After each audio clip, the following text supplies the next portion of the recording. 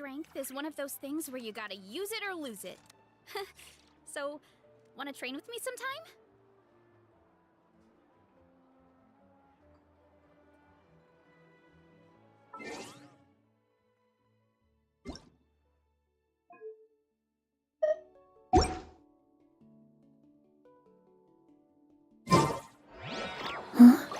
Is the ability to not get lost some sort of challenge?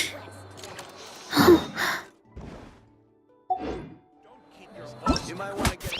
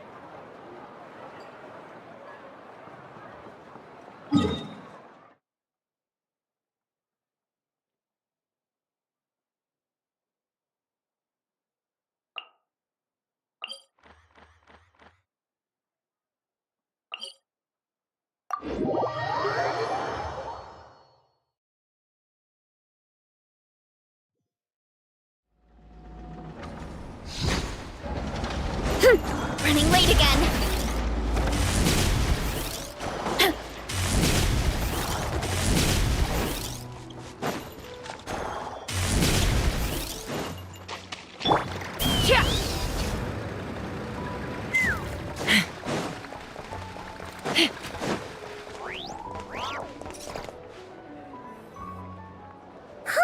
The day's finally come! We're off to meet the Tsaritsa of Snezhnaya! What is she planning? And why does she need the gnosies? Soon, we'll have our answers! Guess this'll be the end of your journey that your sister mentioned. What is she expecting you to find there? Snezhnaya still feels like a long way away. Hopefully, there'll be plenty of time to relax, eat some good food, and have fun before we arrive. But whenever Paimon gets thinking about how our destination is right around the corner, all these questions come flooding into Paimon's head. It makes her so nervous. Yeah. Anyway, enough about all that. We can't start the final leg of our journey with that kind of mindset. Just think. We've fought dragons and sea monsters, defeated creations of the gods, faced prophecies of doom and the threat of the abyss. Heck, we've even been to the moon! With all that experience under our belts, how could we be any more prepared? Sure thing! Now, stick close to Paimon, the best guide you could ever ask for, and let's charge straight for the finish line! Off we go! What about me? Do I get a call out? Whoa! Columbina? You kinda snuck up on us there.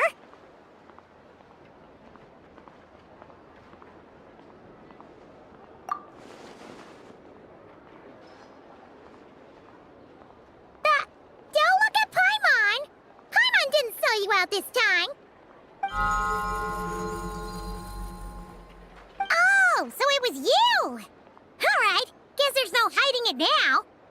All your friends have gathered at the flagship to see you off. I invited Sandrone, too, but she said she had to go back to Snezhnaya. She must be busy. She had some nasty things to say about you before leaving. Would you like to hear them? She hasn't changed a bit. Alright, let's hear it. If they're heading to Snezhnaya, I'll bet it's to cause trouble for Her Majesty the Tsaritsa. Attending a farewell party for people like that would not be a good look for me right now. Also, please tell them not to count on getting help from a Fatui Harbinger in Snezhnaya. Our time working together was not terrible, precisely, but we're on different sides. So when you get there, Don't do anything to make life difficult for both of us. Well, that definitely sounds on brand for her. The attitude, the reasoning. All right, we'll do our best to keep our distance then. No, you've misunderstood. I think she means that she'd like you to go see her.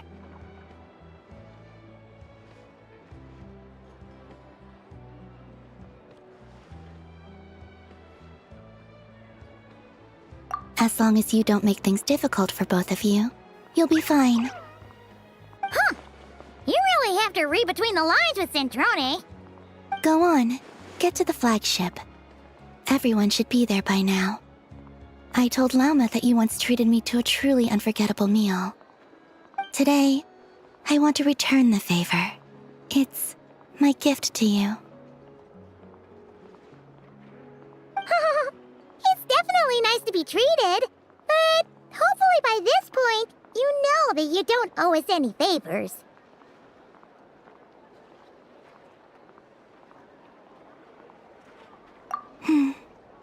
The moon of Nodcry will always give you a warm welcome.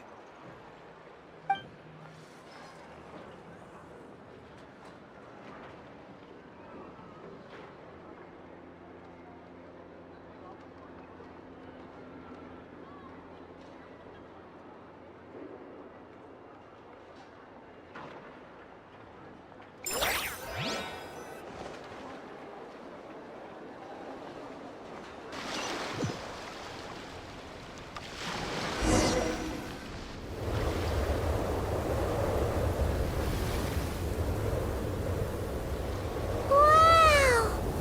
Pure white as far as the eye can see! It's so pretty! Come on, give up!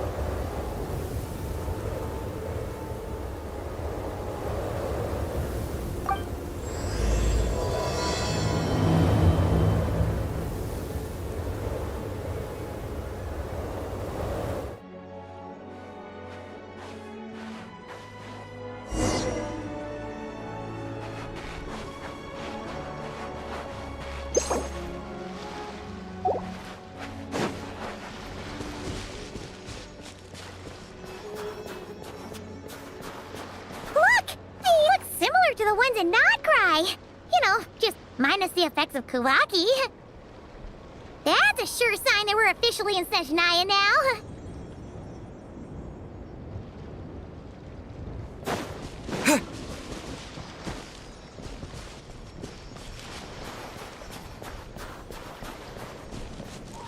There's gotta be a treasure chest around here somewhere. No adventure is complete without a chest or two.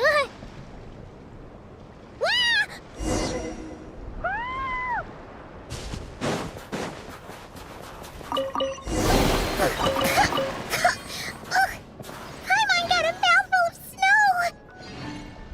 Ooh, it's so cold! Paimon's gonna snuggle up to you for a bit to get warm!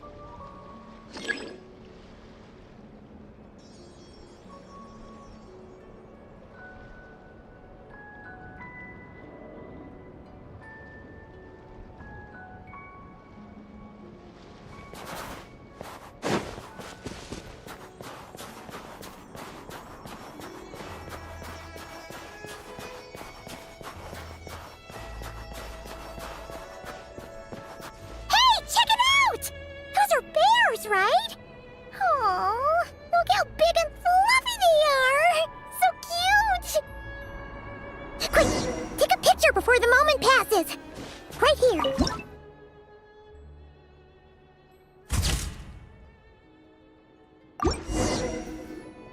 Let's see how your camera skills are these days! Oh, wait a sec! Paimon sees something! Come on, quick! It looks like a train carriage!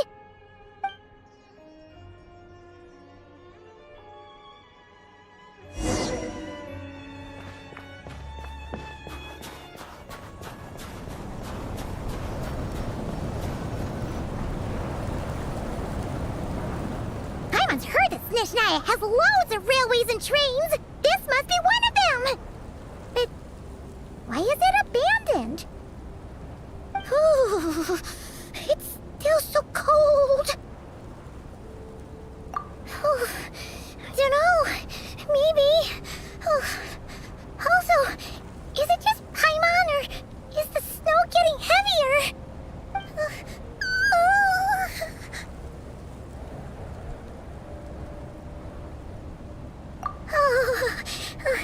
Thanks for offering, but this isn't just the weather.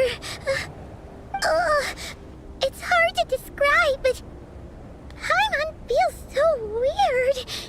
She's never felt like this before. Everything feels heavy. Getting kind of dizzy, too. Oh, no need.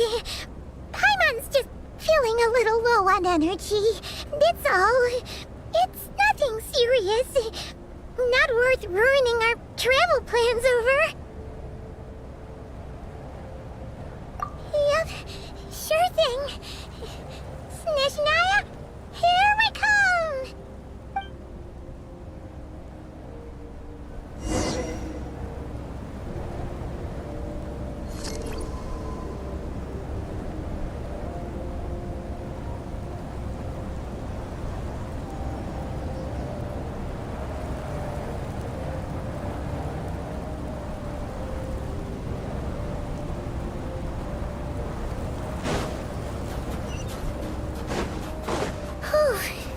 Seems like the snowstorm is getting worse by the minute.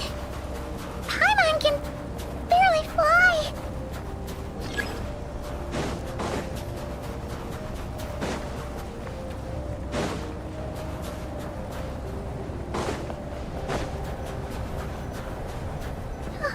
Oh, look!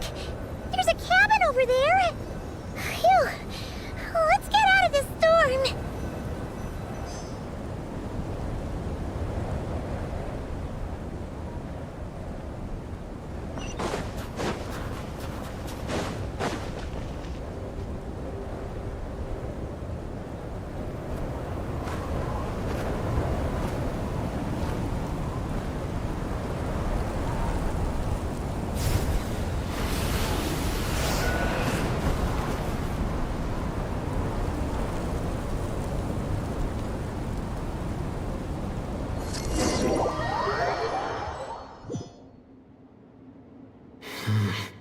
What is this place?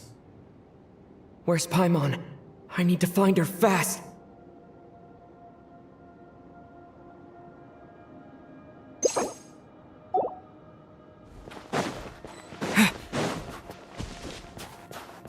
Paimon! Paimon!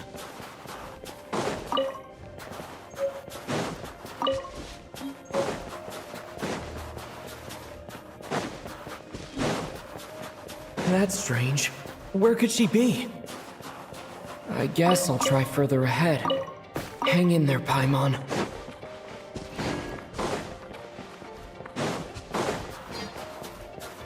Is that a train carriage?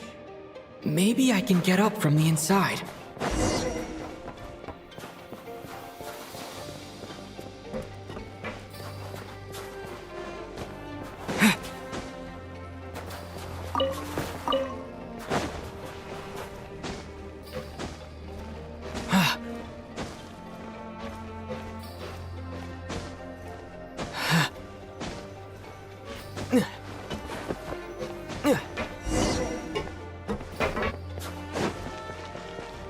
It says here, Kresnik's torch, civilian model. It's definitely getting a little warmer now it's turned on. I really hope Paimon's okay.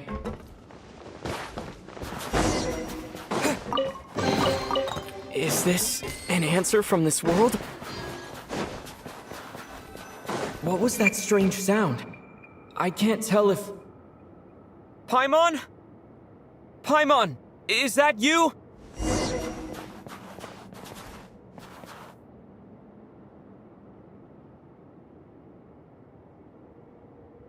Incoming entity detected. Authorization granted. Initiating original. Hello, Descender, who's reached the eve of tomorrow. Eye of Gray at your service. Time since last activation. Time measurement unavailable due to the influence of... Anyway, it must have been a very long time. I was born to fulfill a mission. To reach tomorrow. To this end, I must... Strange. What was it? Wait, my body? Huh? Why is my body like this? Apologies. After a long period of inactivity, it appears that a lot of data has been lost. Anyway, I was created so that humanity could reach tomorrow. But I am unable to load further details at this moment.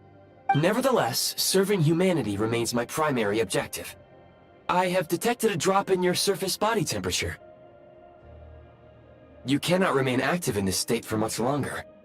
In accordance with my preset programming, upon reactivation, I must ask the one who awakened me the following question. Will you accept me, Transcender? I will assist you, protect you, and fulfill my mission until we reach tomorrow.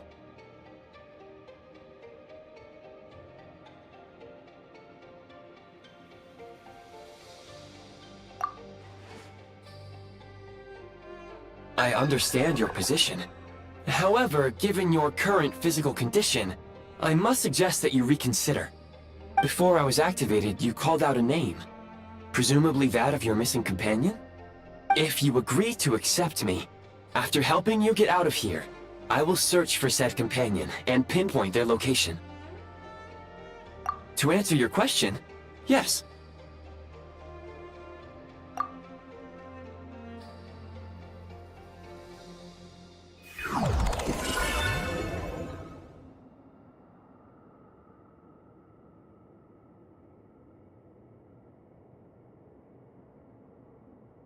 You have made a very wise decision. Now that we have reached an accord, you will be my new user. May I ask your name? Very well. I will remember this name until the mission is complete. I need to recover my body, retrieve the power to unlock tomorrow, and help the suffering masses to reach the far shores where the empty Ark floats. I can sense my power scattered across this ice-covered land. I even have a vague sense of where it might be found. But right now, that is not essential. The key right now is you. You must survive and reunite with your companion.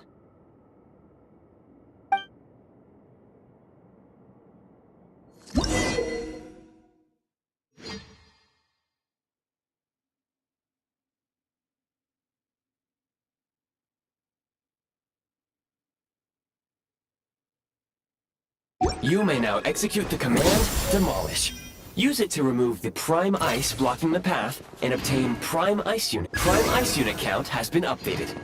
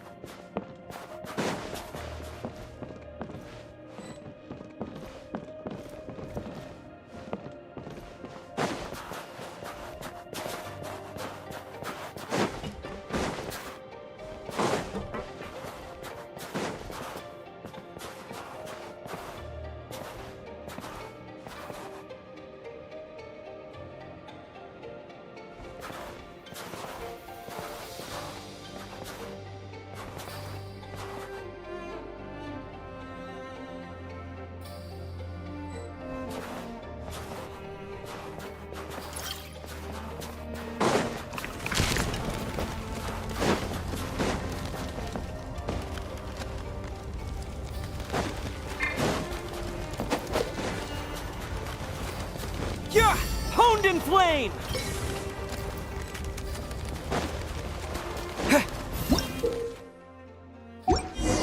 You may now execute the command, Build. Use it to create a prime ice construct to prop up the door.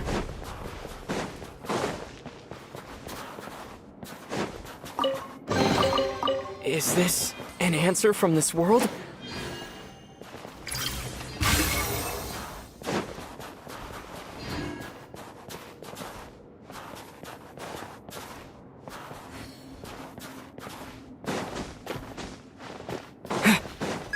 Scanning local environment.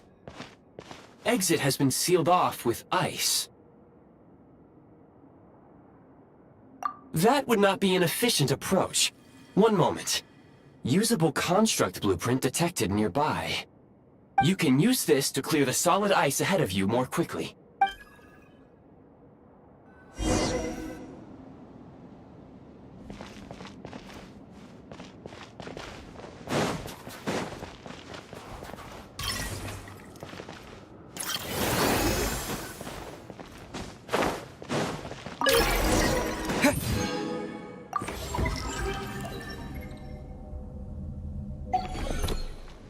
Construct blueprint added to records.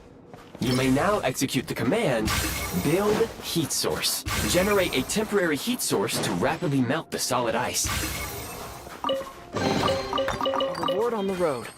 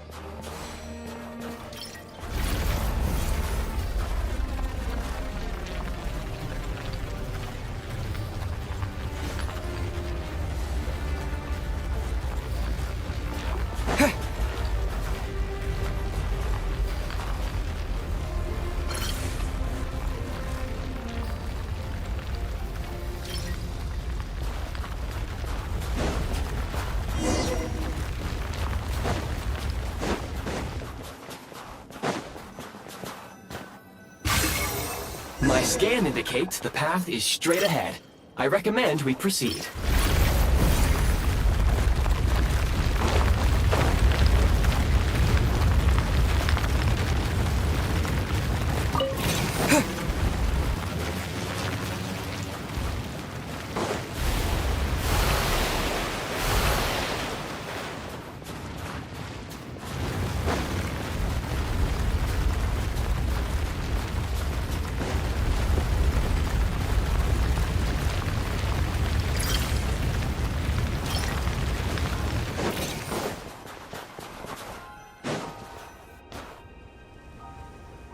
Kresnik Crystal located. Please collect at your earliest convenience. The recent construct you built provides highly efficient heating by utilizing the unique properties of Kresnik Crystal. Unfortunately, prime ice constructs have a very short lifespan and cannot be stabilized during the development period. Hence, the authorization to use Kresnik Crystal was granted. That said, I have already forgotten what warmth feels like.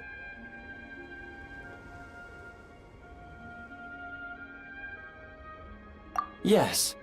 Perhaps then, we can warm ourselves by the fireside together. But for now, all you need to remember is this. If you collect Kresnik Crystal, I can extract the energy within and use it to maintain your body's surface temperature.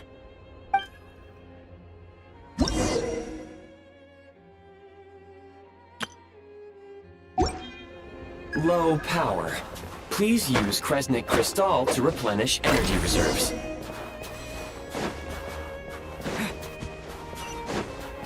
signs of physiological activity detected in the distance. It is highly likely to be your travel companion, Paimon. Go. Go now.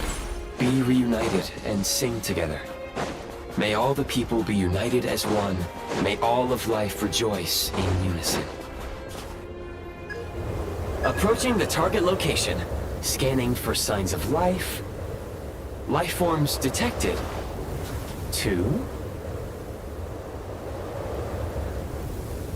Affirmative. However, that is not the reason for my confusion. According to my database, this location is a train station, meaning the number of life forms is unusually low.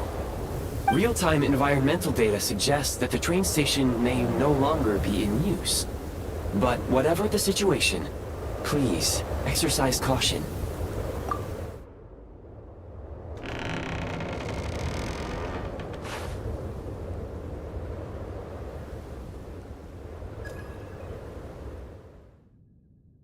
Paimon!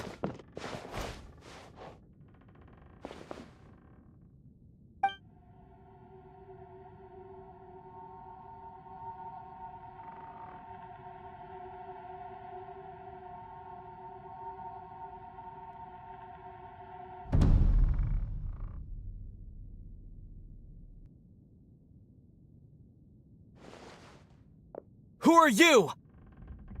Don't worry. She's only sleeping. You must be the Traveler. She called your name repeatedly while attempting to battle her way through the blizzard. Newcomers to Snezhnaya struggle to adapt to the sheer cold at the best of times. Lately, even the locals are suffering, with a powerful monster having summoned a bitter snowstorm. You two must be very important to one another. You should take more care not to get separated.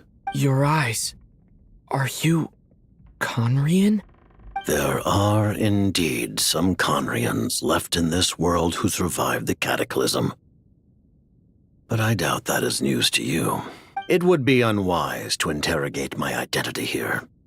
Focus your attention on your travel companion instead. We will meet again very soon.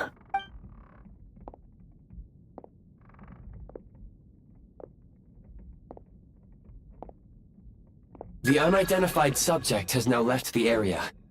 He appears to be an individual of great significance, but my search has yielded no relevant data. I will try searching the database again. Against the odds, your companion is safe and sound. The other person even left a blanket for her.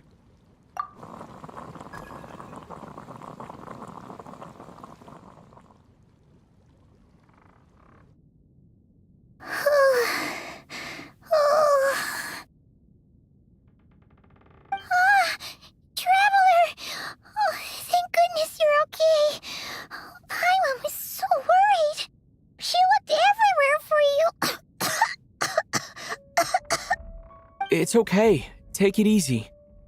Are you feeling alright? Pretty much the same as when we first got to Snezhnaya. Paimon must have got a cold. She was feeling so faint. She just couldn't keep going any longer. So she had to lie down and sleep it off. Wait, where did the jester go? Yep. The director of the Fatui. The Jester Piero. So, you met him? The Jester must know everything about the Tsaritsa's plans. But there's no way he'd tell me just like that. We might well have ended up clashing. Well, he was right about one thing. Right now, the most important thing for me is to take care of Paimon while she's unwell. He had no intention of explaining his motives, and he left in something of a hurry. Hey! What the? Who is that? It looks like half a pair of goggles. How amazing! A self-aware, talking pair of goggles! Snezhnaya was once the land of the Fae. There are many ancient creations here that I'm sure would broaden your mind further still. Mind you, my database is also expanding as we speak. You must be a rare creature yourself. Oh, wow!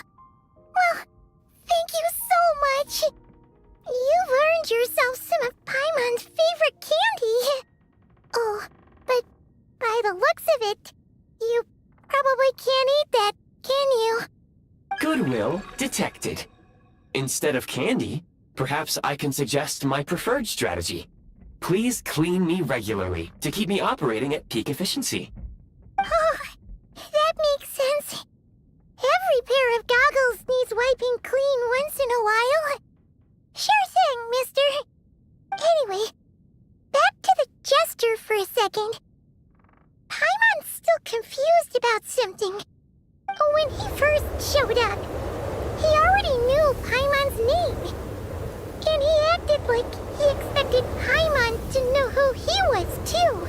Paimon could tell that he was Conrian from his eyes. And he definitely seemed like someone pretty important. But beyond that, Paimon didn't know anything about him. It was only later, after he rescued Paimon from the snow, that he properly introduced himself. That's the only reason Paimon knows he was the jester. Oh, seems unlikely. He ran into the snow following the sound of Paimon's voice, with a really anxious expression on his face. He didn't act like someone who knew she would be here in advance, and after bringing Paimon here, he just stared out at the snow. He didn't do anything to Paimon at all. In fact, he barely said anything. Wouldn't even answer any of Paimon's questions either. Paimon didn't feel unsafe around him, and he didn't seem to have any ulterior motives. For all we know, he might have just ignored Paimon's questions so she'd give up and go to sleep. Please allow me to interrupt. Fatui and director are unfamiliar terms. May I ask for clarification? Wait, you've seriously never heard of the Fatui? Oh, they're like the Tsaritsa's inner circle. Really powerful people.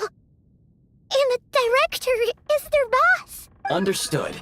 Since they hold elite positions and serve their god directly, it stands to reason that they would conduct themselves with due decorum. I am inclined to agree with your assessment, Miss Paimon.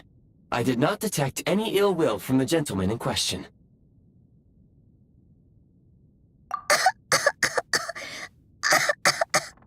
Sorry, I shouldn't have encouraged you to talk so much. Paimon, new plan. Let's get out of Snezhnaya for now. We can come back after the weather clears up and you're all better. The jester mentioned that this snowstorm, being the work of a monster, is worse than most. Even if we made it to Snezhnegrad, we'd still have to wait out the storm before we could do any exploring. Oh, well, it's really nice of you to look out for Paimon, but she doesn't want to hold you back. We were really psyched up for this journey when we first set off. Just think of all the burning questions we have. If we turn back now, who knows how long it'll take before we finally get answers. Further information is required regarding the monster situation. But objectively speaking, there is another, more pressing issue at hand. At this point, we have traveled a significant distance into the blizzard. Were we to turn back now, the road would be extremely treacherous, especially since we would need to travel on foot. If, however, we continue onward, there may be a better solution. Do you remember what I said as we neared this location? I told you that this is a train station. While it has evidently fallen into disuse for unknown reasons, the tracks remain intact. We can break through the blizzard and forge ahead by driving a train. That is the Snezhnayan way. There is a small town up ahead, which would be the perfect place for Miss Paimon to rest and recover. Paimon thinks Goggles here makes a great point. Let's do that! Oh, come on. Don't worry. Think of all the traveling we've done so far. When has Paimon ever gotten sick before? Practically never. 'Cause she's in great shape. Sure, she's a little tired right now, but it's sure to clear up on its own. Affirmative. Should you ever need my assistance during your future adventures, please call for the Eye of Grey whenever you wish. Otherwise, I will remain silent to avoid causing any unnecessary distraction. Now, please follow me to the train tracks.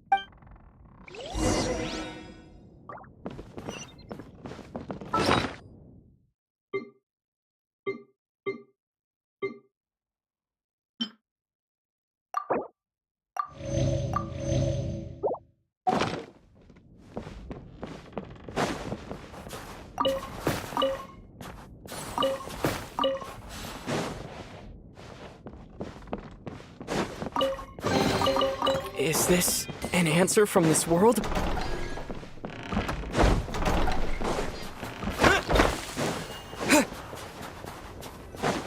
Please confirm when you are ready to depart.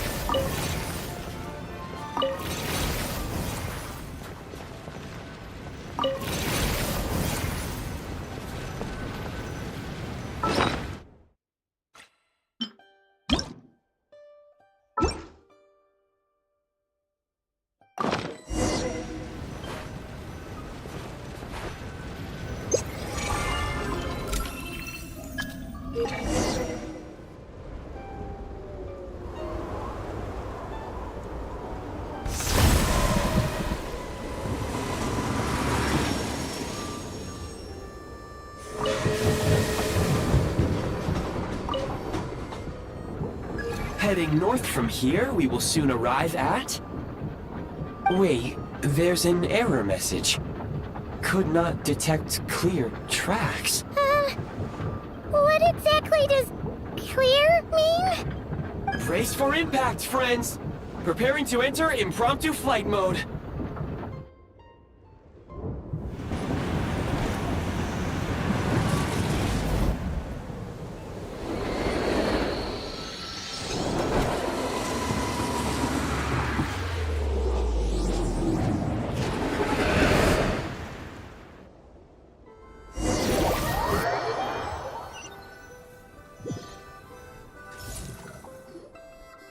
How strange. Not only was the station's status different from my records, but even the railroads and the terrain itself have changed substantially. Yeah. Thanks to your quick reflexes. My sincere apologies for putting you in danger. I'm afraid I'm as confused by all this as you are. Agreed.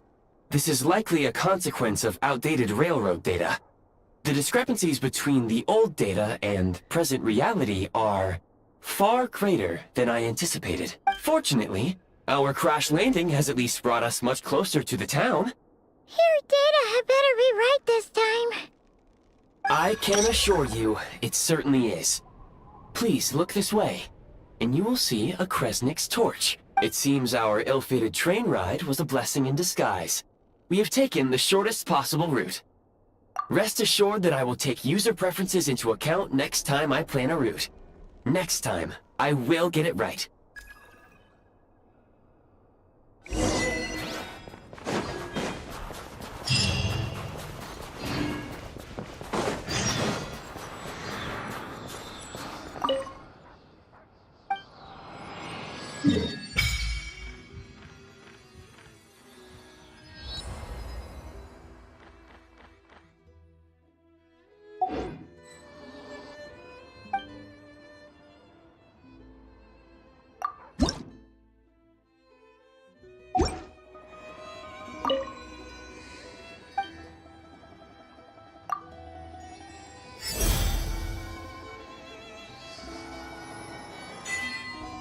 Hey! Excuse me, is there an inn nearby? I'm sorry, but they've all closed.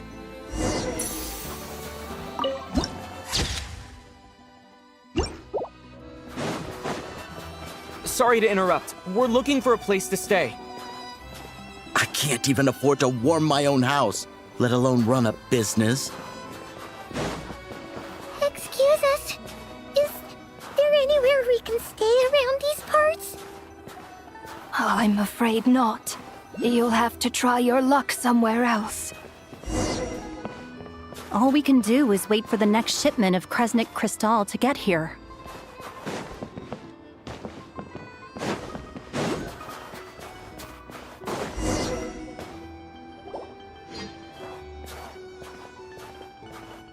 Hi there. Do you know if there are any inns still taking guests in this town? Doubt it. They're probably all closed. No one has enough Kresnik Crystal to heat their own homes, let alone a business. Oh, what a bummer. I clocked you a while back. You adventurers or something? We don't get many tourists in inland Snezhnaya these days. Why is that? Because of the snowstorm? In part. But the bigger reason's Project Stuja. Since it's Her Majesty's will, we have to put up with it whether we like it or not. Oh, sorry. I assumed it was common knowledge by now. Basically, the Tsaritsa is planning something big. Something that requires an enormous amount of energy. Even if they used all the surplus Kresnik Crystal in Snezhnaya, it still wouldn't be enough to meet demand. So, the Vetja passed a resolution requiring all factories and households to reduce their energy consumption. The policy has thus been charmingly named Project Stuja, meaning bitter cold. Bitter cold? So, like, it's gonna be a cold winter, folks? You're all gonna have to find a way to get through it? That kind of idea? Pretty much. When you're broke, you scrimp and save. When it's cold, you huddle together for warmth. There's always a way to stretch things out to make ends meet. Trouble is, if you stretch someone out like an elastic band for too long, who knows if they can ever bounce back. You know what? Come with me and see for yourself. And security. I'm not in a position to explain to you how the figures are calculated, but I assure you, they are as fair and reasonable as possible. Oh, so our lives mean nothing to you? How can you expect anyone to survive a single night in this weather without heating? Since you insist on making me repeat myself every single visit, I will remind you again. There is no monopoly on the trade of Kresnik Crystal. You are free to purchase the shortfall from elsewhere on the market. What market? Nobody else is selling! And when they do, they charge 8 times the normal rate! It's robbery is what it is! Which is why the Snezhnegrad Veche passed a resolution to support border communities. Without which, you wouldn't even be able to buy crystal from us to begin with. So if you're here just to argue, move aside and let the next person in line come forward. Everyone's feeling the cold here. You... All right, everyone, let's calm down for a second. A few words, if I may. We're all subjects of Her Majesty the Tsaritsa, and I'm sure every one of us is dedicated to her great cause. We all know how cold it is. And the more it snows, the harder life gets. Everyone's struggling already. Let's not make things even more difficult for each other. But Liaison Shishkin, there's clearly something wrong with this quota. I have a family in Marepasak who tell me they can buy at least double our crystal allotment. Oh, believe you me, I had the same reaction when I first saw the numbers. Couldn't believe what I was reading. I even wrote a letter to confirm the true figures, but... I'm afraid the quota really is as low as you've been advised. Still, you must understand that calculating these energy quotas is a complicated balancing act. They have to factor in population, town size, industrial application. Our top priority must be to keep the largest Kresnik's torch burning continuously. Only then can we sell the remaining crystal for household use, and in doing so, we must make sure that everyone is treated fairly. As our Fatui comrades said, they are only responsible for delivering the goods. They need to keep accurate records, and they do not have any authority to modify the rates or quotas. That's right. Our duty is to do things by the book. Tell you what, listen. I know how anxious and upset everyone is. As a matter of fact, I was just discussing it with the mayor. What we can do is open the lower combustion chamber of the Kresnik's torch to the public. You can come to me directly to register, and I will allocate time slots accordingly. I can't guarantee there'll be ample energy for household use. We can at least make sure you'll be able to boil water and cook food each day. Let's hang in there and make this work together. All right? Fine. I don't see any alternative. So, this is Project Stuja in action, huh? Oh, no wonder nothing's open for business. People are barely getting by. You were looking for an inn, right? For your, Fae friend? Oh, Paimon's not a Fae. Just Paimon. She must have caught a cold or something. We only just got to Snezhnaya, and we're still getting used to the climate. I have a small place in Stratomaros. I don't stay there very often, though, so it's pretty basic. But if you're not picky, you're welcome to rest there for now. It's not much, but I've got blankets and a warm fire. Are you sure? Oh, that's really kind of you. All right, then. This way. Hello, I'm Alosha. I'm a hunter. Though, if you've talked to any highwaymen, you might have heard a different side to my story. But anyway, let's keep that between us for now.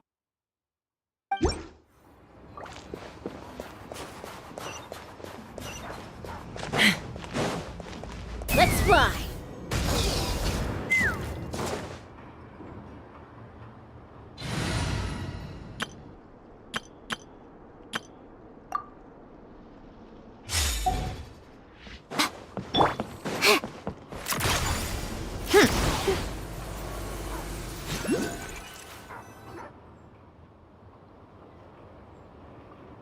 Oh, so cozy and warm. Paimon's getting nice and toasty. Oh, wait. Paimon only introduced herself so far, didn't she?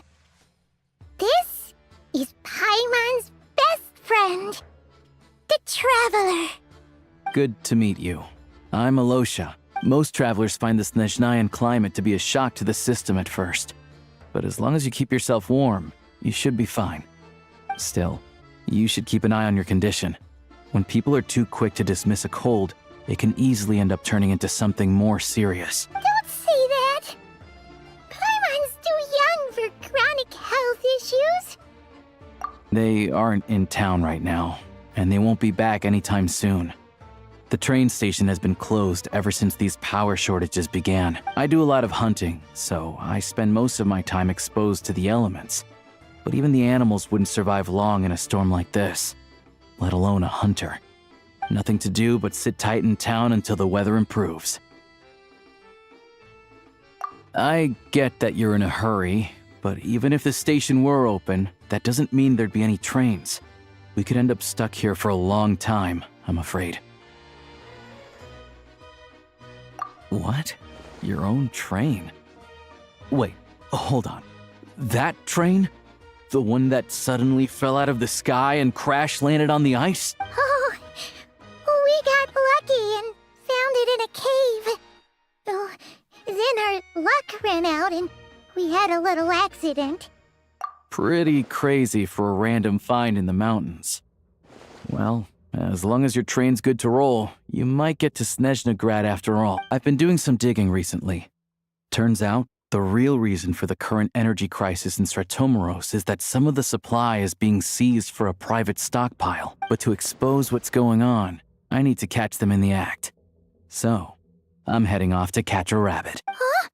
Wait, a rabbit stole the crystal? It's a figure of speech.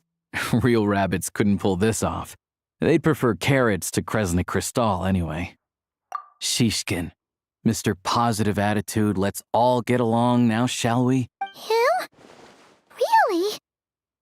Paimon never would have guessed. You're coming with? Huh. Oh. Okay then. Just give Paimon a second to get ready. Alright. Guess there's no point pushing myself. Paimon will stay here and hold the fort then. Be careful, you two. Oh yeah, there's one more introduction to do. Tagarin, get in here. Oh, a doggy. Oh, angry doggy. Oh, Tagarin doesn't like being petted then.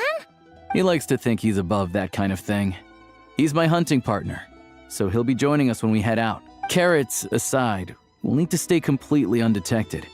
We can't risk spooking our rabbit, but there's no telling which burrow he'll scurry back into. First, we need to find a way into the train station and see if we can find any real freight data. Shishkin's figures can't be trusted. Then, we get Tugarin to catch a scent and find out which way the crystal went. What are you eating? Oh, check it out! When you're all out of carrots, try turkey! Good doggy! Good doggy! A fellow dog lover, huh? Yup! And rabbit lover. Carrots are great too, you know. Good to know. Eat up, Tugarin. We got a lot of work to do.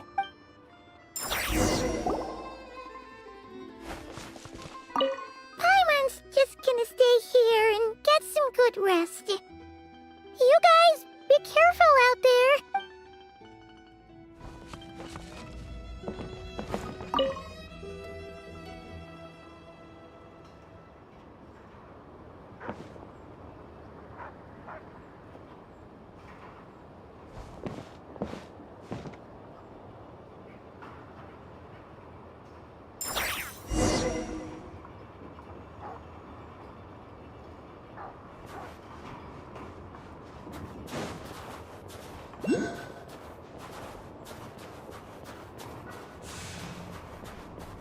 Wait.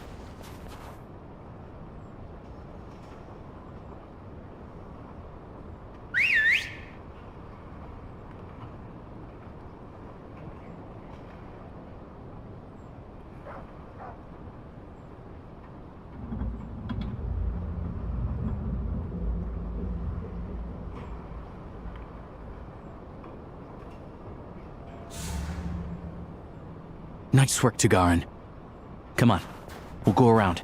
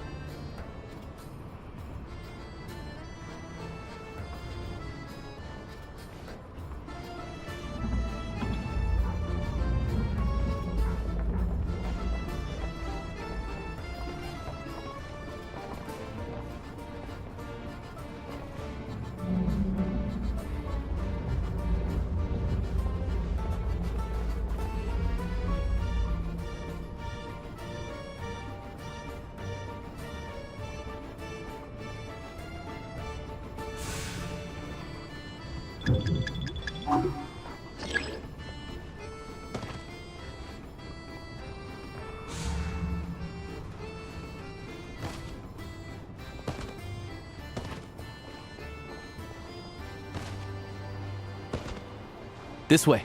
We'll enter from the upper floor.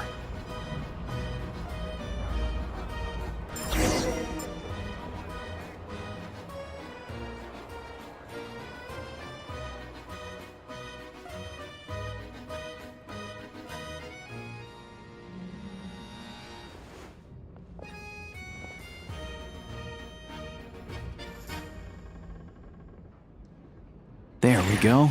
A freight list. Straight from the Fatui.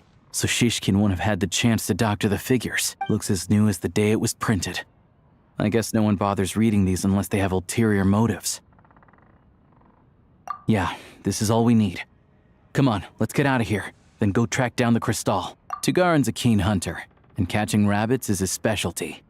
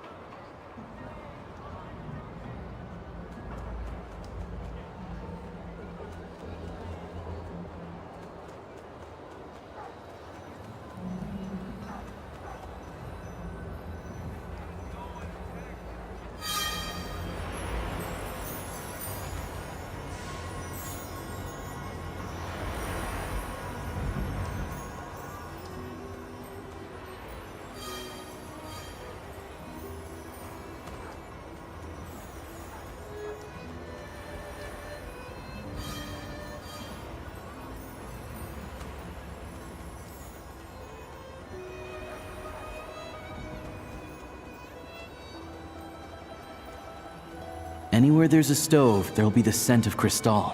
That's normal.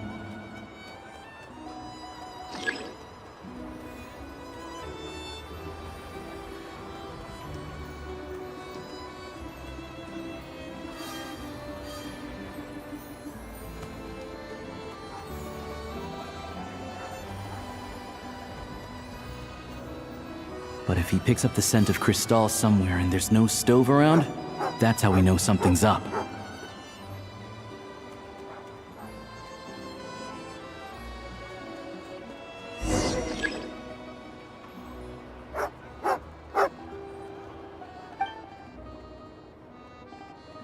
This must be the rabbit's warren.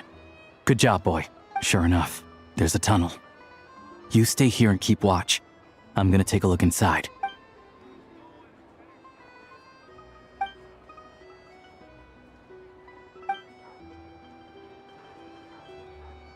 Thanks for looking out for us. Things are getting tougher by the day. No need to thank me. It's my pleasure. Sure as Her Majesty the Tsaritsa watching over us, every sacrifice will be worthwhile. Let's grit our teeth until the blizzard passes. These days of hardship will be over soon. Maybe for everyone else, Liaison Shishkin. But for you, the hard times have only just begun.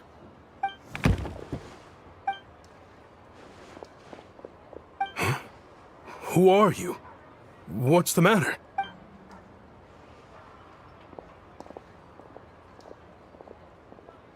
I just had a question for you. Why, when times are as tough as this, would someone hoard more Kresnik Crystal than they could ever use? All the crates here are from the most recent shipment, but they weren't brought here for sale. Instead, they were secretly stashed away. Would you be able to shed any light on the situation, Mr. Shishkin? Me? Why, I have no idea. But look at how much there is. It's quite a godsend. Now there will be plenty to go around. This godsend was found in a cellar adjacent to your residence following a tip from Mr. Alosha. And this is only a fraction of what we found down there. We're still taking a full inventory. The official figures will be finalized shortly. I've always been grateful for your efforts to mediate between us and the townspeople of Sretomaros. But now, Mr. Shishkin, it appears you were the source of the conflict all along. How could you do this to us? We trusted you to have our backs. You've been lying to us this whole time? Hey, I owe you all an apology. I'm sorry. I'm so very sorry. This isn't who I am. Please believe me, this was a one-time mistake that I will never repeat. We all know how difficult life has been since Project Stuja came into force. Energy is an increasingly scarce resource. People everywhere are getting desperate. But some places have been hit harder than others. I grew up in Alatir, a small village with no train station.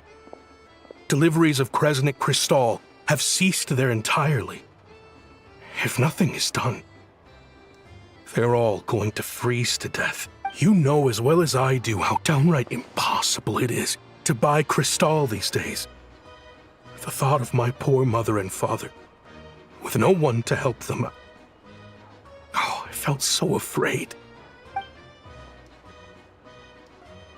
I watched as energy grew scarcer by the week, all the while knowing that their lives were at risk.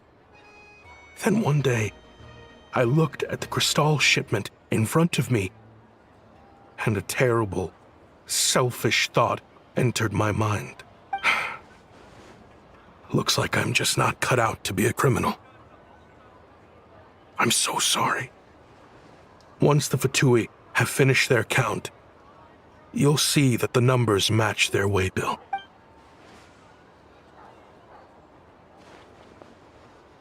I have the official Snezhnayan quotas here. Anyone who has already purchased energy, please make your way over here to correct your transactions. I'll make a batch purchase of Cristal worth 3 months' salary for you all to use free of charge. As for Alatir, I'll think of something else. You don't have to go that far. Yeah, owning up to your mistake is enough for me. You've done plenty of good for the community in the past. I'm not looking for a handout. Drop the act. You claim this was a one-time mistake, but the real reason there's only 1 shipment's worth of stolen Cristal in your basement is that you have an accomplice. Reporting in, sir. We've conducted a full search of the mayor's house. As expected, we found many crates full of Cristal, half of which were still in their original shipping containers. This wasn't your first time at all. You've been colluding with the mayor of Stratomeros for a long time now. The train station's currently out of service, but it does open for a short window every time there's an energy delivery.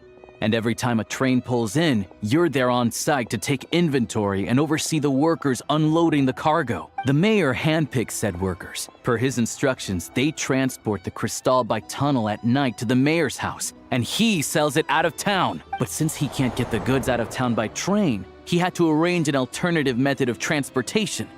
This meant slower sales, which gave me plenty of opportunity to catch him in the act. Wait, the mayor's involved in this too? Preposterous. What proof do you have of any of this? Basic math. I've spent a lot of time lately counting carriages as the snowstorm rages. Counting carriages? What? The energy consumed by a train depends on its total weight. And since energy is a limited resource right now, it's fair to assume that every carriage is packed full. So, if we take the energy required for the Kresnik's torch, add the sales figures you provided, then compare that figure to the train's theoretical cargo capacity, guess what? The numbers never match. It's always off by 1 or 2 carriages worth. This time, you set a new record. 3 carriages missing. You mean to tell me that you sat around outside counting carriages in this weather? I'm a hunter. I have 2 options. Hunt or starve. Well, I've heard enough. The evidence speaks for itself. Take Shishkin and the mayor into custody and escort them back to Snezhnagrad.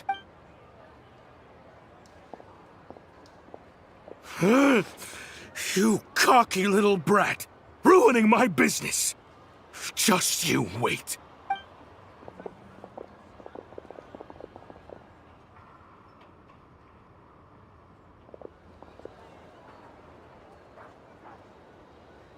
Yeah, something felt off, so I just followed my gut. Math isn't my strong suit, though. I'm lucky my dad made me learn enough to get by, but all this number crunching was a million times harder than the aim and fire work I'm used to. Thank you for your assistance. You're a brave lad. Shishkin was quite the cunning criminal, as I'm sure you can tell. He did all of this right under our noses, and we never suspected a thing. A wolf in sheep's clothing. He had everyone fooled. Even with that sob story he fed us. He was probably trying to keep the mayor out of it, not just mask his own motives. Without the compelling case he put together, even I might have fallen for it. Alosha, was it? Tell me, are you really a hunter? We can go find some wild animals if you want. I'll fire off a couple of shots, and you'll see whether I'm the real deal. I didn't mean to cast suspicion on your identity. It's just... well, I'm sure you've heard of the Rokot. Recently, they've been recruiting people with your kind of talent. They hide in plain sight under false identities, working against Project Stuja. sometimes directly opposing the Tsaritsa herself. They aren't a violent organization, and their goal is to improve the lives of the common folk. But still, as a member of the Fatui, I wouldn't be doing my job if I didn't keep tabs on them. First I've heard of this. I don't really keep up with what goes on in the city. All I know is, people who don't mind their own business. I'm from Alatir myself, and I can tell you, nobody's lived there in years. Why would an abandoned village need Crystal? Of course, no one really cares about the fate of that place. I'm guessing today is the first you've heard of it. I see. It does sound quite tragic. Really. Well, thanks again for your assistance, and your friend here too. I will report this incident to Snezhnegrad. The Fatui will take over energy distribution until new officials are appointed. We'll also ensure that the train station resumes normal service as soon as possible. Looks like it's my turn to brush up on math now. I never liked it as a kid either.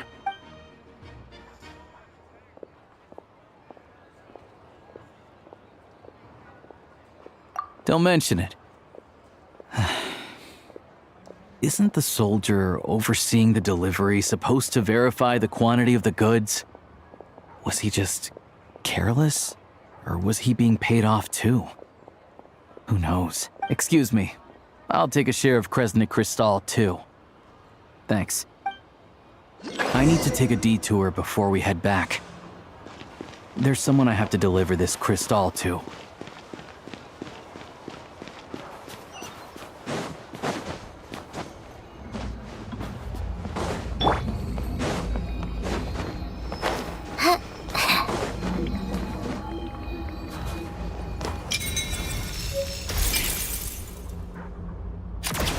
Pick up the pace.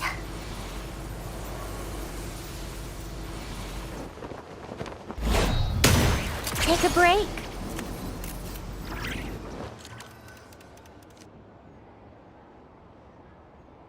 Hang tight for a moment.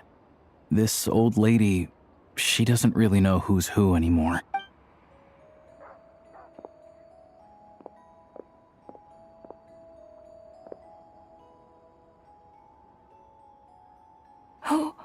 Oh, grandson.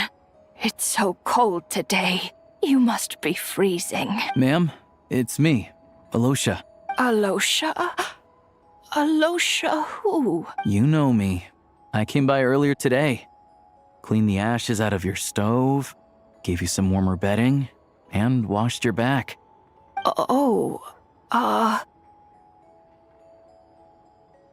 I'm sorry, I don't remember. Now, how often do I get to see my grandson? Come on, take a seat and relax while I fix you something to eat. It's okay. You just rest. I'm fine. Oh, you. It's nice to come and visit your old granny once in a while. Sit down, come on, take a seat. I still have some fruit left. Let me get it for you. Please, don't get up on my account. You need to rest. Where's the fruit? Right under the basket by the door. Or maybe it was on the bedside cabinet.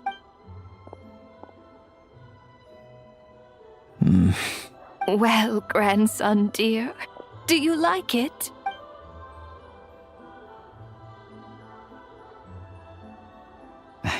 Very much, ma'am. It's delicious. Good, good. Wonderful. You don't need to save any more for me next time, all right? Fresh fruit is hard to come by at the moment. You should eat it as soon as you get it. Oh, I don't need it. I'm fine. But if you like it, come back for some more soon.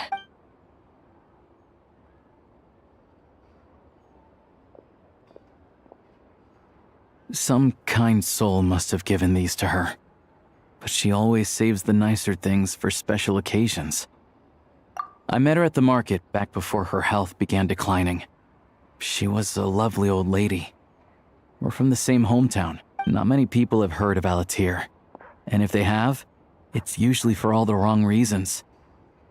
There's a gang of highwaymen that came from there. Now that it's an abandoned village, it's rare to find anyone who shares fond memories of our hometown. So after we got talking and realized we were from the same place, we decided to keep in touch by letter. I first learned of Stratomoros's energy supply problems from a passing comment in one of her letters. Then, after her health went downhill, I started visiting more often to check in on her. The town's been in decline for a while now, but because of her memory problems, she thinks of it as the bustling, prosperous Stratomoros still in its heyday. That said, I kinda appreciate her optimism. There's not much of it going around in this world of ice and snow. It's fine. Everyone grows old. In Snezhnaya, some people believe that in your final moments, you'll sense a familiar presence by your side. You turn to look at them, but their face is blurry. So you focus hard, trying to make out who it is. And when you finally see their face, the Grim Reaper reaches out and takes your life. She still calls me grandson, though. So at least I'm not a blurry face in her world just yet. Come on, let's get back and see how Paimon's doing.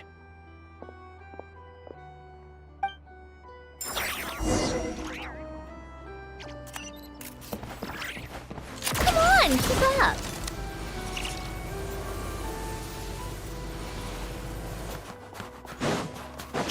Take a break.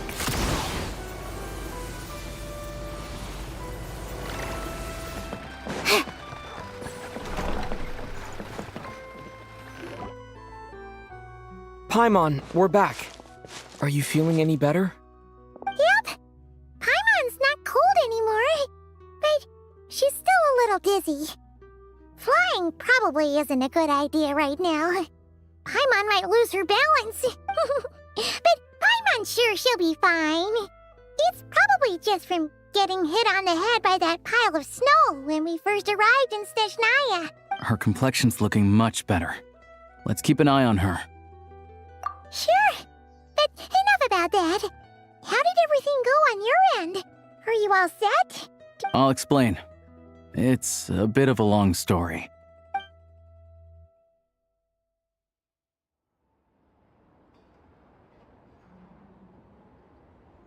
Jeez, you guys got pretty busy.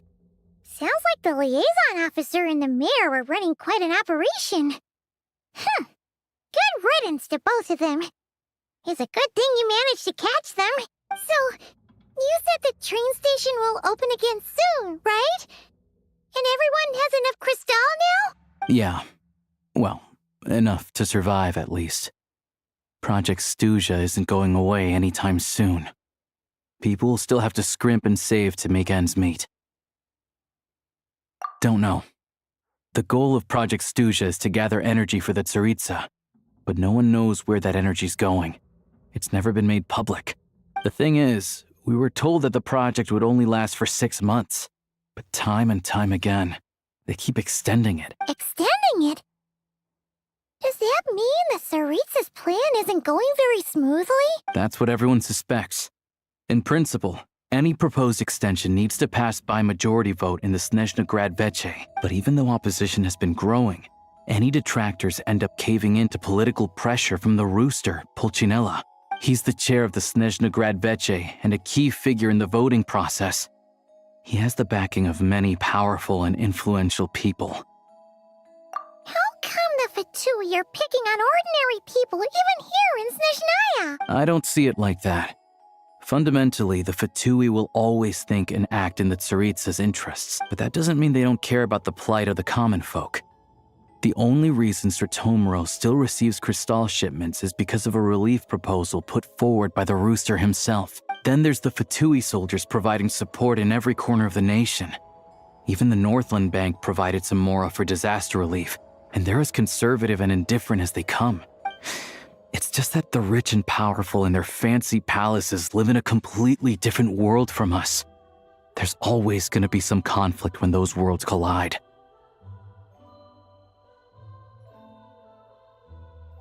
Yeah, well, even though we all believe in Her Majesty the Tsaritsa, there are still many differences of opinion on how best to tackle the big issues of the day. Regular folk don't have an easy way of getting their voices heard in Snezhna, while the rich and powerful are either unwilling or afraid to speak out for all sorts of complicated reasons. The Rokad provides the disaffected with false identities and an outlet to vent their frustrations. Of course, an organization like that exists in a gray area.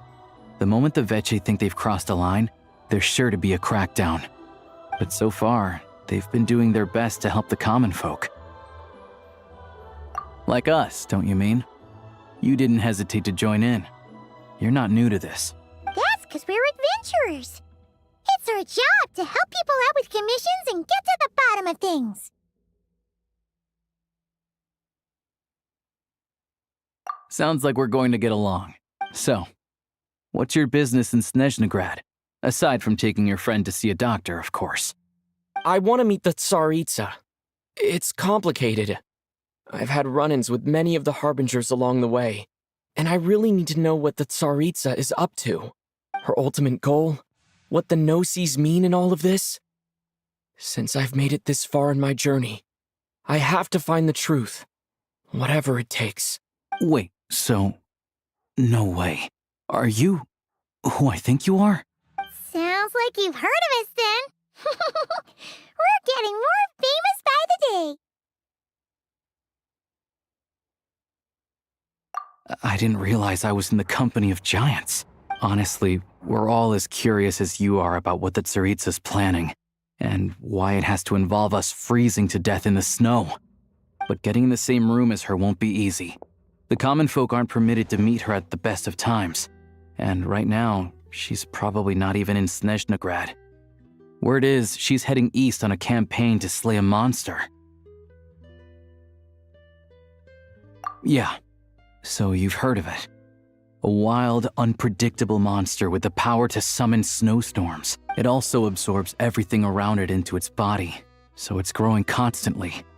Now, it's so big that the Tsaritsa has deemed it the #1 threat. Luckily, as it grew, it became increasingly less mobile, so it doesn't pose an immediate threat to this town or to Snezhnegrad. I'm sure that Tsaritsa and her personal guard, the Druzhna, won't have any trouble defeating the creature between them. It's just a question of how long it'll take. Suffice to say, you won't be seeing her anytime soon. You'll have to wait until she gets back.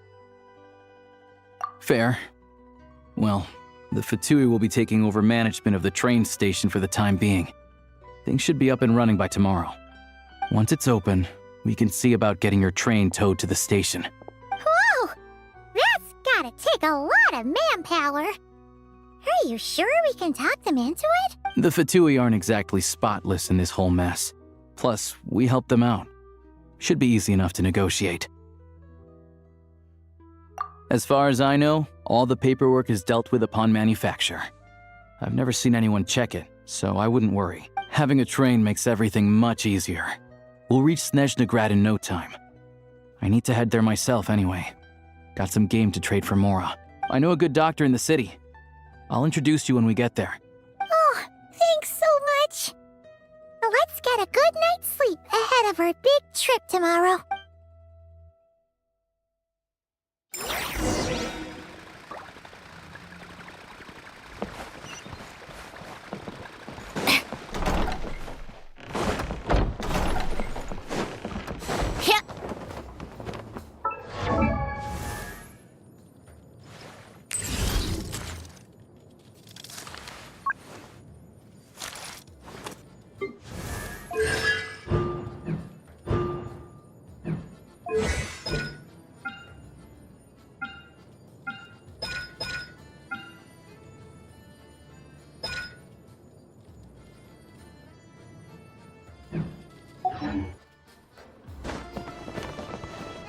How tiresome.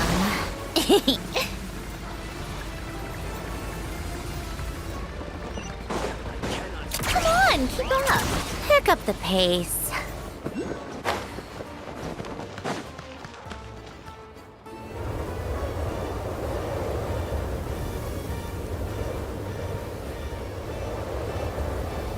Drive carefully, all right? You don't want to end up in this situation again. Also, I don't think I've seen a train like this before. Is it a new model or something? Not a fan of small talk, are you? Anyway, take this. It's an up-to-date map of the Snezhnayan rail network. All the track switching is automated. So, as long as the train's moving, you don't need to worry about collisions or anything. We'll leave you to examine the train's conditions yourselves. Fingers crossed nothing's broken. I doubt Sir Tomoros has any engineers with experience working on this model. Shouldn't be a problem. Thanks for everything. All right then. Have a safe journey.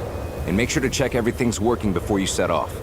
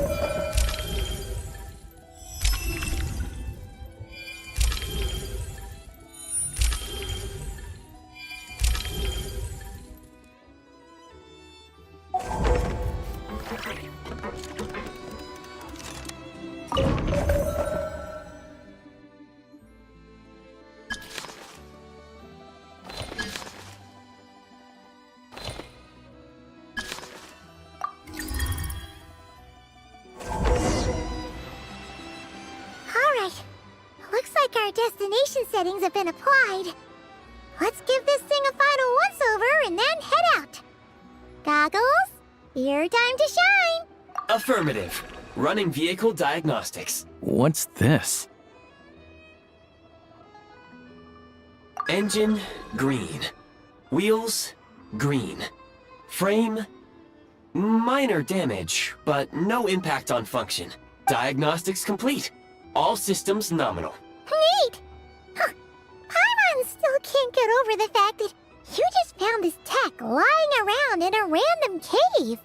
I've lived in Snezhnaya my whole life, and I've never heard of an interactive, talking train autopilot. Strictly speaking, I wasn't designed purely to drive trains, though I doubt you have any interest in navigating the practically unreadable operator's manual yourself. All configurations are complete.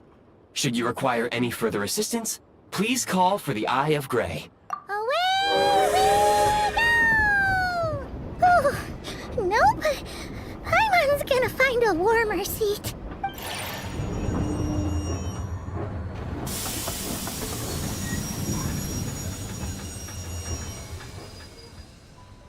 Huh? What's going on?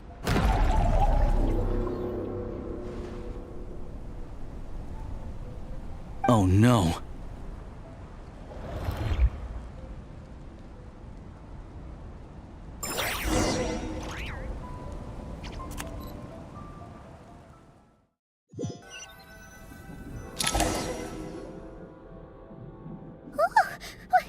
What is this place?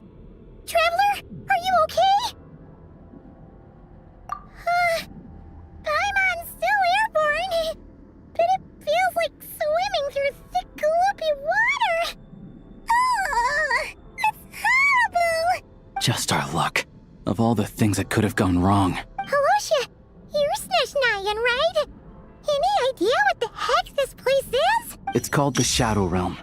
A place where no wind blows, no light shines, and no elemental energy flows. Even time itself doesn't exist here. It's a world where everything seems to come to a standstill. I've only seen it a few times before, and this is my first time inside. It's a dangerous place. Most people who get sucked into the Shadow Realm are never seen again, and the few who do make it back, they're never quite the same. Huh? Then Goggles knows something. Goggles? Great! Now we're done for! Hold it together. Let's not get ahead of ourselves. I heard a story once about the world of shadows. If it's true, there's a way to escape. We just need to find the exit. Come on, let's explore.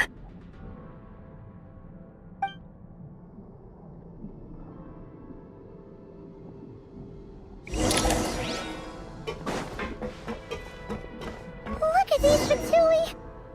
It's like they've lost their minds! Their shadows have been devoured. They're no longer amongst the living.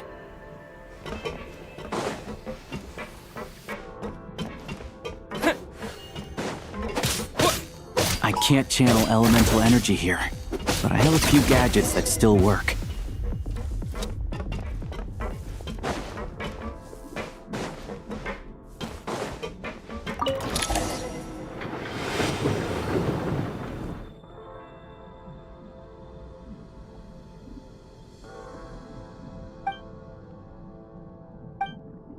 Wait!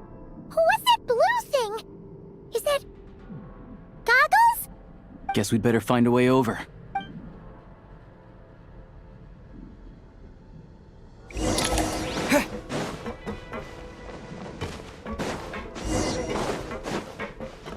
Ready to draw blood.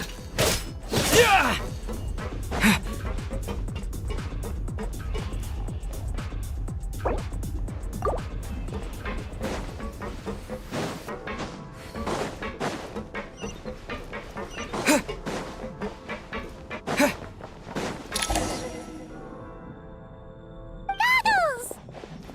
Hello.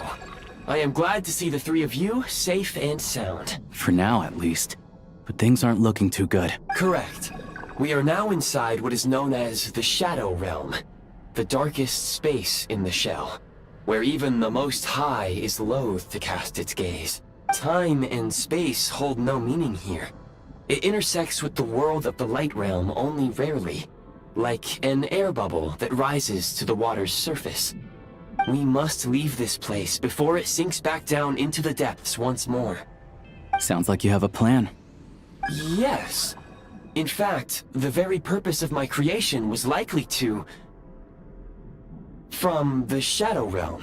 It appears that key data is currently inaccessible. But now is not the time to resolve that problem. I have marked the exit to the Shadow Realm for your convenience. In addition, I have prepared some equipment to aid you as you traverse the Shadow Realm, Traveler. It may well be one of my core functions. Scan complete. Construction in progress. Activation code? We once peered into the past from the ruins of the shadows. This is what remains of the Golden City, Hyperborea.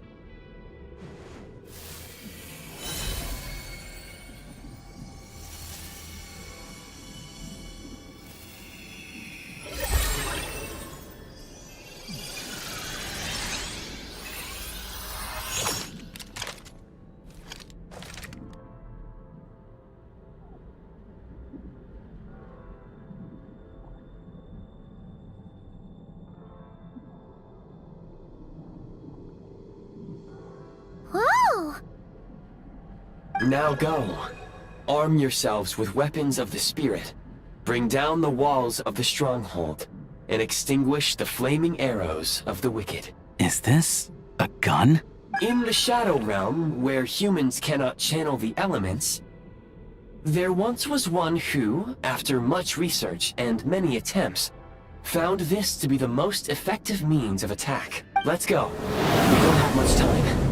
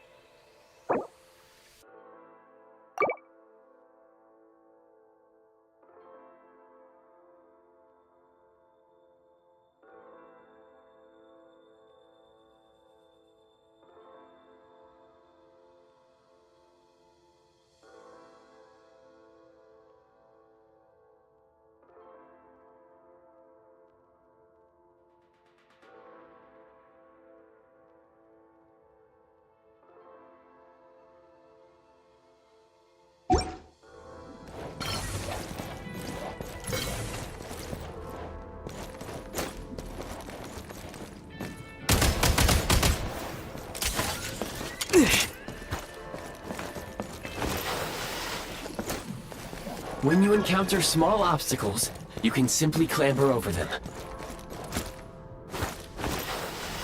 Yeah. You can slide to navigate through low, narrow tunnels.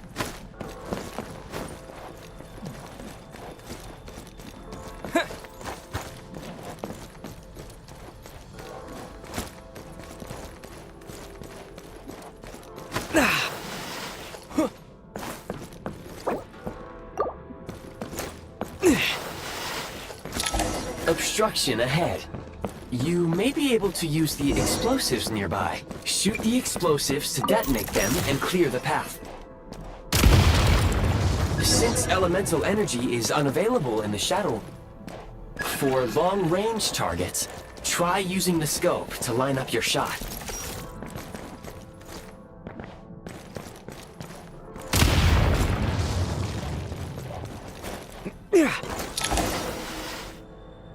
Many hostile units approaching. I suggest a new strategy. Take cover, and pick them off one by one. The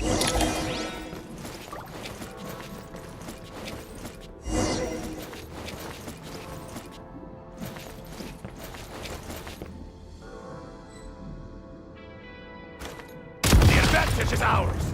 Charge! We are under heavy fire. I suggest taking cover to avoid enemy attacks, then waiting for a suitable moment to counterattack.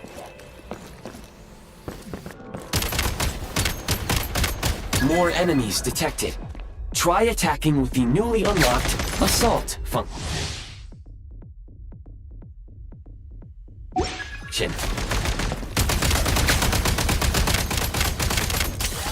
Can't take much more!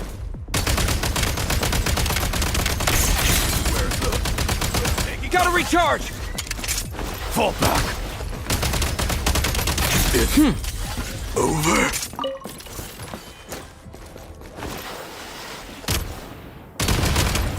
Reload!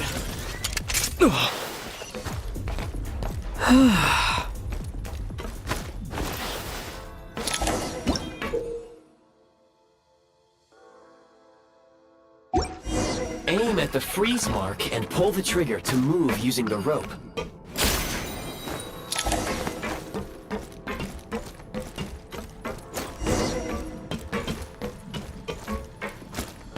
Time to catch my breath.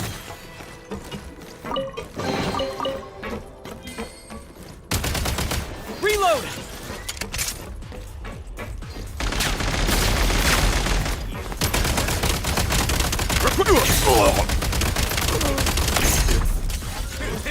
Back in business.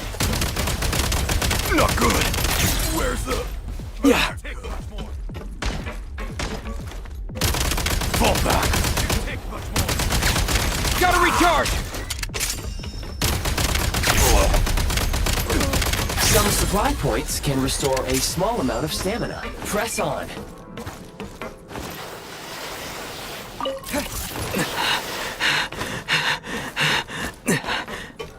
You should be able to use the Prime Ice construct left here to cover long distances.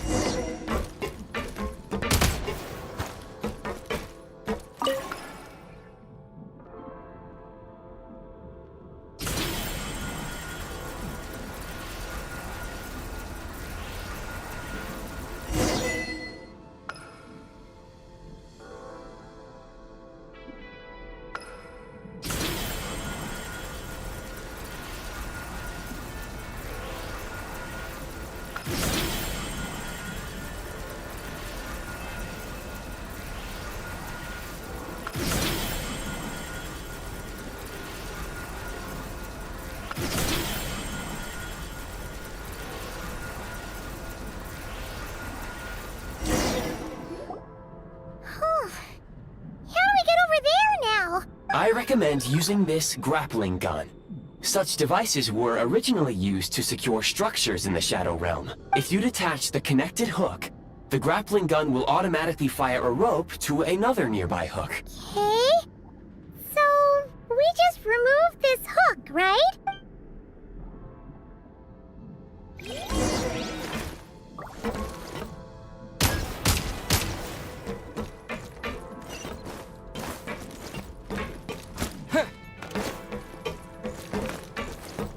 Change of tactics. Charge!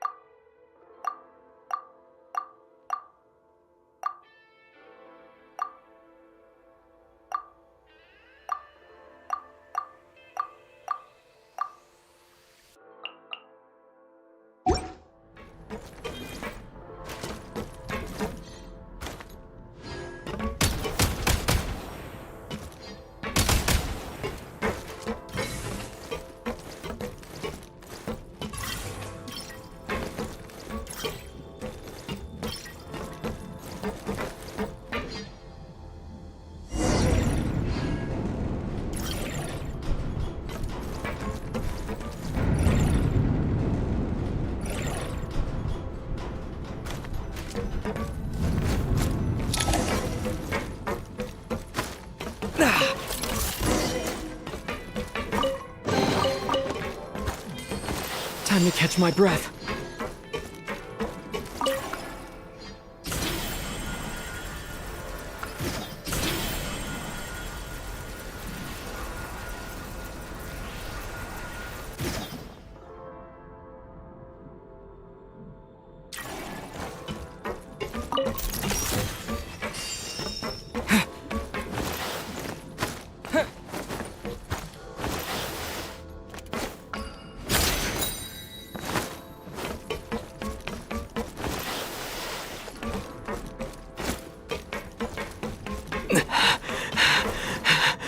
Sprint at the prime ice launcher to reach high places with ease. Can't take much more. Back. Taking cover. Reload! Over. Usable munitions detected. Frag crystal.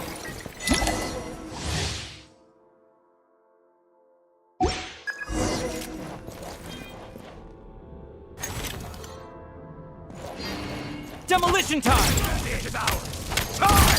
Where's the... Try this!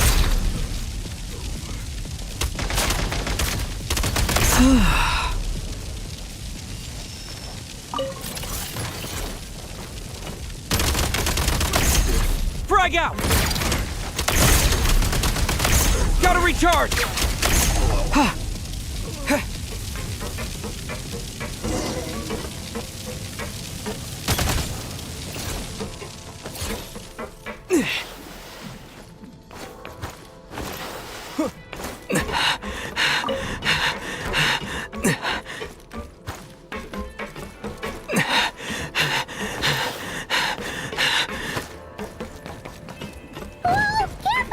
Shift your center of gravity and slide down.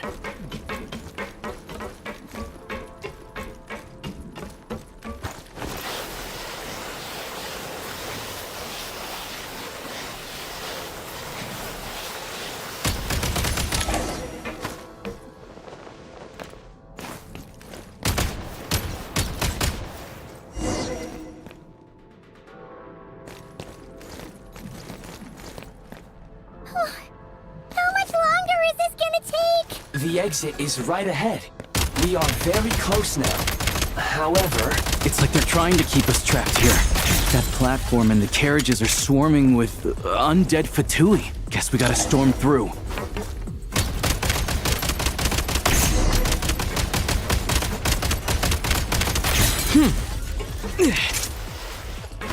Back in business.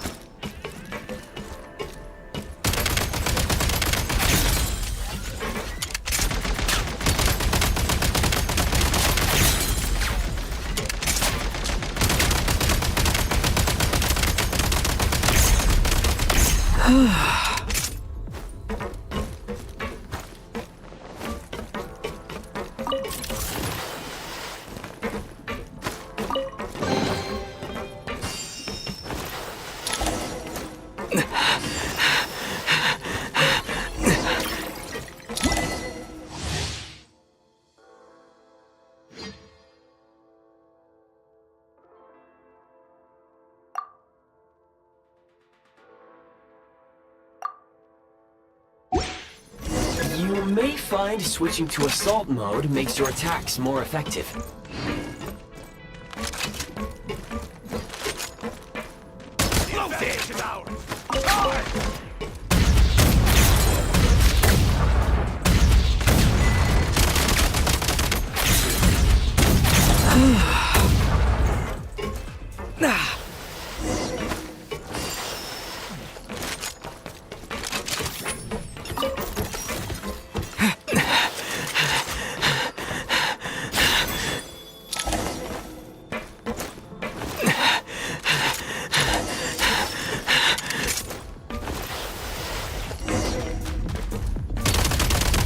State number 2.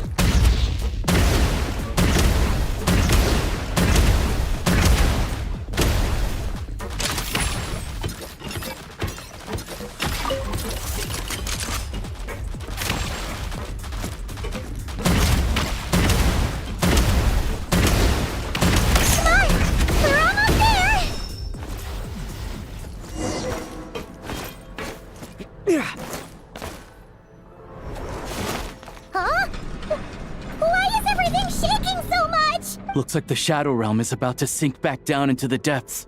The exit is right here. You mean this weird bubble thing? Wait, how exactly do we... No time to think. We just gotta go for it.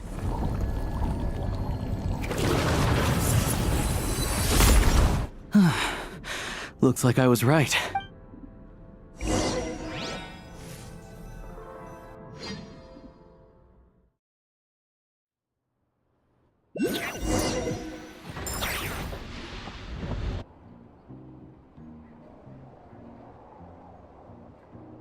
I can't believe the Shadow Realm manifested right on the railroad tracks.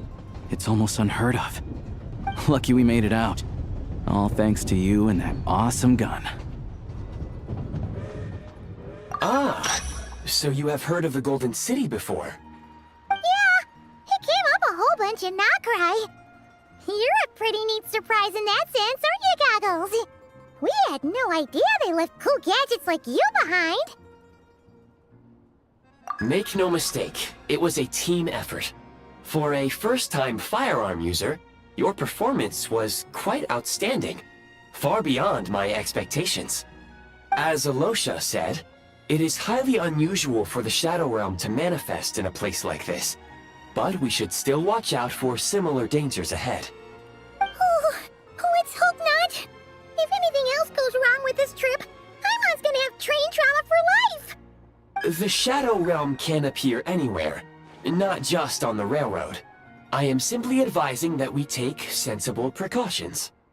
Now, if you wish to further calibrate and upgrade your firearm, you may do so over there, provided you have the necessary components. Please take a moment to catch your breath while I repair the body of the train. Amongst other things, this will ensure Paimon is a little warmer while on board. Oh, thanks, Goggles. You're a trusty train conductor. Well, maybe trusty isn't quite the right word, considering. Anyway, at least you get the job done. Yes, of course. And just like the Eye of Grey, I am sure it will be a great asset to you in your future adventures. If not the trustiest, then it will at least get the job done. Let's get some fresh air while the Eye of Grey fixes the train. Yeah, sure. Paimon wants to forget all about the Shadow Realm. It was so creepy in there. Stretching her legs might help take her mind off things.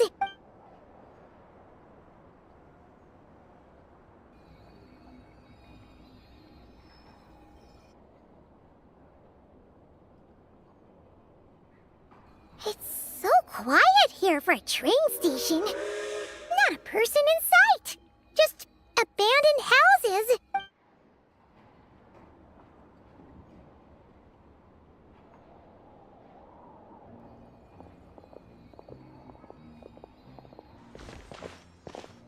Huh? So much for repair? You've swapped our train out for a whole new model! My plan was to restore the train to its original appearance per my records as quickly as possible. Now that the repairs are complete, the train offers optimized performance and a significantly improved trendiness level. Huh. Didn't know trendiness was a parameter. According to my calculations, parameterization is the most effective way for the Eye of Grey to understand trendiness. Hyperborea, huh? I'm sure I've heard of that in a story somewhere. What an incredible little gadget you are.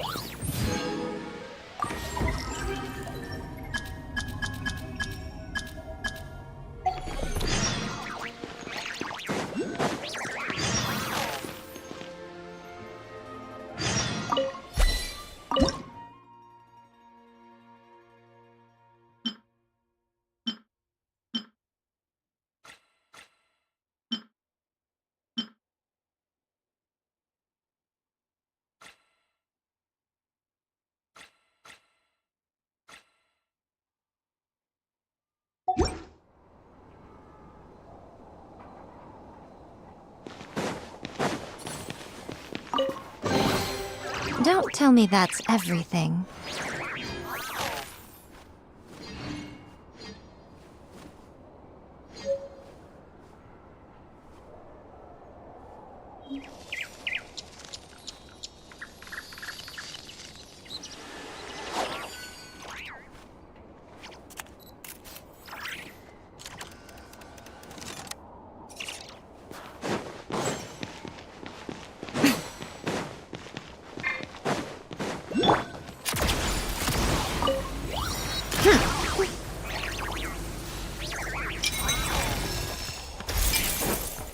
How tiresome.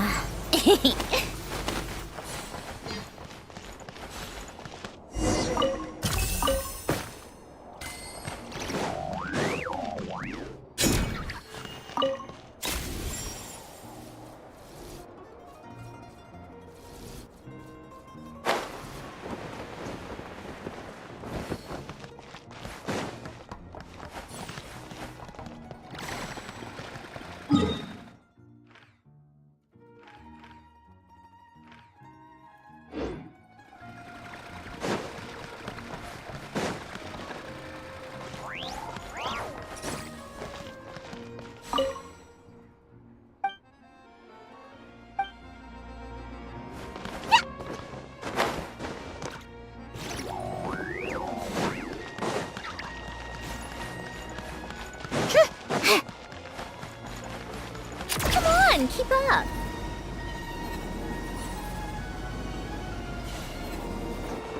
Yeah.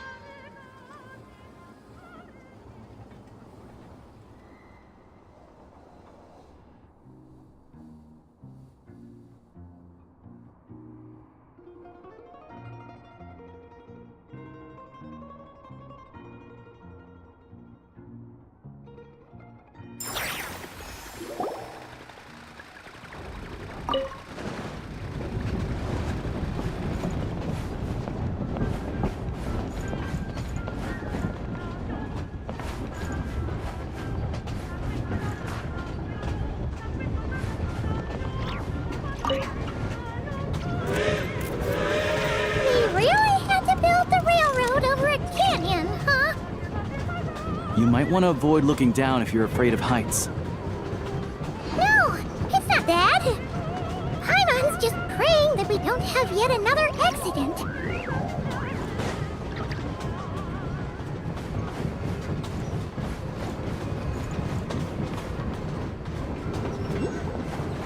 That mountain is breathtaking. Reminds Paimon of Dragonspine. They say this mountain's the domain of a Snegovic lord. A lot of the Snegovic retreated there to live in seclusion, so it's a pretty mysterious place. You hear all kinds of stories. Even the residents of the nearby town of Svietlo-Lidovka steer clear of the summit, and they make a living off of harvesting prime ice.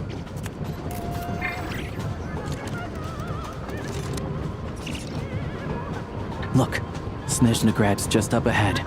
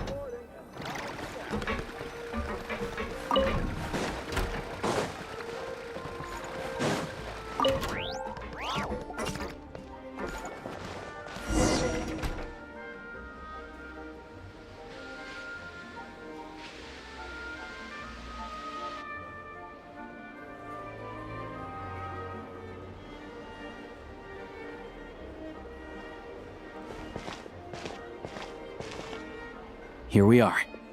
Welcome to Snezhnograd train station, the biggest transport hub in the nation. Wow! It's so majestic! Just flying from one side to the other would probably leave Paimon out of breath! It's built for maximum efficiency. But yes, transferring trains here can be a little tiring. In the future, you can use this train station to travel anywhere you want in Snezhnaya. For now, though, come with me. Let's get Paimon checked out. This way. There's a lift car that goes straight to Sapoliarny.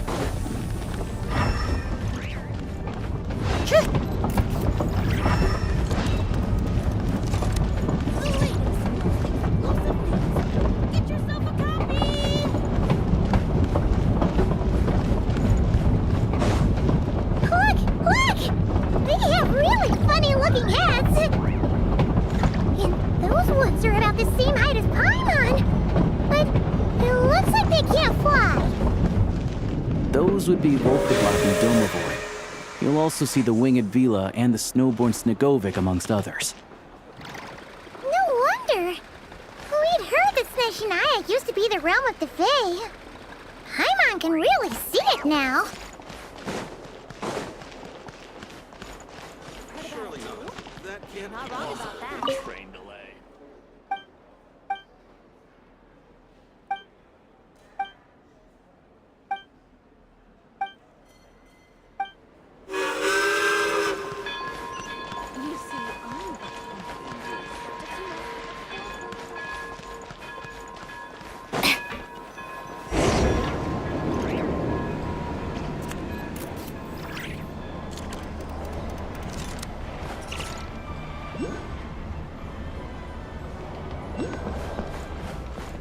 To the left is the market of Zolny.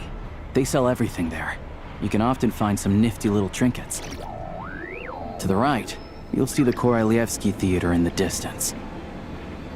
Look at that!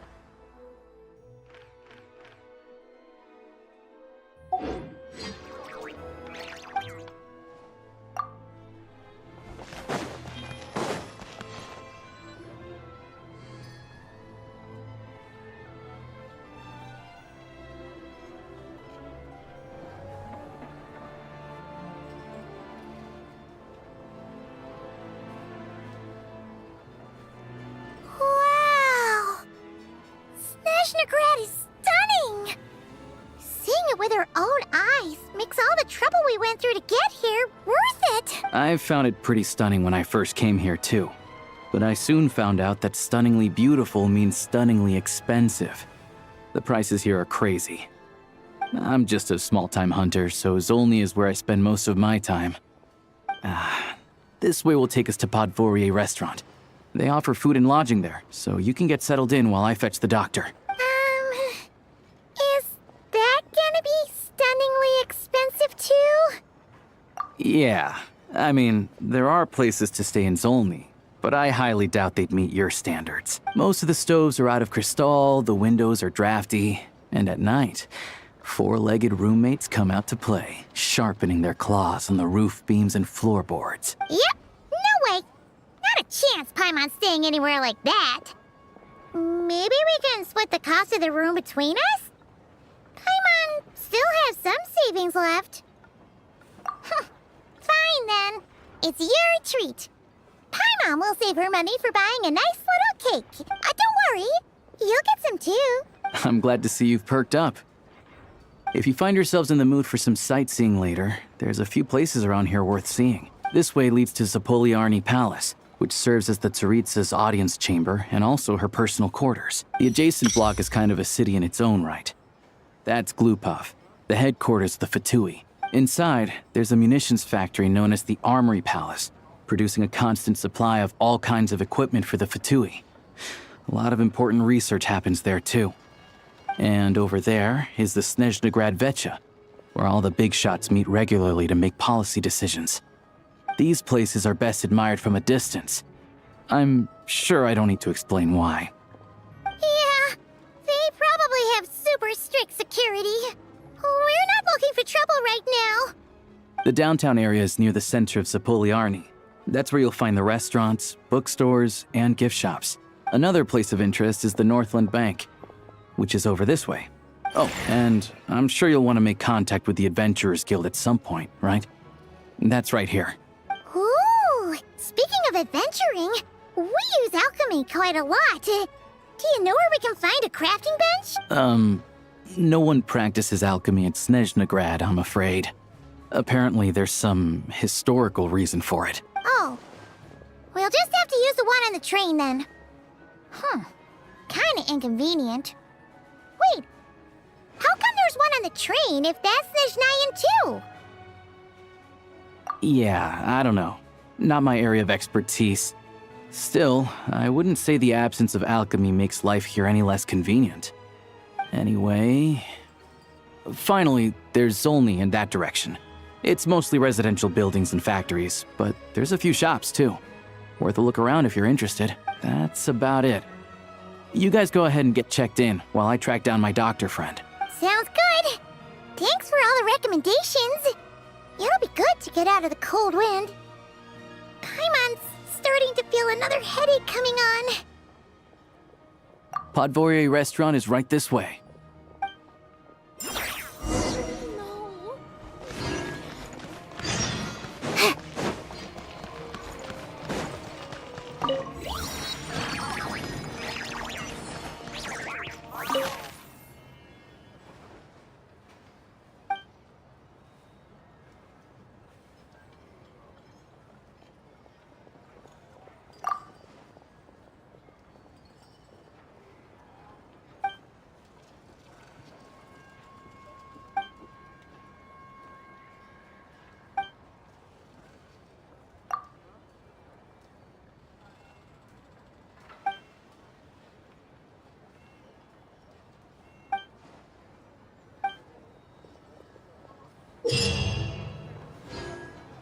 You all miss the good times.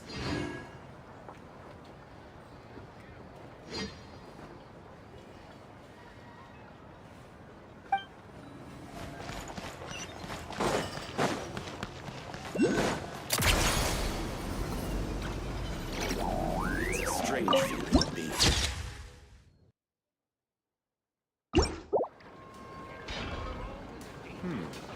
Good.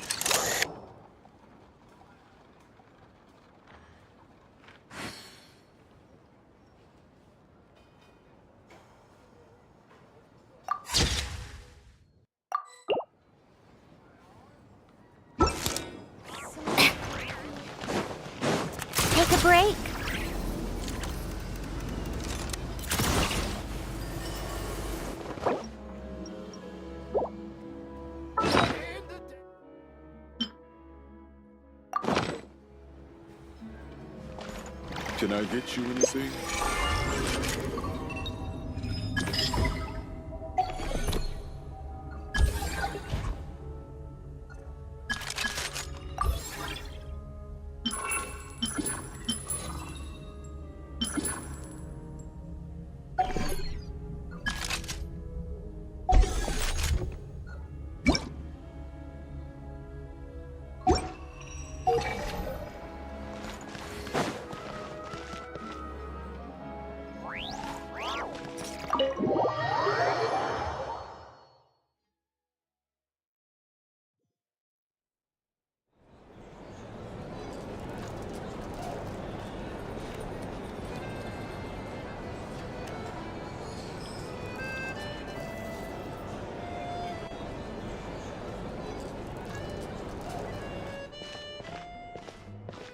Looks like you get what you pay for, huh? Paimon likes this room a lot. Yeah, much better now that we're out of the cold. Oh, thanks for taking such good care of Paimon. Honestly, she feels kind of bad for throwing a wrench in the works. If this were anywhere else, we'd be out investigating and adventuring by now. But instead, we're stuck here waiting for a doctor. You're right. No need to push ourselves too hard for no reason. A lot happened on our way into the city. Let's review what we've learned so far and try to figure out what to do next. Obviously, the million more question is, what is this Tsaritsa planning? Everything else leads back to that. Sure was. And so far, we've learned that in addition to the 7 Gnosis, her plan also requires a ton of energy. But we won't get to see her anytime soon. Alosha said that she went east to fight that big monster. It must be a pretty powerful one if it can blanket the whole of Snezhnaya in a snowstorm this awful. To be honest, what we're really lacking right now is information. The kind of information that only the higher-ups in the government would know, not word-on-the-street type of info. Paimon can think of a few people who might be able to help us, but... Right! And when we left Nogcry, Sandrone specifically left a message reminding us which side we're on. So, it's unlikely they'd tell us anything confidential about the Tsaritsa's grand plan. Yeah, fair point. Besides, that Gloop-off place is right nearby. We've got nothing to lose, so it'd be a waste not to go. There's gotta be someone there willing to talk to us, right? Maybe Arlecchino or Sandrone?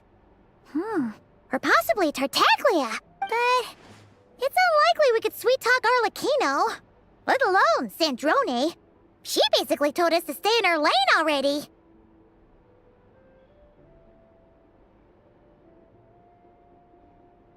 Yeah, the last time was all the way back in Fontaine, right? Too bad we missed him in Nogcry. Apparently, he came to help out. Hello. Is there a traveler and Paimon in there? That's Alosha! Come in! Hello, I'm Dr. Luneva. Alosha mentioned that one of you is feeling a little under the weather. I see. So you're my patient today, yes? And you're, Faye, I presume? Good question. Paimon's not too sure either, but she's definitely not the same kind of Fae as the ones we saw at the train station. Is that gonna be an issue? Not exactly. It's just, I'm used to treating human patients. Fae tend to be far more resilient than even the healthiest and most long-lived of humans. But don't worry, I do have some experience treating Fae. I've even diagnosed plenty of cats and dogs in my time. Safe to say, I have a fairly eclectic range of expertise. It'll be fine. Paimon's basically the same as a human. Right? We're no different when it comes down to it, are we? More like you don't eat enough. The more talking you do, the more you need to eat.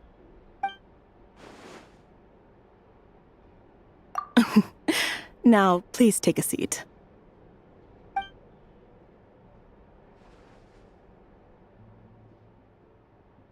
Okay. Okay, vital signs are good. Test results are all within normal ranges. I don't think it's anything serious. More than likely, you've just caught a cold.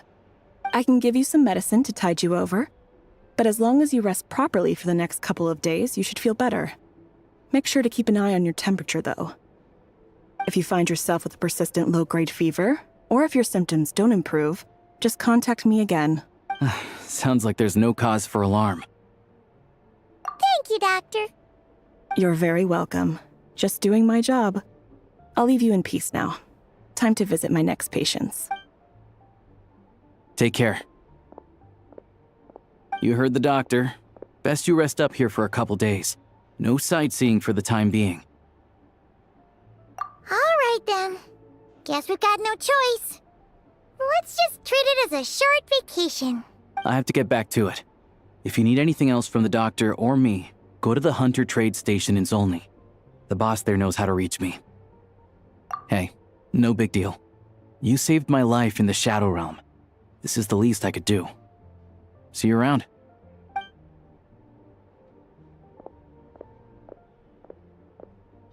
All right, time to find Child and see what he can tell me. I'd better not disturb her while she's asleep. With any luck, I'll be back before she knows I was gone.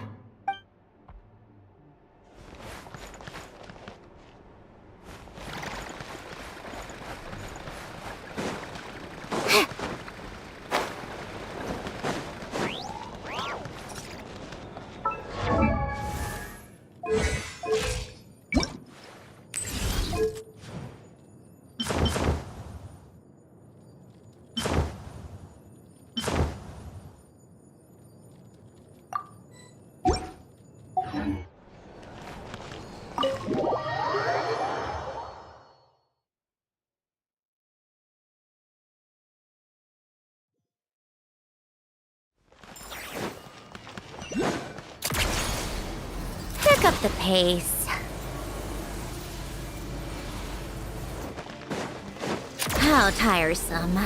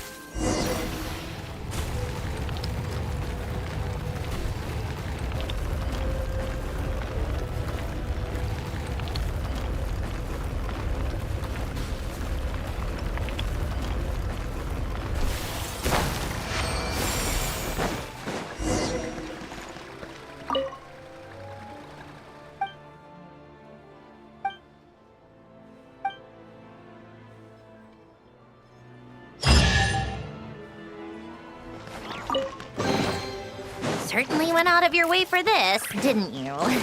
It's all yours.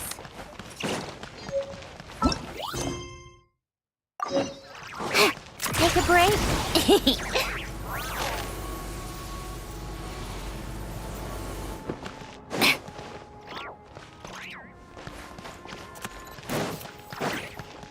Come on, keep up.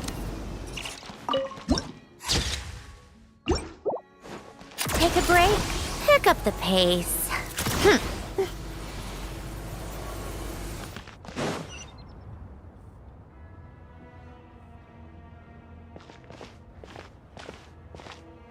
Hold on. Please display your invitation letter or permit. Glupov does not accept meeting requests without a prior appointment. You'll have to apply per the advertised booking process and wait until your invitation letter is issued. Might I ask who you're hoping to visit? Another one who thinks the rules don't apply to them. I don't understand why people think they can just talk their way in here. You don't just show up and land a meeting with the Harbinger. But I have to go through the motions for protocol's sake. Honestly, it's such a waste of time asking when I already know what the answer's gonna be. Wait a moment. I'll pass on your message. If Child is unavailable, you'll have to go through the proper procedure.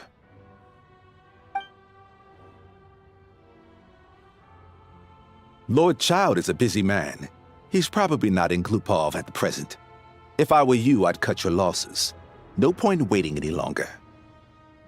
Even if you two are old friends as you claim, please understand that the Fatui Harbingers are often busy with their official duties. They tend not to stay in Glupov for extended periods. Next time, stick to the rules. You'll make life easier for both of us, Greetings, Lady Marionette. I'll take care of our guest here. It's his first time in Snezhnaya, so it's no surprise that he doesn't know the rules yet. I trust no choice words have been exchanged. No misunderstandings I should be aware of. No, Lady Marionette. No incidents to report. Whew, that was a close call. Good thing I played it cool. Is that right? Good to know. Wait, where's Paimon? Under the weather? That's hard to imagine. She's always buzzing with energy. I take it she's still adapting to the climate. Happens to a lot of people. It's even colder here than in Nodcry. Has she seen a doctor? I can get you one if you need.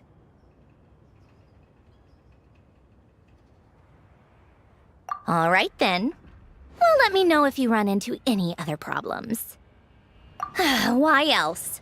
I was just about to sit down for some much-needed tea time when I heard that an old friend of Tartaglia's had shown up outside.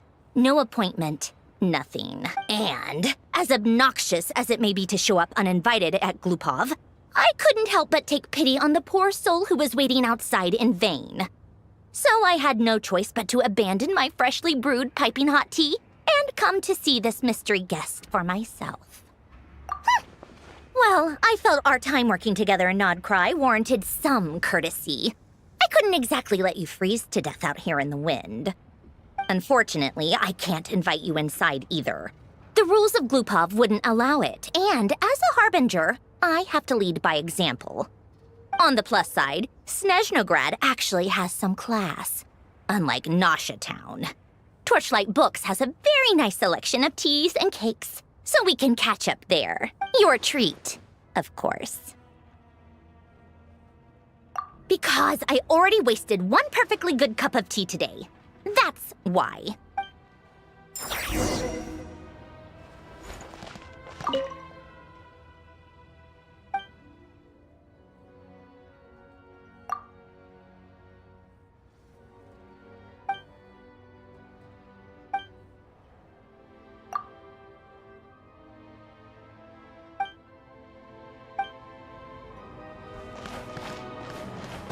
How tiresome.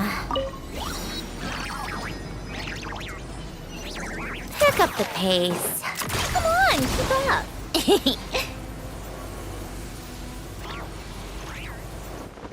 Take a break?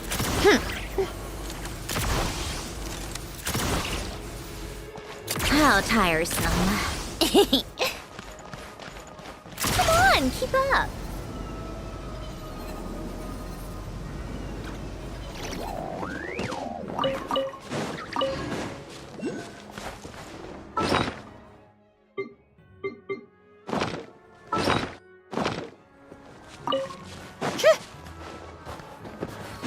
Take a break?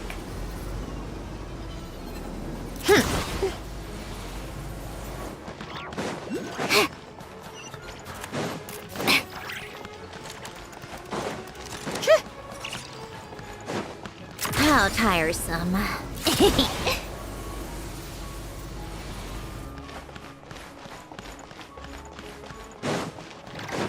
Come on, keep up.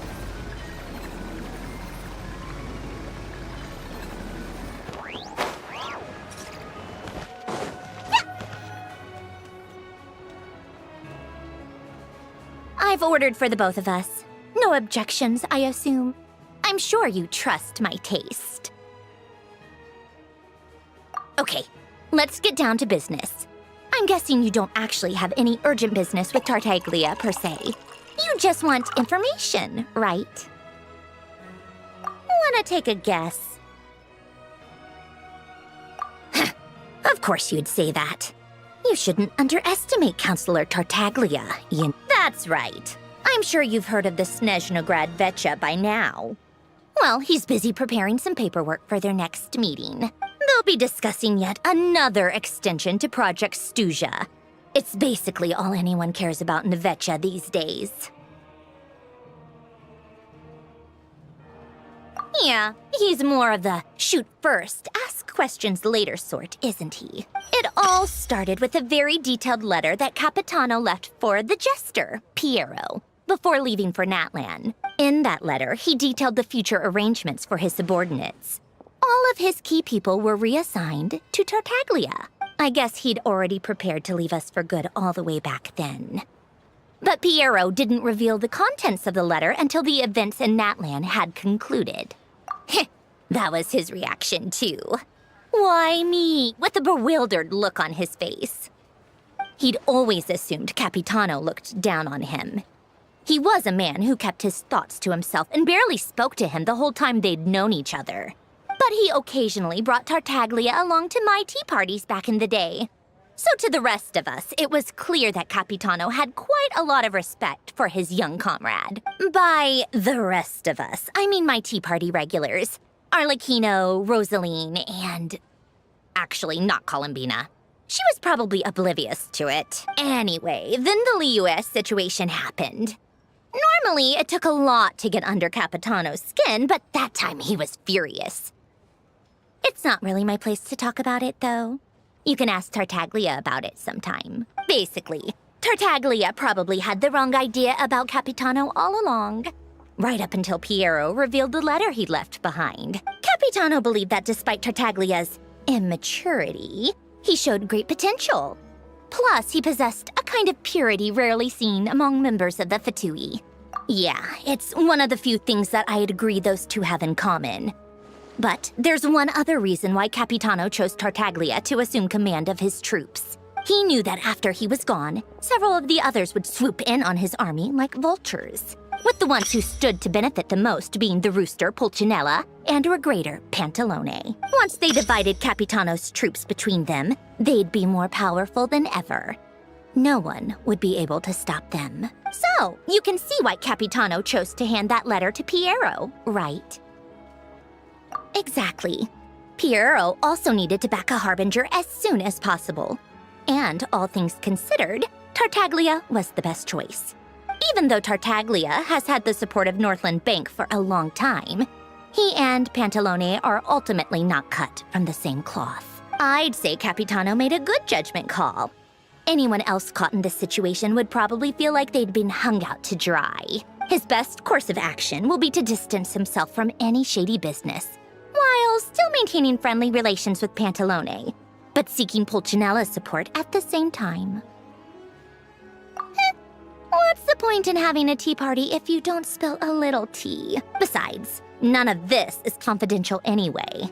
Ask any journalist out there. They'll give you all the lurid details. You'll see it firsthand if you ever sit in on a session of the Snezhnograd Vecha. All the factional strife, whether open or unspoken, it plays out for all to see in that one little room. Having a voice in the Vecha is the only way to steer policies in your favor.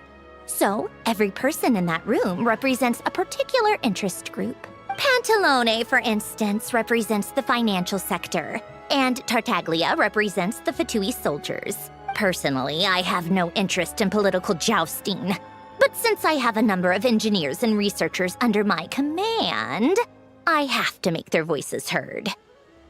Then there's Pulcinella, the linchpin of the Vecha. He represents politics itself. Everything involves him, so nothing can bypass him. Any issue that comes up, he knows how to mediate. That's what the Tsaritsa values most about him. I'm starting to see why everyone is so frustrated with the way things are, but also powerless to change it. A complex web of interests connects all parties involved, and the Tsaritsa sitting at the top adds another layer of complexity. It must be nearly impossible to come up with a perfect solution. All right, I'm done carrying this conversation. Time for you to answer a question of mine. You must have known that you can get the info you needed from me. So why was Tartaglia the first person you asked to see and not me? I just don't understand, that's all. Anyway, do I really need a reason? Wait. Oh, I think I know what it is. Columbina passed on my message to you before you left Notcry, right? I only meant you should be mindful of which side you're on. Is that actually why you didn't ask for me? Because you took that to heart?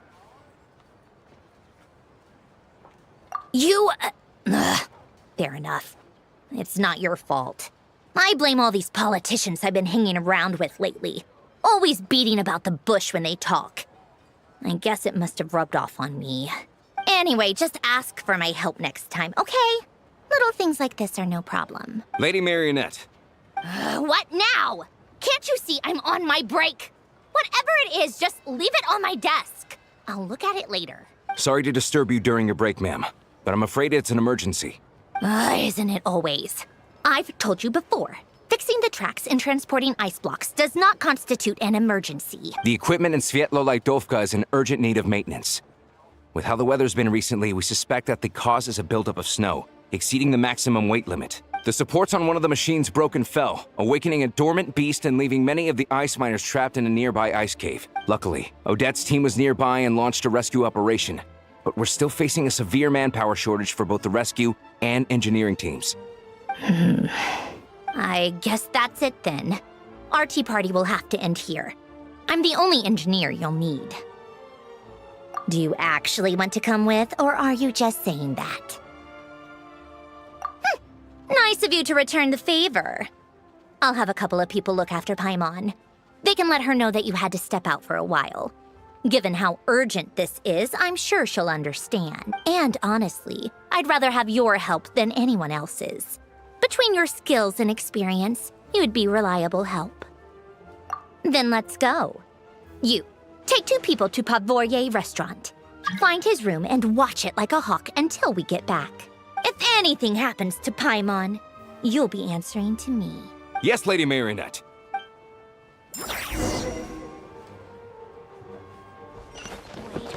How exquisite.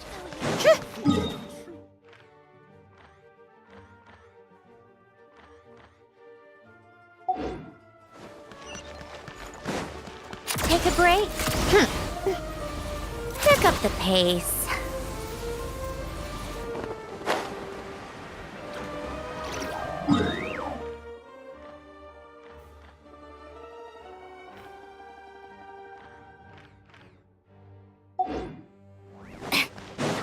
How tiresome.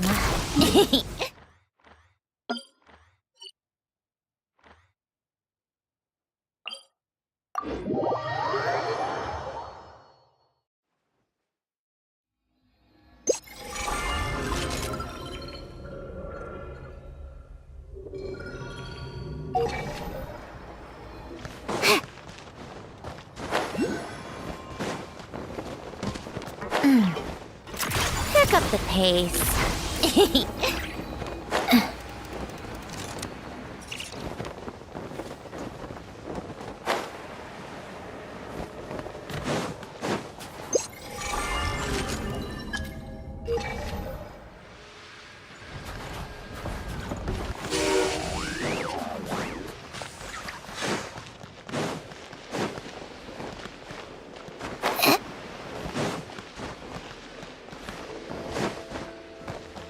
Huh?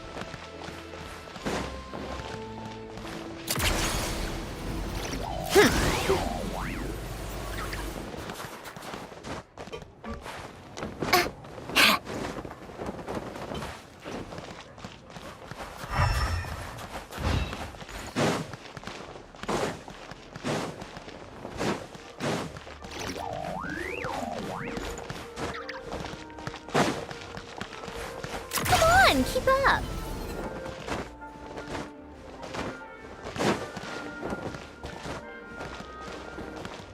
Yep.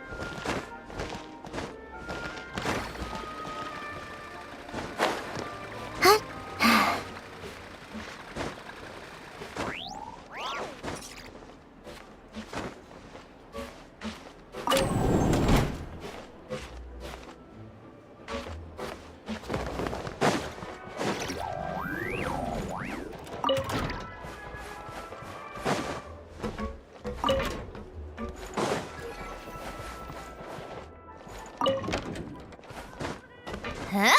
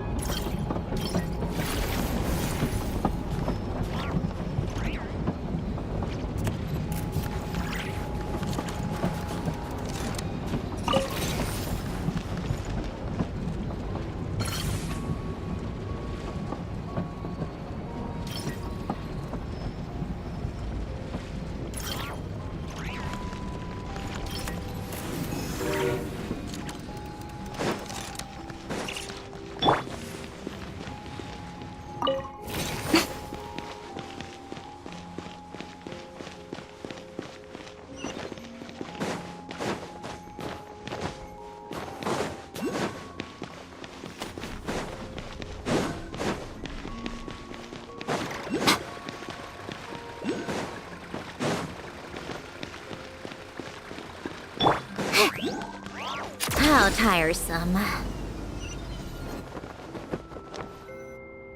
They weren't exaggerating. This is really dangerous.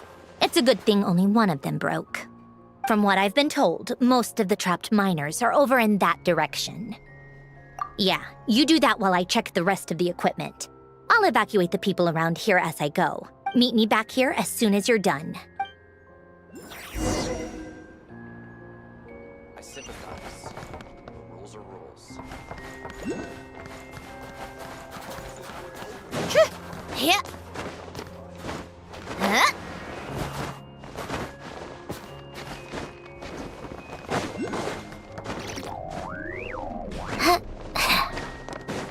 Take a break.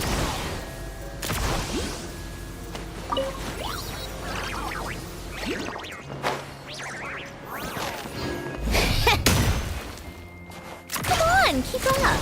Pick up the pace. Yeah. I have to be getting close. Don't go any further.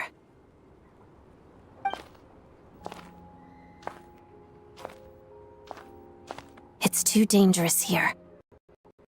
There's a highly aggressive monster on the prowl. You need to leave, now. Ah, I see. You're the backup from Snezhnegrad. Well, I'm Odette. Good to meet you. Ah, so this is Odette. She was the first member of the Fatui on the scene. There are 5 people trapped in the cave. Monster type is unknown, and so is its location. Let's go. Every second counts.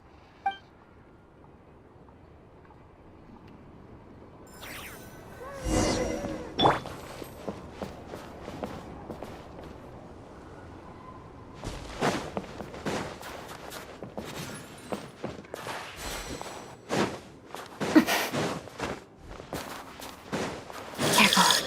Something's moving.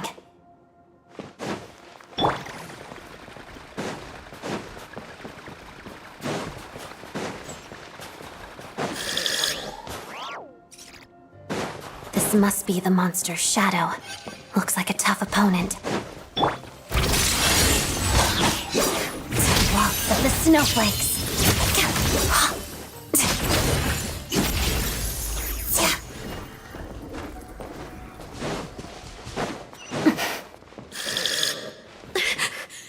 Stay back!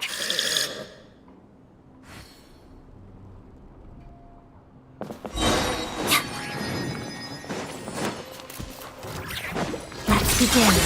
Crystalline Adagio.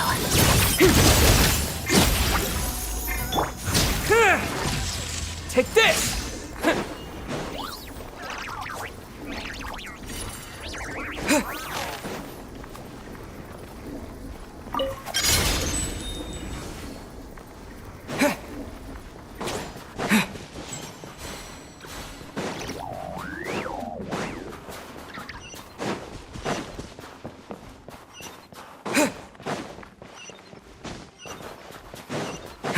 Lightning flash!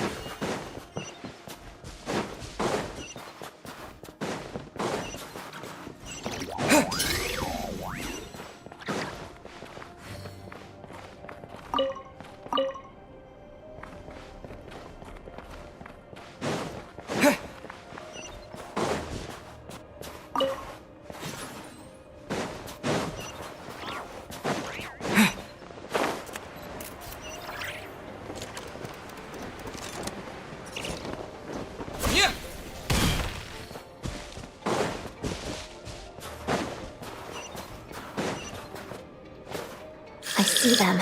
They're right behind the monster. The monster seems very agitated. It could attack at any moment. Let's make the first move.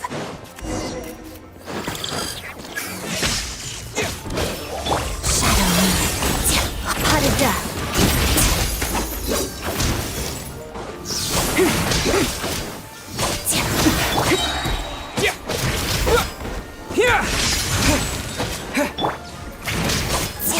Let's begin. Witness the snow swan's grace. Thunderclap!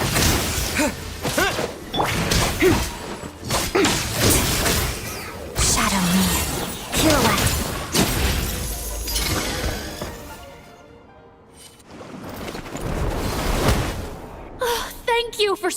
us.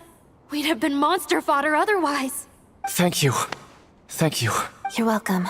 You should be safe now. Follow this route out. He and I will stay behind to watch the rear. Thank you. Come on, let's go. This way.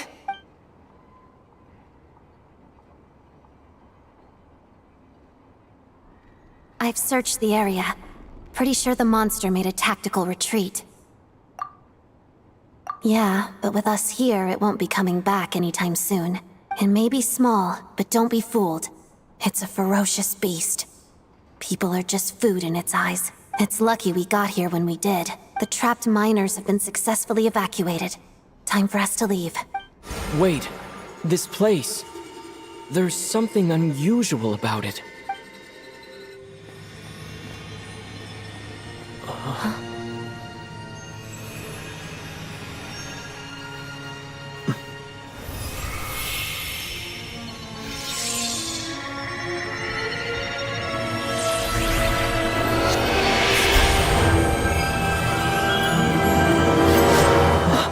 What is that? I don't know.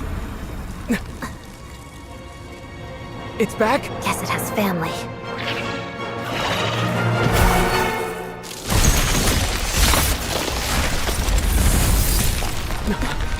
This way. Run!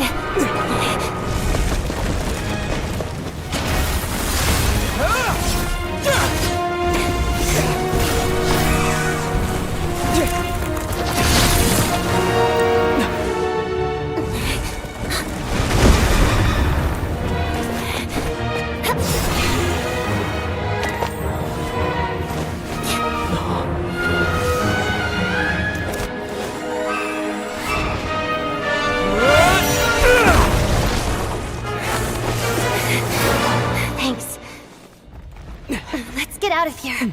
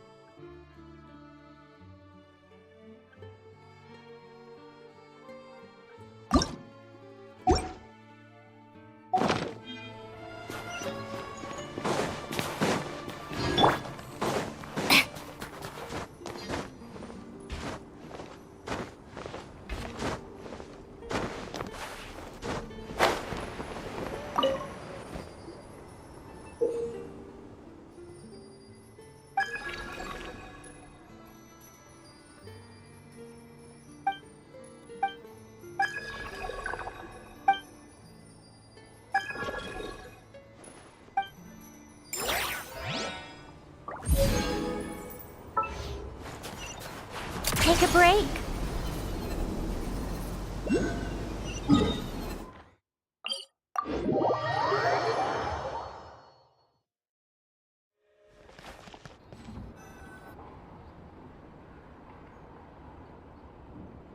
Everyone's accounted for. We managed to rescue them all. We also placed a sign at the entrance to the cave, warning people to stay away. You really held your own today. I still don't know your name. Don't think I've seen you before. I'll remember the name. All right then. See you around. Hello, Lady Marionette. I hear the rescue operation was a great success. I knew I could count on you. What brings you here, Odette? Here for a performance? No, a Fatui mission. I happened to be nearby and heard the crash. She hasn't introduced herself then. Odette is the prima ballerina of Snezhnograd. She's quite the celebrity. If you ever hear people mention the two crowning jewels of the Korolievsky troupe, they're talking about Odette and the prima donna, Vodianitsa. On top of that, Odette's also a rising Fatui star. It's looking likely she'll inherit the title of the Fair Lady. She learned all her combat skills from Rosaline herself. Used to be one of her most valued subordinates, too. You flatter me, Lady Marionette. If she's Rosaline's protege, that makes me... Never mind. There's no need to bring it up. No point making things awkward.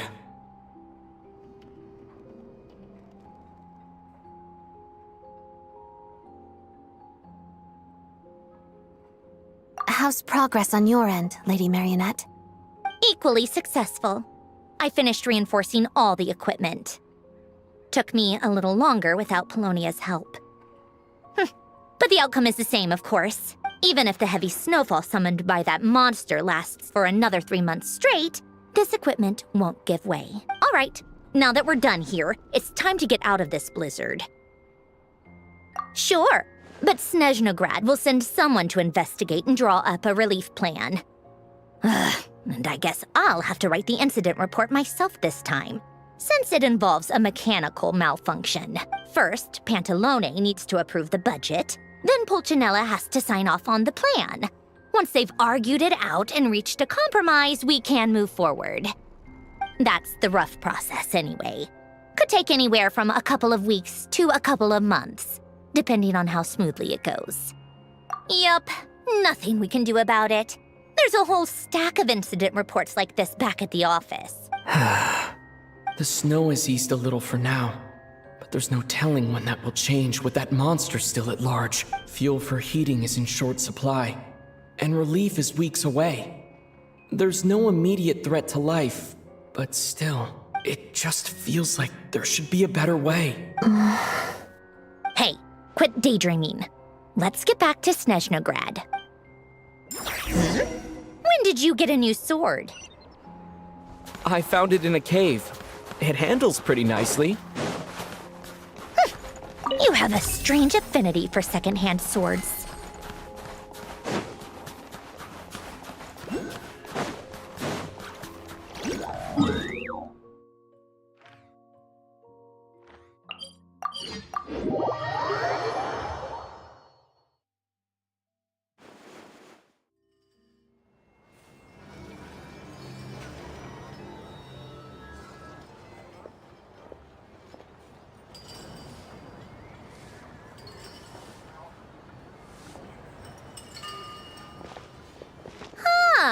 Well, if it isn't Counselor Tartaglia, Mr. Big Shot himself. Go easy on me, all right? I'm still recovering from the interrogation the real Big Shots put me through. Hey, comrade, it's been too long. I heard you came looking for me earlier. Nicest surprise I've had in a while. Good to see you too, Odette. I'm guessing you guys just got back from Sviatlo Laidovka. How'd it go? Crisis averted? It went fine. How about you? Any new developments? Not really. Same as ever. Growing opposition to Project Stuja, and the usual rebuttals are starting to ring hollow. The results of the mock vote were pretty dire. Pulcinella was fuming. I've never seen the old man so angry. That's not good news. It takes a lot to rattle him. Yeah. Obviously, if push comes to shove, there are ways to crack down on dissent. Sorry, I have to ask something. This is going to sound blunt, but may I? Huh? Of course, fire away. It sounds to me like everyone's tearing their hair out trying to figure out how to deal with opposition to Project Stuja. But what exactly is this project's purpose? And how can it be so important that even people like you two refuse to stand up for the ordinary people of Snezhnaya? Interesting. I gotta hand it to you, comrade. You sure don't mince your words. Excuse him? What does he mean, refuse to stand up for ordinary people? Oh my gosh. How does he dare speak to the Harbingers like that? Are you interrogating us now? It's okay, Sandrone. Let me explain. I think I understand where he's coming from. If I could, I'd take your side right now. In fact, my position's very similar to yours. I've only held back on casting a dissenting vote in the Vetcha because the Tsaritsa would never let me get away with it. Still, I have a responsibility to the Fatui armed forces, so I do what I can to make their voices heard. Most of them are just regular folks from small towns far from the capital. I'm sure you've seen how much those kinds of places are struggling right now. Oh, and for what it's worth, I'm from Marepisak myself. Things aren't going so swell there either. The Tsaritsa wants to create a better, safer future for the people of Snezhnaya, but she's thinking long-term. I don't doubt that from where you're standing, Project Stuzha seems to be creating all sorts of issues for everyone. But considering the Tsaritsa's vision for the future, these are sacrifices worth making. Sounds cold, I know, but I promise it's not as black and white as it seems. Maybe Sandrone and I can't oppose Project Stuzha outright, but we're constantly raising our concerns in Vetcha meetings. And even though we can't put an end to it, there are plenty of other ways to make a difference. We're trying everything we can think of, and so is Pulcinella. I respect Her Majesty, the Tsaritsa, and trust her decisions. But at the end of the day, I'm still just a normal guy who cares deeply about my homeland. And my family, who all live here. There's no way I would ever abandon them. As contentious as things can get within the Vetcha, there's no selfishness or malice behind it. Everyone wants to get through this period as smoothly as possible. The issue is that there's no way of pleasing everyone under the present circumstances. Most of the time, we're trying to decide on the lesser of two evils, which obviously isn't a great look. But that is not the same thing as being blindly loyal to the Tsaritsa. No one's got their head in the sand here. We're all well aware of the way things are. We're just doing our best to make it work. In fairness to Sandrone, she rushed to Svietlo Lidovka's aid the moment she heard that people were in danger, and even Tartaglia, who used to only care about the thrill of the fight, is clearly doing his best to rise to the demands of his new role as counselor.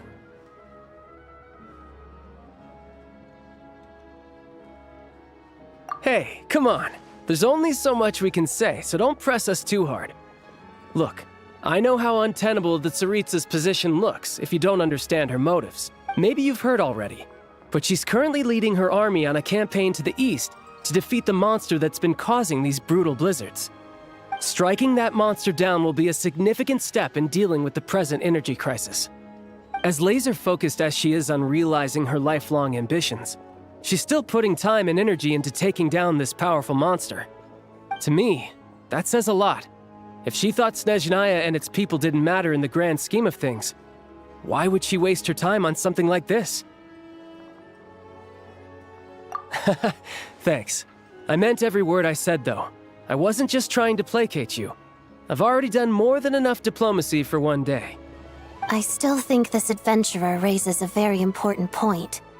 Our two harbingers have made their positions very clear. But there are many others in the Vetcha who must feel trapped and forced to vote against their conscience.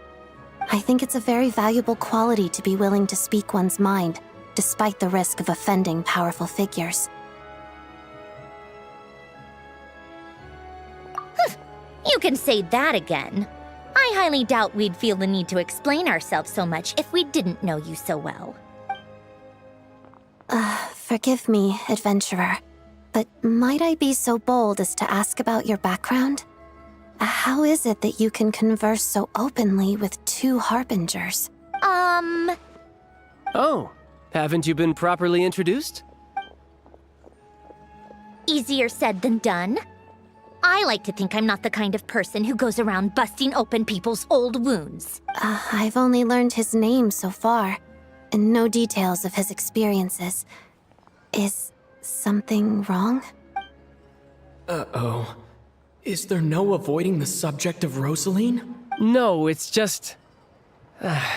All right, I guess there's no getting around it. This is the world-renowned traveler, who helped resolve the storm terror threat in Mondstadt, cleaned up after the mess I made in Liyue, and then went to Inazuma, where there was a duel before the throne, in which the traveler defeated Rosaline. Oh. I'm sorry. I didn't think you two would be seeing much of each other, so I figured it wasn't worth bringing up. It's fine. It was a long time ago. It's fine. Sorry, I just remembered that we have a rehearsal coming up.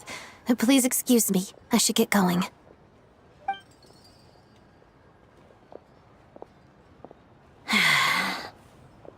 I've mentioned this to you before, remember? She was Rosaline's most valued subordinate.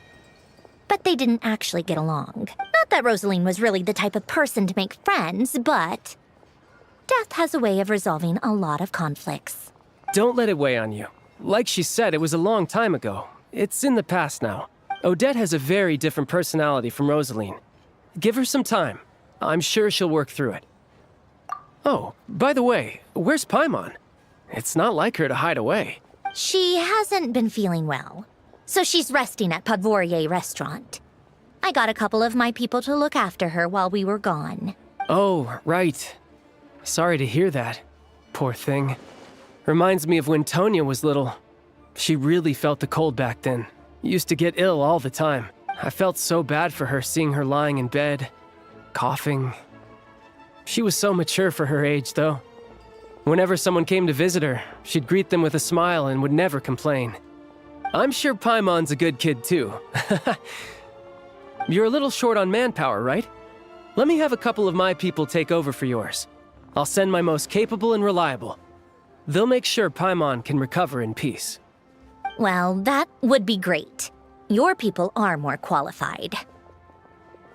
Hey, don't mention it. I'm sure you have things to do. Hopefully this takes a load off your mind. So no more accusing me of not being on your side, all right?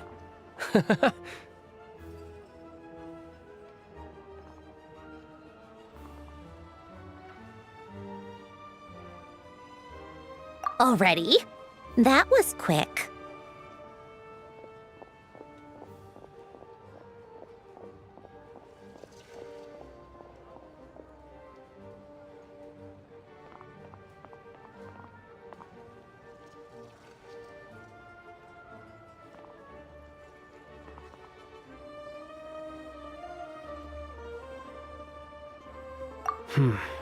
I'm afraid I can't help you there. Our director's recent movements are confidential. Even we're not in the loop. If you hadn't told me, I never would have known he'd gone south. I assumed he'd been in Glupov this whole time. Well, I guess I'd better go sort out Paimon's security situation. I have some other work to catch up on at Glupov anyway. Me too. I have an incident report to write up. Let's leave it there for now. I guess everyone's in a difficult position. But Tartaglia's right. I have things to do. Things I want to do. And things I ought to do. To start with, I should ask Alosha if he knows any way to help Svietlo Lydovka.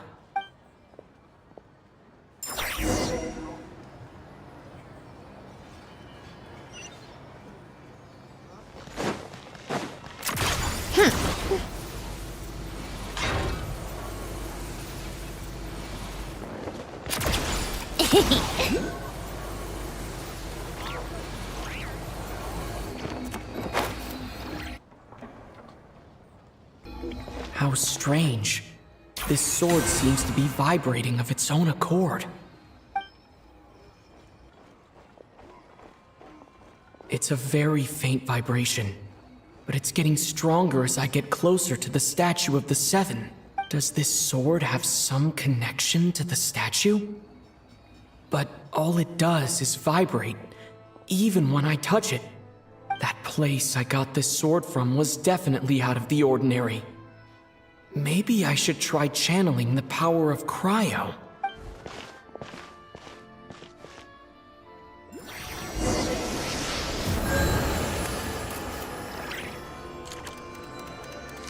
Cryo storm! It worked.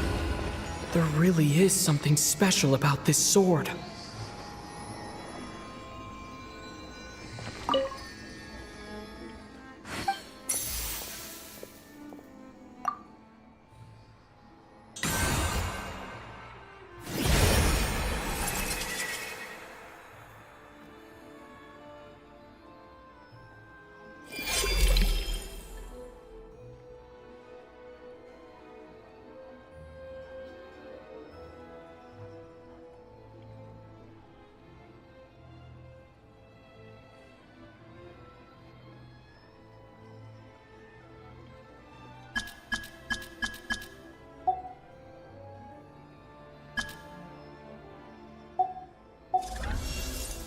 I don't really understand what just happened, but I'm pretty sure this sword just got a little more powerful. I'll have to try the same thing again when I come across another statue of the Seven. In the meantime, I'd better go find Alosha.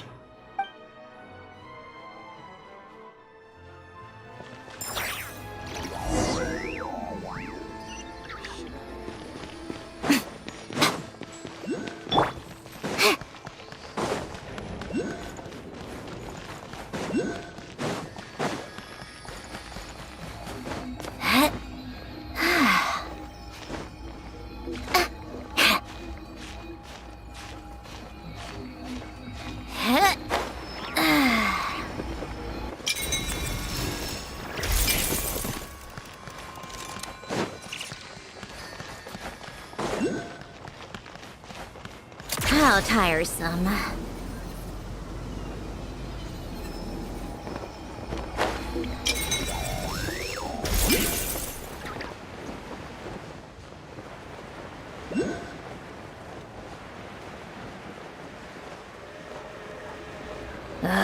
Time for more snow, damselette.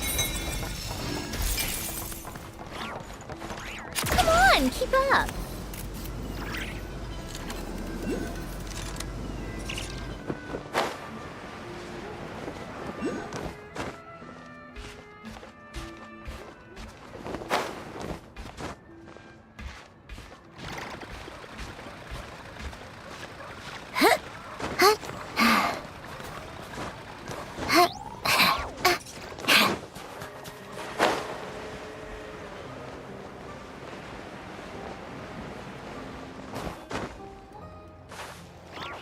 How tiresome. Come on, keep up.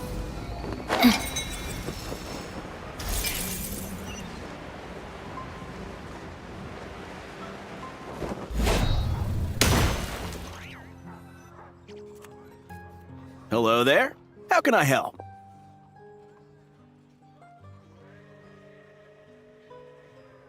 Ah, sure thing. Give me a second, I'll go fetch him for you.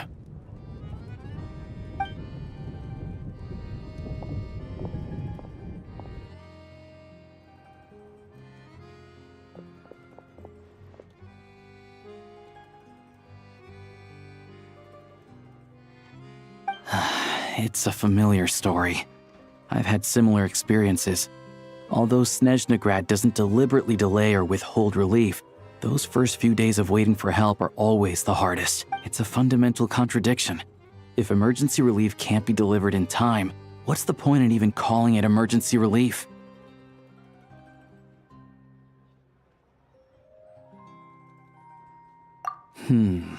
Not necessarily. I think there's a good chance that Kresnik Crystal from Sartomeros will start flowing into the market.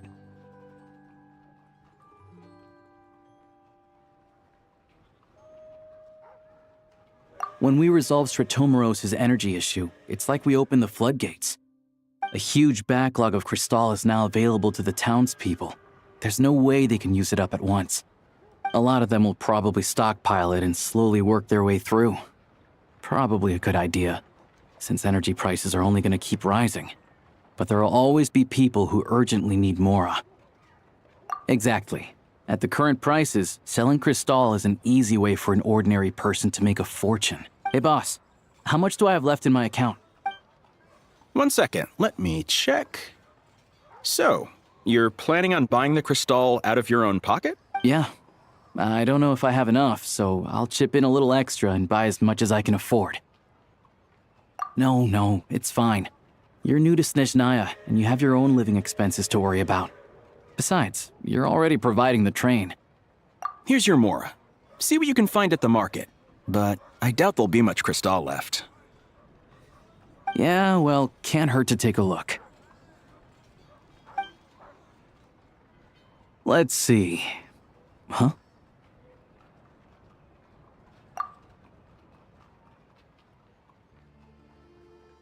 Oh, Alosha, and... Hello? I didn't realize you two knew each other. Yeah, I take on some odd jobs in the city to supplement my hunting income. Sometimes I work as a cleaner or prop hand at the theater where Odette is one of the big stars, so I've met her a few times. When the weather's as bad as this, it's better for a hunter to adapt than to keep looking for game. Yes, and we sometimes need extra help.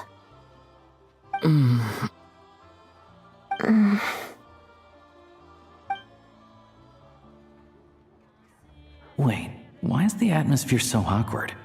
I thought things went pretty smoothly in Svietla Lydovka. So, what brings you here, Miss Odette? Looking for some new props? No. After I got back to the theater, I couldn't stop thinking about the situation in Svietla Lydovka. It bothered me so much I couldn't focus on my dancing, so I decided I'd come here and see if there's anything I can do. You too, I presume. I suppose that's why you're here. I didn't feel comfortable expressing my true opinions in front of the Harbingers. Not least because ordinary Fatui like me don't even know what Project Stuja is all about. Without knowing the full picture, I can't make sense of it. And at some point, if things aren't making sense to me, I can't just keep going along with it. So many people feel the same way. They wish they could do something, but all kinds of reservations hold them back. Explains why groups like the Rokot are springing up to fill the gap. Yes. Well, that's one option. But there are risks to consider with organizations like that. The Fatui does not encourage their activities. Right, because things can get out of hand, and it's hard to hold the right people accountable when they do. I've heard about a few cases like that. Sandrone said Odette was on track to inherit the title of the Fair Lady. If so, she'll be able to find out what Project Stuja is really about. Still, it's probably a little soon to ask her about that. There may be more to the story. What's on your mind? I think we can both agree that no matter which side you're on, it can't stop you from doing the right thing. Where there's a will, there's a way. I know what Rosaline did while she was abroad. You made the right decision, so no hard feelings. So, what's your plan? Oh, we were gonna buy some Crystal. I heard there's some on the market right now. Funny. I had the same idea. In that case, let me pay. I can claim it back as mission expenses. The real issue here is that government relief is behind schedule. Surely it makes more sense for the state to cover these costs than for us to pay out of our own pockets. True. It's a huge expense after all.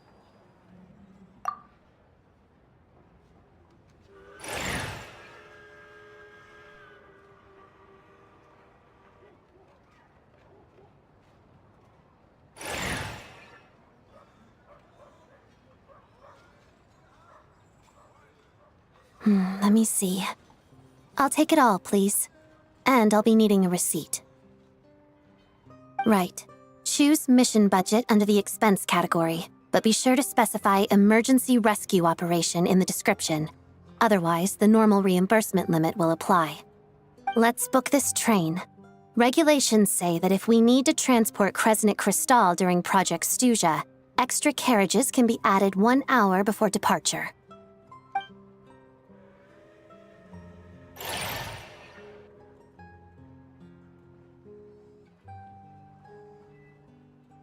That should do it.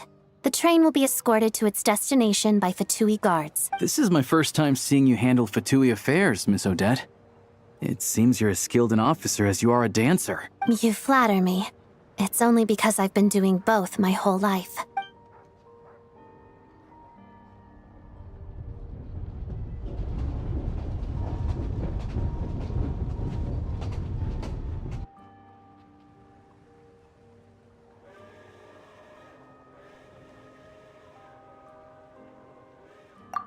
Anyway, I bet you've been non-stop today, am I right? Any idea how Paimon's doing? What's wrong? Who's Paimon? His travel buddy.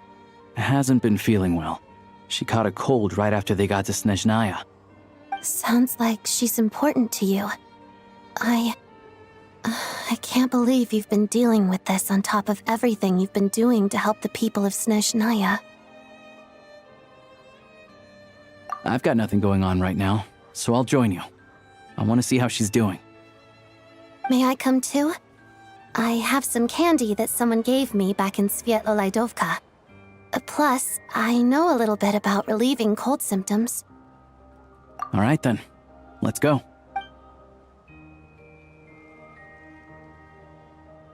I still don't know what the deal is between these two, but at least the tension seems to have vanished. A good sign, hopefully.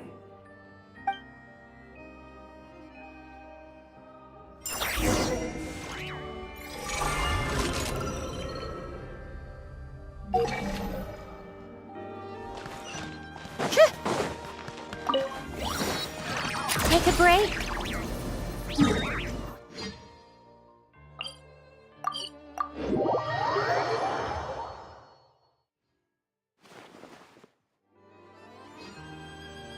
Come on, keep up.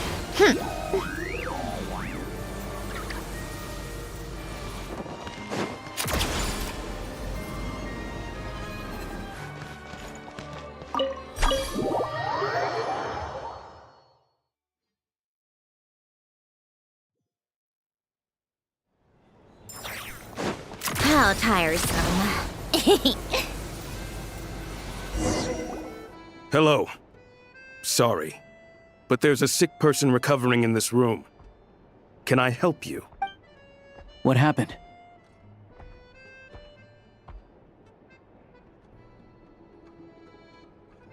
Oh, please, excuse me.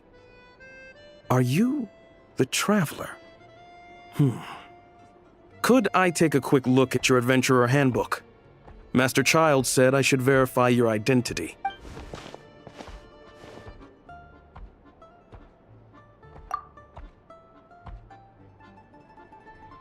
Ah, it's really you.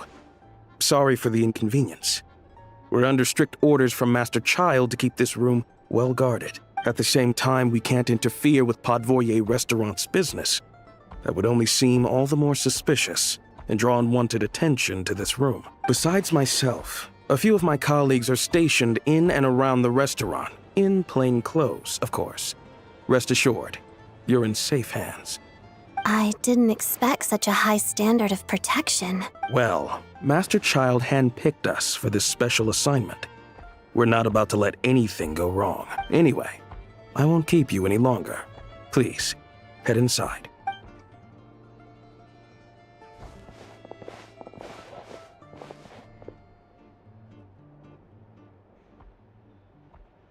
Traveler! Oh, Osha, you're back! Oh, hey! Who's our new friend? Hi, I'm Odette. The Traveler and I crossed paths a few times. Another friend from the Fatui, huh? You're practically a member yourself by this point. Paimon's definitely on the mend. We should be back to our usual travels in a few days' time. Seems like that doctor was right. It's just... Paimon's limbs are still feeling a little chilly. I have just the thing. Whoa! What's this? Is that a flame inside an ice cube? Wait, is this real ice? How's it not melting? And how does the fire keep on burning? All keen observations. You're right. This is called core ignis. Whenever I've caught a cold in the past, I found I recover much more quickly if I place this by my bed. You're welcome to borrow it. Awesome! Wow! It's so nice and warm! Oh, it's like magic. Your name was Odette, right? How did you two meet again? Looks like she's in pretty good spirits. That's a relief. Any progress with your investigation yet? No surprises there, I'm sure. They're not likely to let anything slip. The Rokad, huh?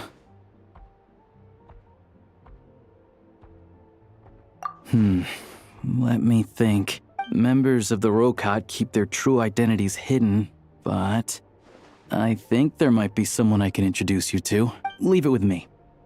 Meet me at the Korolyevsky troop tomorrow, and I'll tell you how it goes. Would anyone like a drink? I'm gonna head to the bar.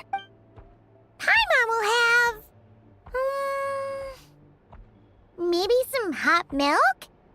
Yeah. Paimon's in the mood for something warm. Enough with the secret chat, you two. Let's catch up properly in a minute. Paimon wants to know everything that's happened today. It'll be kind of like tabletop troop. No reason why listening to a story can't be an adventure.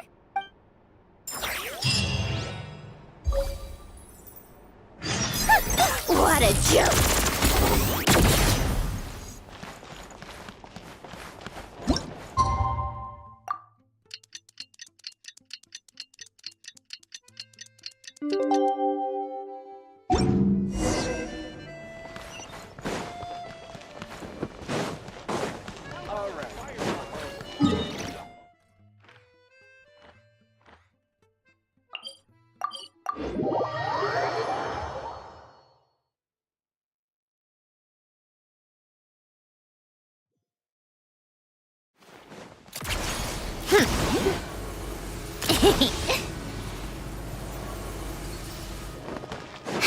Take a break.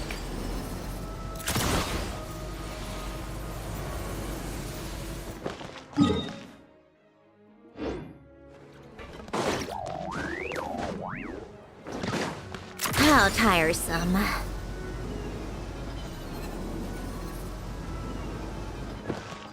Take a break.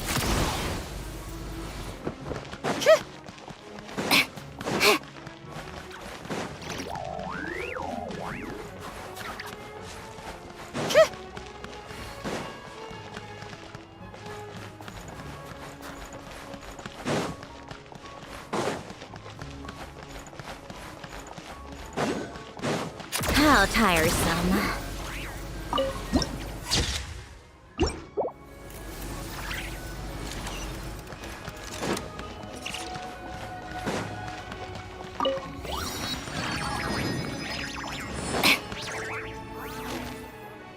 Ah, you made it.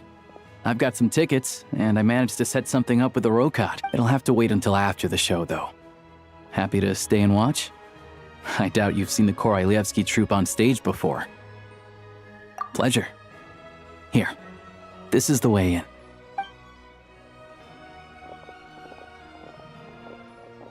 Please present yourself for a routine inspection in accordance with theater regulations. Thank you.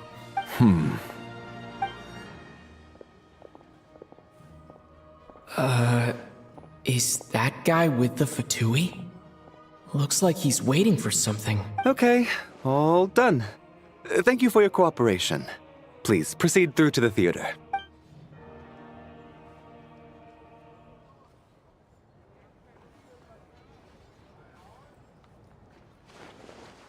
What's up? Everything okay? Snezhnaya's business and political leaders are always passing through here, so it makes sense that security's tight. Still, it's a little unusual to see the Fatui's Armory Palace guard here. You saw him, right? The guy right at the back. Strong, silent type. His name's Valeri. He's part of the Special Assignments Battalion, but I only ever see him here for one thing. To look for a guy named Mitya. Supposedly a researcher, though he never seems to put much time in at the office. The theater is one of his favorite places to hang out when he's playing hooky from work. But that's not for us to worry about. Let's go. The show's about to start.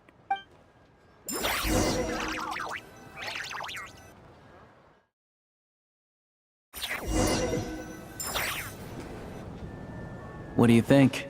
Pretty impressive, huh?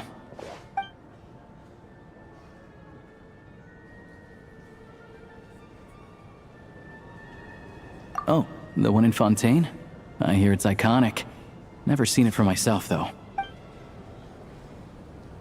Here we are, just in time. Sorry, coming through.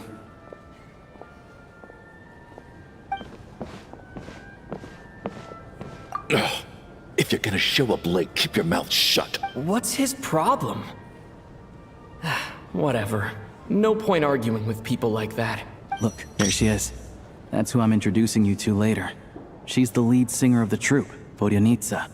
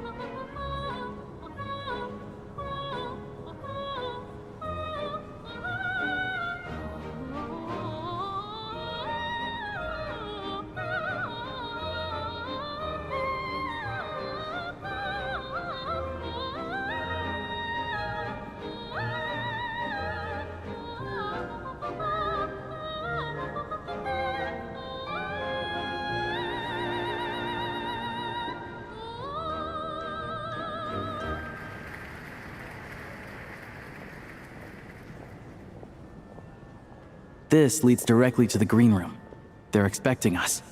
Vodyanitsa will be waiting for us there.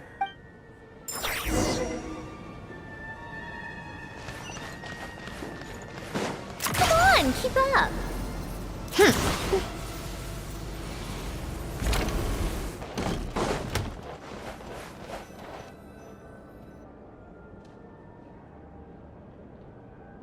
Hey there.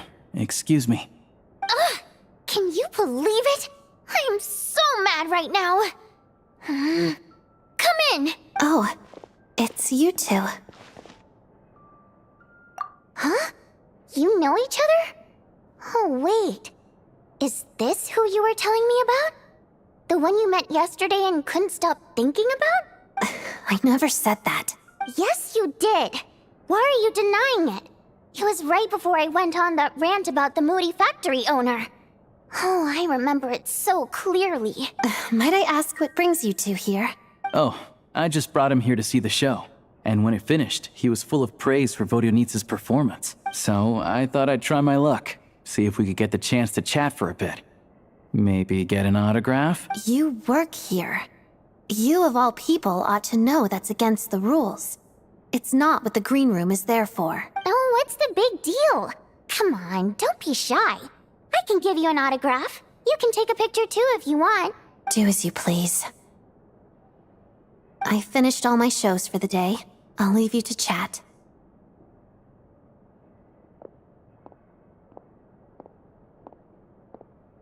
I wasn't making that stuff up, you know. Odette's just too proud to admit it. She thinks very highly of you. And so do I. You did the right thing in Svietloladovka. We're good. Odette's out of earshot. I'll lock the door. Confidentiality, of course. The Rokat is very strict on that. Whoa, Alosha! Not out loud! Not with an outsider here. Relax, I've taken care of it. Look at this. The president's reply sent this morning. Wait, so he's been approved to join? You told me last night that you wanted to get intel from the Rokat. Unfortunately, Rokat intel is only available to members. But ever since you set foot in Snezhnaya, we've been working together. I've seen the way you work, your character, and your motives. Everything about you is perfectly in alignment with what we're trying to achieve in the Rokat. So I figured I might as well cut to the chase. I wrote a letter to the president explaining your situation, including just the right amount of detail. His approval came very quickly. Of course, it's still your decision whether you want to join or not. We'll respect your choice. Well, assuming Odette was telling the truth and she didn't misjudge you, I guess we don't need to worry about you blowing our cover. Still, you gave me a real fright. I didn't know that's why you came looking for me. So, that stuff you said about admiring my performance, was that just because Odette was here? Did you actually mean it? Now you're talking. That's what I like to hear. Anyway, let me give you a quick rundown of how things work. Like I said, the Rokat is a covert organization, and we hide our identities. Members typically don't meet in person or even know each other's identities. This helps us maintain a high level of independence and secrecy. Because of this, members are basically free to decide their methods without constraints, so long as the outcome of any activity doesn't violate the organization's principles. After all, we don't have any ostensible contact with each other. This way, if anything goes wrong, no one else will be implicated. Beyond the freedom to choose how you operate, it's also your choice whether to act at all. We have plenty of members who have yet to take any action.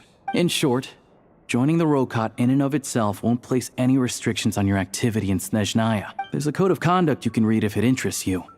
But basically, as long as you don't plan on using your anonymity to go around doing evil, you'll be fine. I tried reading it 5 or 6 times. Never made it all the way through.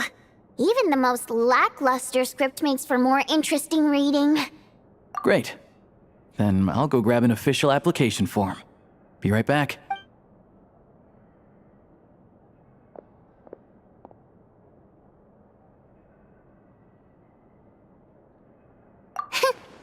Well, Alosha has this pet dog, you see. His name's Tagarin, and this one time, Alosha brought him backstage. Dagarin took quite a liking to me, so I played with him for a little bit and fed him some treats. Then, the Rokot was out on a mission one day, and even though we were all in disguise, Dagarin recognized me right away. Just a coincidence, really. We didn't report it to the higher-ups, though, to avoid dealing with the fallout. Like... my job at the theater, for instance.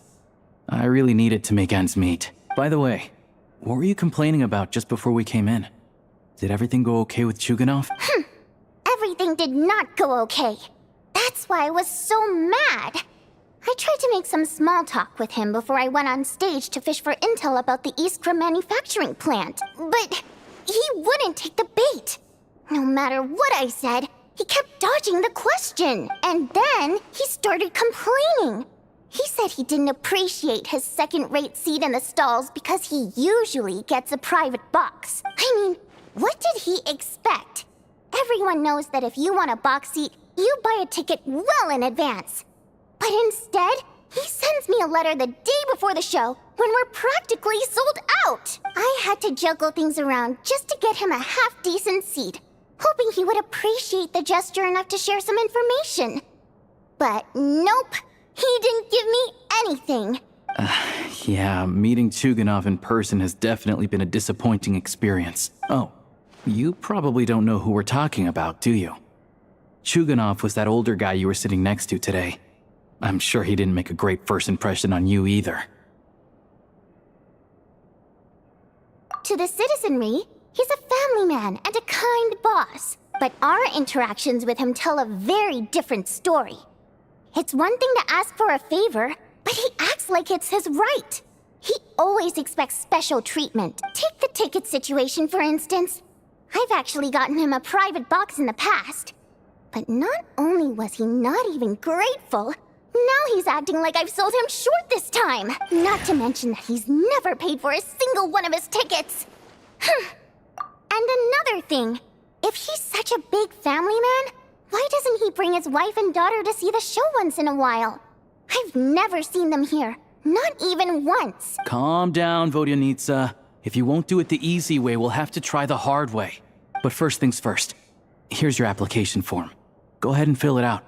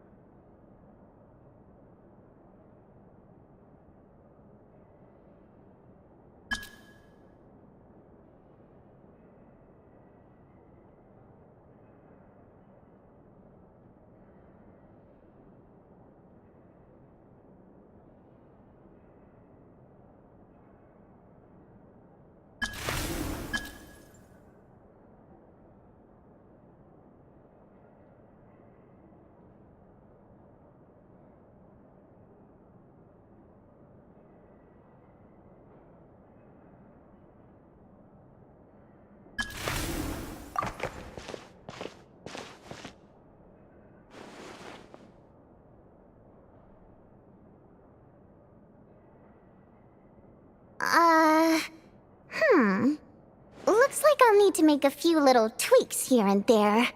But other than that, you're good to go. We'll hold on to this for you. All right. Now that we're officially Rokot comrades, I can tell you.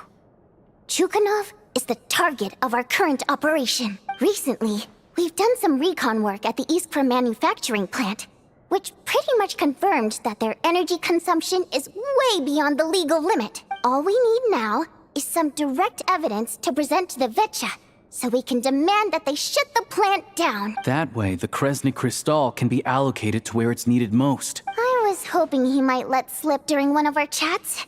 but he's too tight-lipped. We'll have to find another way. I'm meeting another regular theater goer tonight, Mitya. But Valeri's here too, and he's probably looking for Mitya, so he may end up being a no-show. Don't you worry. He must know how to dodge Valeri, or he wouldn't be showing up on time for every performance. Mitya is a renowned energy expert. Although we can't get any direct evidence of the excessive energy consumption at the plant, we can accidentally let the information slip to him. The authorities should take someone like him seriously. So if he starts raising questions about energy use at the Iskra manufacturing plant, there will be a proper investigation. Also, we're not allowed on site, but he has clearance. So all we need is his cooperation. Yeah, so that's the other thing we're trying to figure out. Though I think we're far less likely to make any progress on that front. Still, I hear that Mitya is a bit of a chatterbox. So, who knows? Maybe if we catch him in the right mood, he'll let something slip. What do you think? Sound like something worth your time? Okay, in that case, you guys find a seat somewhere nearby. Pretend you're a couple of buddies there to eat, and keep your ears peeled for useful information. He's a huge fan, so I doubt he'll have his guard up around me. But you two need to be convincing. If he suspects anything at all, he might stop talking. Sure. Don't worry. We'll make a believable pair of buddies. Perfect! You've sold me already. Now, help me tidy this room up a bit before we head out. Okay. What needs tidying? Everything!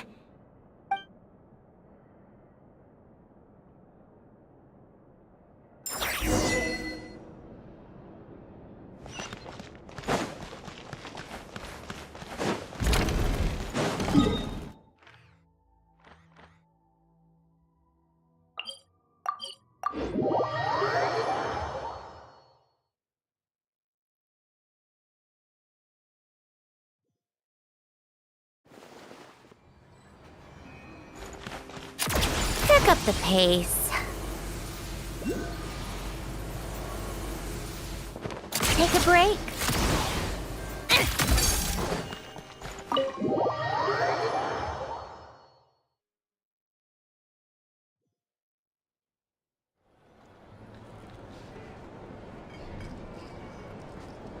We come here often, so we shouldn't stand out. Let's sit here. Now, it's up to Vodyanica. Let's see how the conversation goes.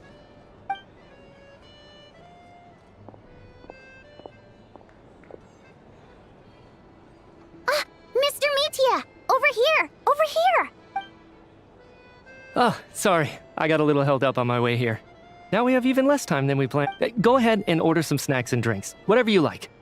Let me see. According to my schedule, we still have 25 minutes left.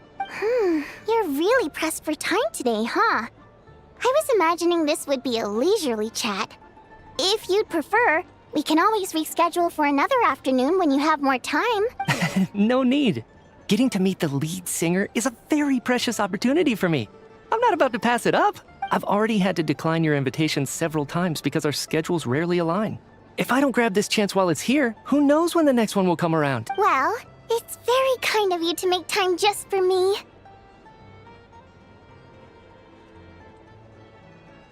I'm not too sure, to be honest. But Snezhnaya's full of weird and wonderful things like that, so people tend not to bat an eye. I'm sure the same will go for the Eye of Grey and Paimon. The reason I invited you out for tea and a chat today was to get some feedback from a true fan of the theater.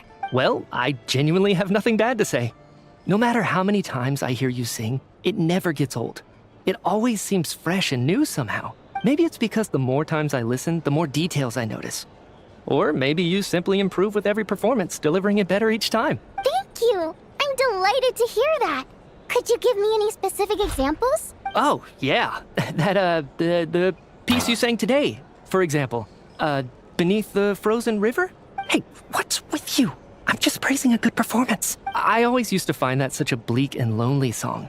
But the more you listen, the more you realize that it's not as cold and nihilistic as it appears. When you really dig down into it, there's a certain level where you're surprised by the emergence of hope. Wow, I'm impressed. I didn't expect you to pick up on that. Actually, I only tried out that angle after talking with a composer. Still, Beneath the Frozen River wasn't on today's program. Oh, really? But it's a classic. You sing it every time. Almost every time. Oh, well then. Let me say a few words about that other all-time classic, Flying in the Wind from the Mountain Sparrow. I didn't sing that one today either. My voice wasn't quite up to it, so I switched it out at the last minute. Oh, but, Sorry, Mr. Mitya, but you were at the theater today, yes? Of course I was. Remember? I said hello to all the troupe members before the show started. You, Odette, and the others. So what did Odette sing today? Elegy of the Snow-Winged Goose, of course. Correct. I see. You find my singing boring, don't you? That's why you don't remember a single song. Looks like I'll need to cut a few from the program next time. No, that's not it. I swear. All right. I'll be straight with you. I'm sorry. My mind was wandering as you took the stage today. I enjoy watching your shows because the exquisite performances stimulate the mind. It always sparks some inspiration for my research. So, whenever I get stuck at work, I come to the theater for a change of pace. Odette's dance during the Elegy of the Snow-Winged Goose today was simply incredible. It got me wondering what she's been going through recently. That look of sheer defiance in the face of utter tragedy? It was so inspiring. I started scribbling in my notebook right away. Not that I made a ton of progress in the grand scheme of things, but I still think it was productive. By the time I snapped out of it, the entire show had finished. So what you're saying is, you didn't listen to my singing at all? Unfortunately not. I'm sorry. I don't know which is more disrespectful. The fact that I don't always come for the show itself, or the fact that I missed your performance. Seems like things are getting a little awkward. Mitya just stepped into a conversational minefield. If there's one thing Vodyanitsa doesn't like, it's people who show disrespect for her performance. This meeting was so hard to set up. Don't tell me it's already falling apart. It's fine. I suppose this is affirming in its own way. At least, it shows that our performance really touches people's hearts, right? Don't let it bother you. It certainly doesn't bother me. She's showing a lot of restraint. Well, I'll be sure to let Odette know how much you adored her performance. Please don't say that. I always love your performances too. It's just that inspiration struck at the wrong time today. I'm usually all ears. I know, I can tell. That's why I value your opinion. I'm sure some people can't stand it when others praise their coworkers right to their face, but not me. No, sir. Fair enough.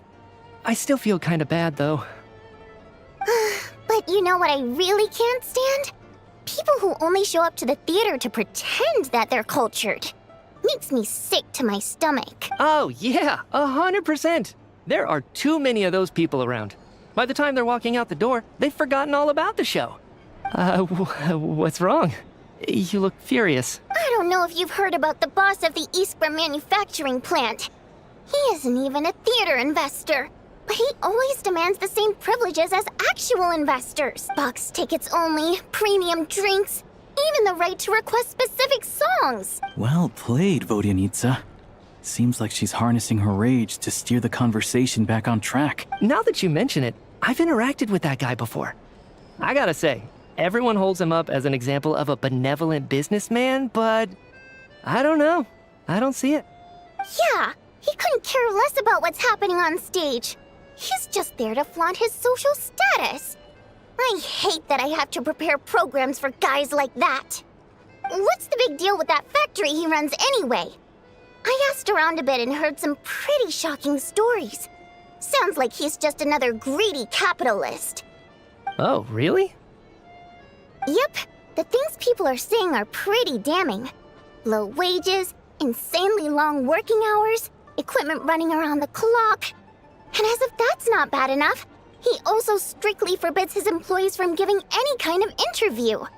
Project Stuja has now been extended so many times, we're at the point where crystal rations for the common folk are barely enough to survive on. Yet he even wants to get his greedy hands on them, just to boost his own profits. If the rumors are true, he's in serious violation of the law. Interesting. So you've heard about it too? What?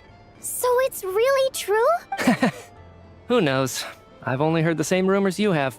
But there's no smoke without fire. The Rooster's been coming down on us hard lately, demanding that we track and trace every single batch of Crystal. My coworkers in the Department of Energy have been tearing their hair out over it. The Rooster? I didn't realize he cared that much. Yeah. Even though there are no restrictions on Crystal trading, the poor will wind up freezing to death if we let the rich buy as much as they want. That's clearly unfair. Looks like we'll need to arrange an investigation into the Iskra manufacturing plant as soon as possible. I never knew you kept up with current affairs beyond the theater, Miss Vodyanica. You really have a heart for the common person. Most Fae in your position have long been indifferent to the plight of humans. Well, those of us who choose to live in human cities are naturally going to pay attention to any significant upheaval. Isn't the Rooster a Fae himself? I'm just surprised to learn that even someone with as much experience as him is getting so stressed out over Project Stuja. What is the end goal of this project anyway? This is it. We're finally going there. I'm sure Mitya can sense on some level that she's fishing for information. But since their conversation is so relaxed, he might just let something slip.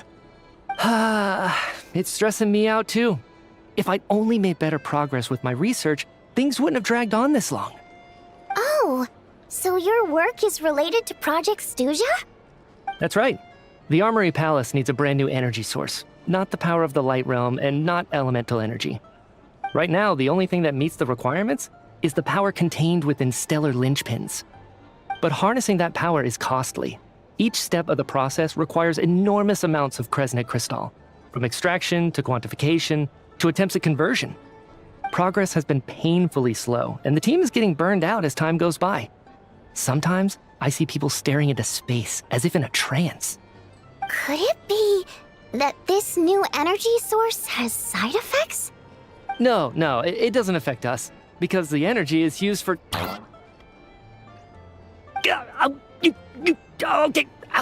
I got it. Stop choking me. Sorry, I can't talk about that. I think we're all just exhausted. We've been working ourselves to the bone for so long with so little progress to show for it. It's no wonder people are struggling to stay motivated.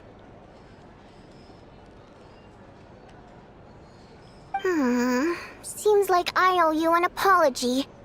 I shouldn't have gotten so mad at you for not paying attention during the show. Don't worry about it. I count myself lucky, to be honest. I don't envy the people who work closely with the Tsaritsa herself. I'd much rather be in my current position. At least I don't have to shoulder any major responsibilities. So they're trying to develop a completely new kind of energy.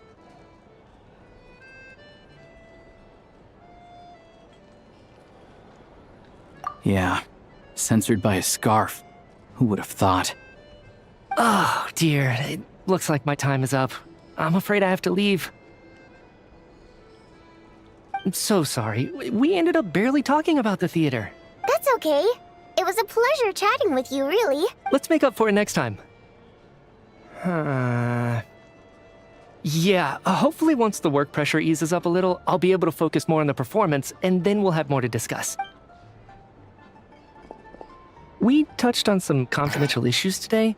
I'd be grateful if you could keep it between us.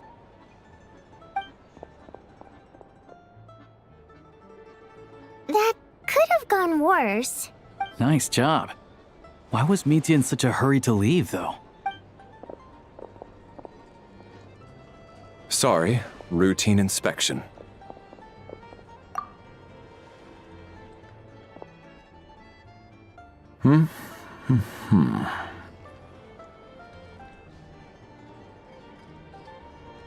Okay, let's go. So he wasn't rushing to get back to work. He must have calculated that Valeri would find him here in exactly 25 minutes. That's frighteningly accurate.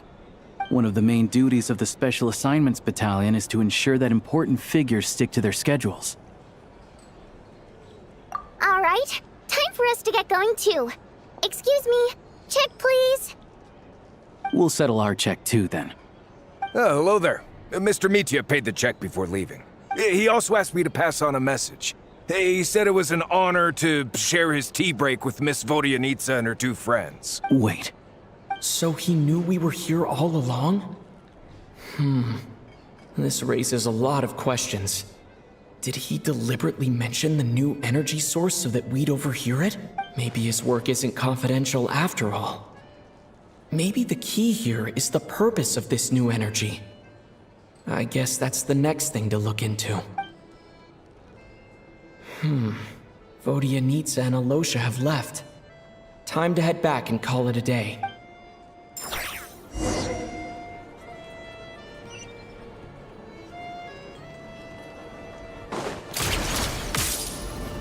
You're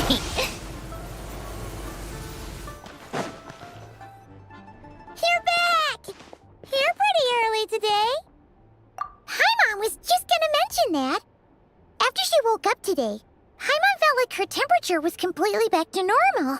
But her strength still hasn't returned. Still, there's some good news. Paimon thinks she might have figured out the source of the problem. It's like there's some kind of mysterious power affecting Paimon. Paimon's never felt this way before during any of her travels. She only started feeling this way since we arrived in Snezhnaya. That's right. The Armory Palace needs a brand new energy source. Could that have something to do with this? What is it? You're making that face again. You know, the one you get whenever you have a light bulb moment?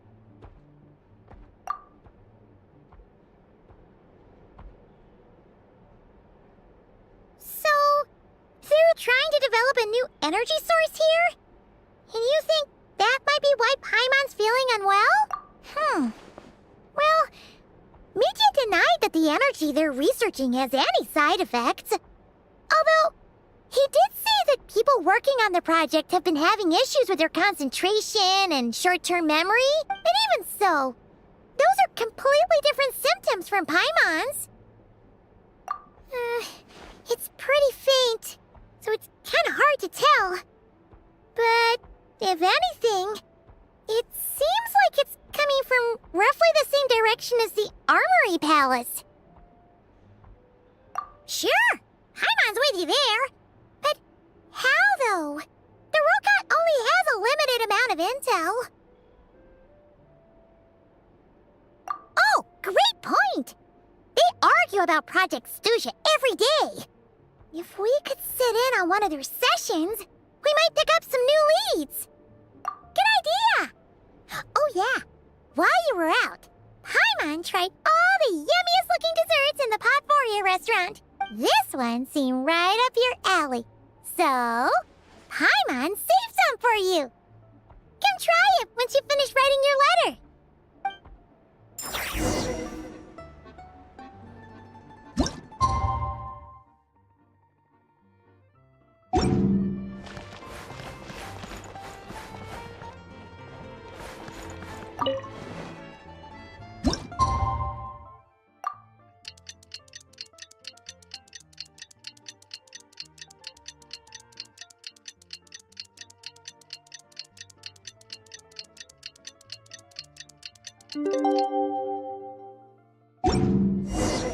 Alosha replied. He says that we won't be able to speak at the Vecha, but he can arrange for us to attend as visitors. Time to get ready. Then head to the Snezhnagrad Vecha.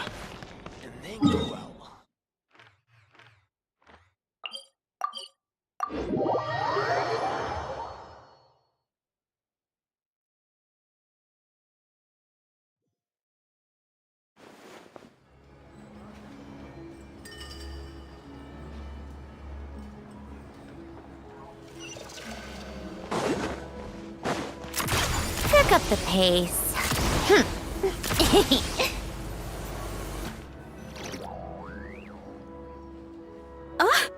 Vodianitsa, prima donna of the Korolievsky troupe. What a surprise meeting you here. Will you be sitting in on a session of the Vetcha?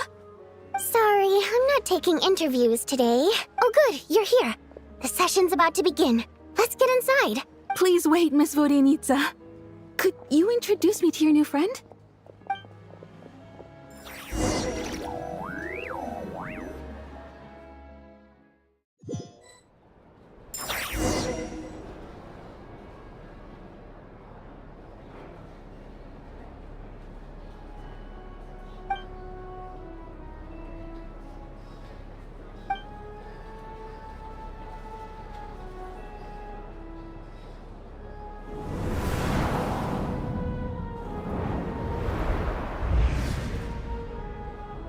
In summary, the energy management commitments made for the outgoing period have been delivered upon.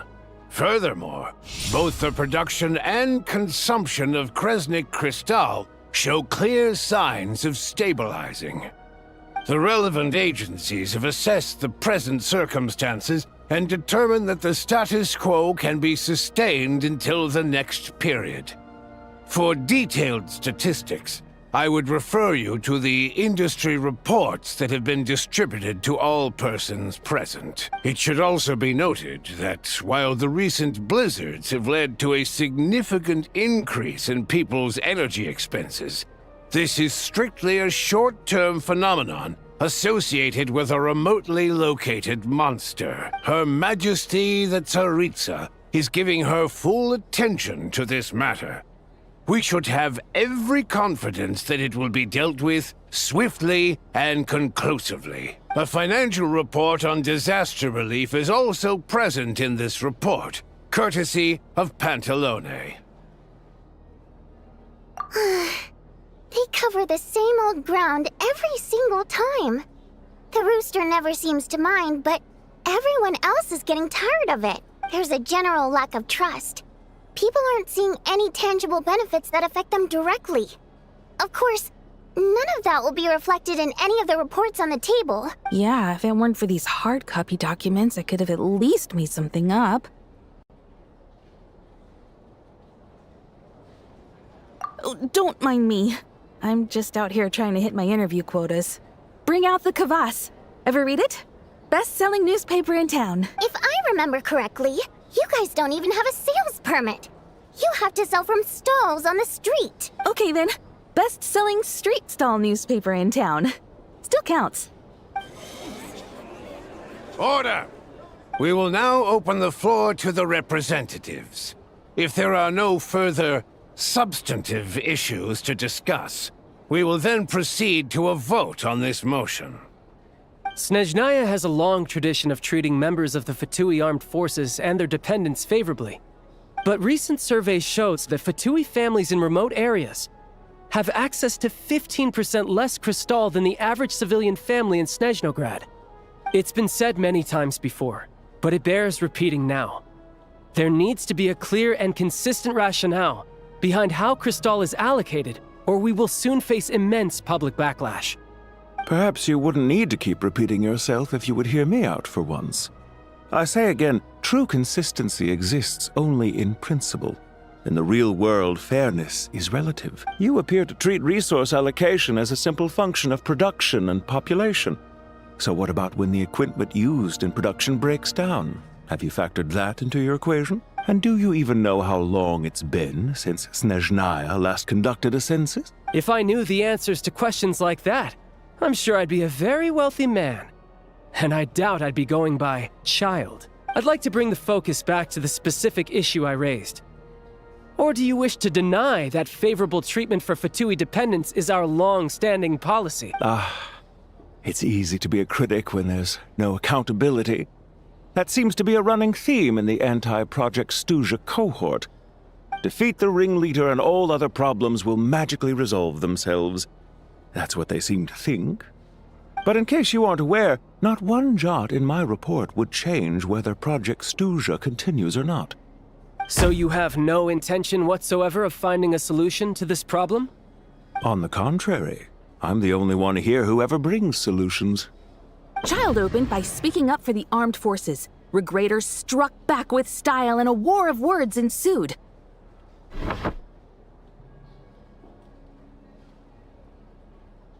Our reporter was live on the scene to get the audience's reaction as it all unfolded. Who do you support?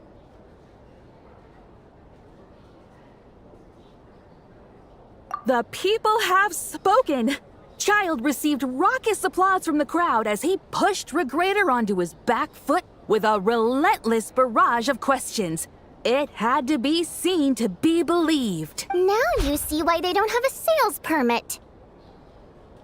However this reporter wants to spin things, I haven't forgotten that Tartaglia was representing the Northland Bank when we first met in Liyue. So surely, their relationship can't always have been this strained. You two are getting off topic. Let's focus on what the data is saying. Mr. Pantalone, may I speak on your behalf? Oh, please do. I'm more than happy to save my breath. Crystal distribution policy undergoes modifications with each new period. The ultimate goal being to find the most reasonable method of allocation, which I believe is what Mr. Tartaglia also seeks. But I fear many may have been misled on this topic by extremist activists. To clarify, Project Stuja is not the root cause of the problem. It is merely a framework for resource distribution. The most recent reports all point to Snezhnaya's resilience and adaptability during this period of fine-tuning, and give clear indications that a distribution framework is improving with each iteration. To make drastic adjustments without first considering the risks would likely do more harm than good. It would be a waste of the hard-won experience we've gained to date. Renowned scholar of finance, Arapov spoke up to clarify the fiscal logic, clearly alluding to social organizations like the Rokot in his words. With the notorious Lelek still active to this day, should the Rokot be held responsible? No, there is someone else to blame. She's just rephrasing what Mr. Pantalone said. The Rokot are the critics he accuses of taking no responsibility for their actions. As for Lilek, you won't have heard of him yet. He's currently the most famous member of the Rokot. Well, more like infamous. Ending Project Stuja has become an obsession for him. Unlike the more decent ones among us, he believes that votes in the Vetcha are all that matter. So whether it's threats, coercion, or bribery, he'll use whatever means necessary to get people to change their vote. And since we're already on the subject, what do you think of Lelek's methods? Are you for or against? Well, whatever the story is, his actions benefit us all. We stand with Lelek. At least someone here wants to take this discussion seriously. I've been considering that issue myself. What you really need is more precise regional data, right? I think it would be easiest to let the Fatui handle it, since they're already in charge of Crystal shipments anyway. We may as well get them to collect some data while they're at it. Whatever you need, you can ask the Fatui to look into it for you. In terms of supervision, I think the Druzhna would be a good fit. I had hoped to discuss this with Miss Vesna, but sadly, she's not present. I will be happy to take a note of your suggestions and present them to Commander Vesna for a decision upon her return. The Commander has always taken a keen interest in Project Stuja. However, given the Druzhna's demanding workload, I'm afraid it may prove difficult for them to provide any practical support. Let us refrain from jumping to conclusions until a concrete and actionable plan is in place. My apologies, Lord Rooster. There are numerous issues to address here, including manpower, time sensitivity, and reporting lines. Nevertheless, I support drafting a proposal. Follow the usual procedure, and it can be raised as a new motion for all parties to evaluate at the appropriate time. In that case, I'd like to share one thought before the proposal is drafted. The issue of time sensitivity was raised just now, which I presume relates to the official reports. In fact, the Energy Commission already collects regular statistics on each urban center and its surrounding area. Would these be of any use? That's a good idea. I read every issue of Svietloslaidovka's report, and although my focus is mostly on the section about equipment operation, the energy consumption statistics also yield a lot of insights. Be that as it may, does no one see an issue with using local data to determine Crystal quotas? In the long term, it seems like a very risky solution. Not if they are used purely for reference. So long as we have the report from the Northland Bank's headquarters to corroborate it, no one will be able to fool me. Very well, then. It appears that this arrangement is acceptable to all parties. Yeah, sounds good to me. The members reached a provisional consensus on the issue of improving treatment for Fatui soldiers.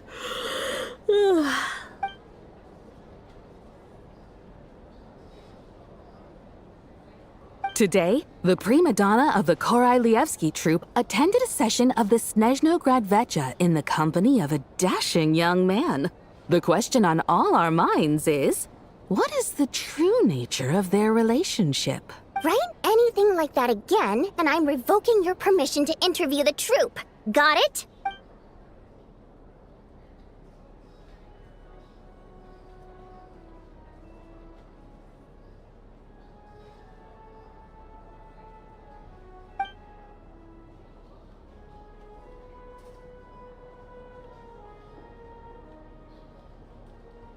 Now then, if there are no further contributions from those present, we shall proceed to the final vote.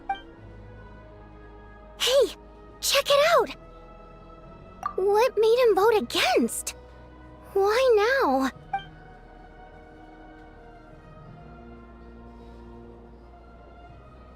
The votes have been tallied.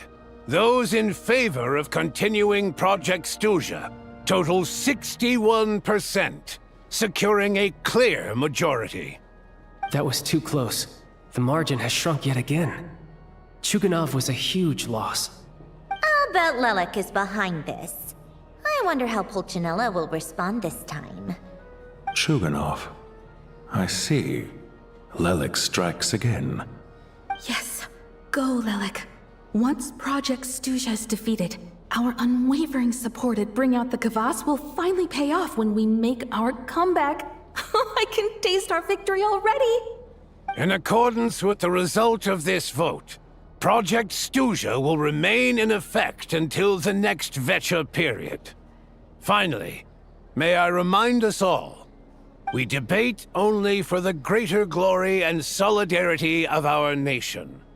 May the aurora shine ever on, and the tundra always stand firm. The session is concluded.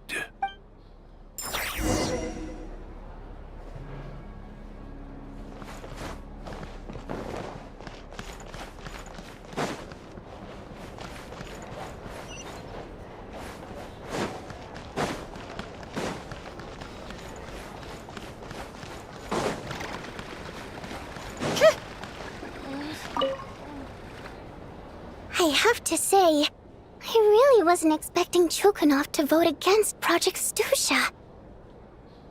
Well, in principle, Snezhnaya's business and political elites ought to be the ones least likely to oppose it.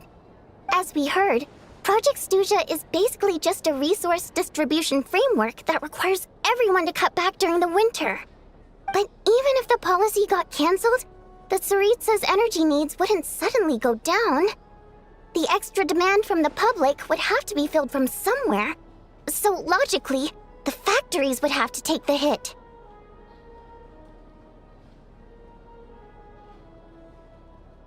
I got a letter from Mr. Mitya just before today's session. He said he's confirmed that there are issues around overtime and excessive energy consumption at the Iskra manufacturing plant. In a situation like this, once the Rooster receives the report, he'll order the factory to halt production and submit to an investigation before issuing a penalty. But that's a week-long process, and thus didn't make it onto the Vecha agenda this time. I don't think he suspects anything so far. Exactly.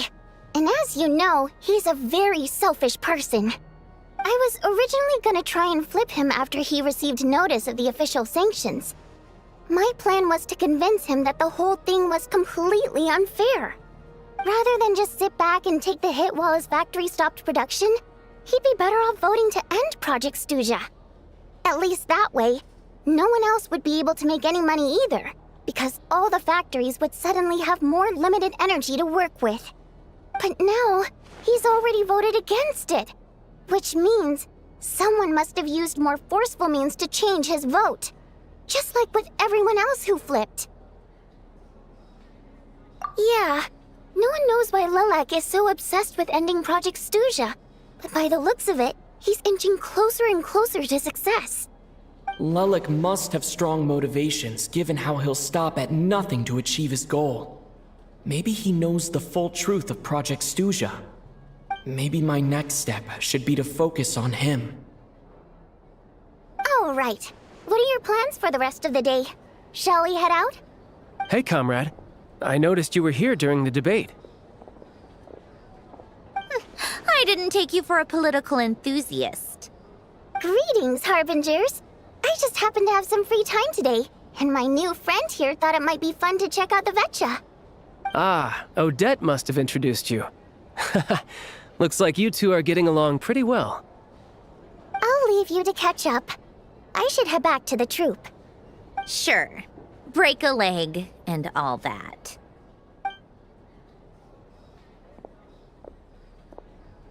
Thought it might be fun to check out the Vetcha, did you? Things are never that simple with you, Traveler. There's no way you're here for kicks and giggles. Tell me I'm wrong.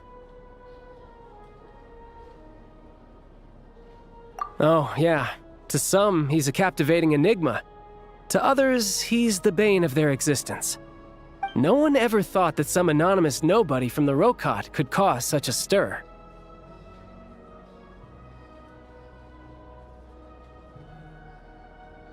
Huh? You want to look into Lelik?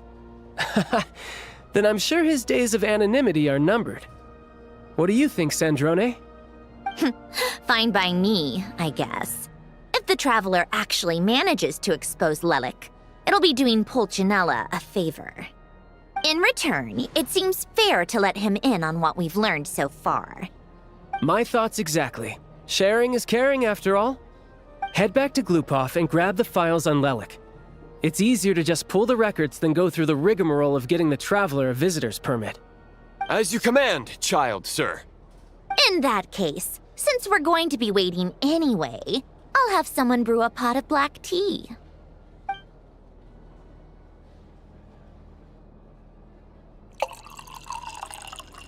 One common thread among the many incidents Lelik has been involved in is that the victims are all too scared to share any real information about him.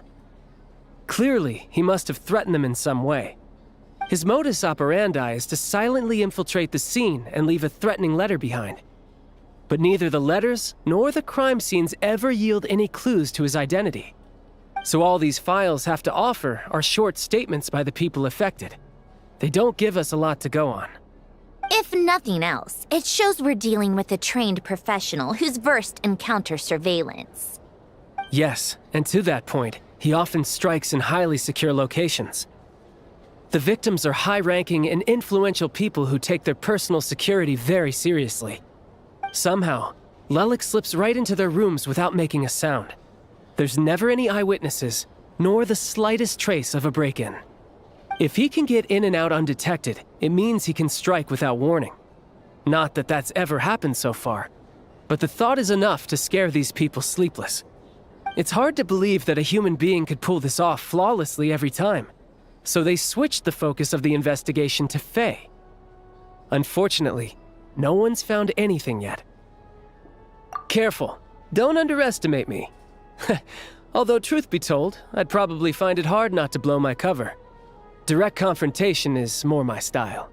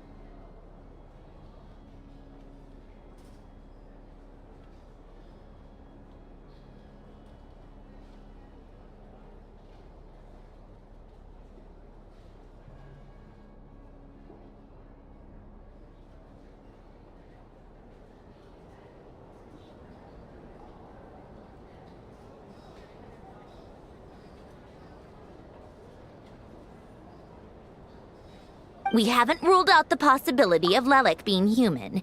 It's just, there can only be a handful of people in all of Teyvat who'd fit the profile. Faye, on the other hand, plenty would have the ability, but few would have the motive. No, not as strong as me. You'll never find the culprit with criteria like that. Let's go with a little weaker than me.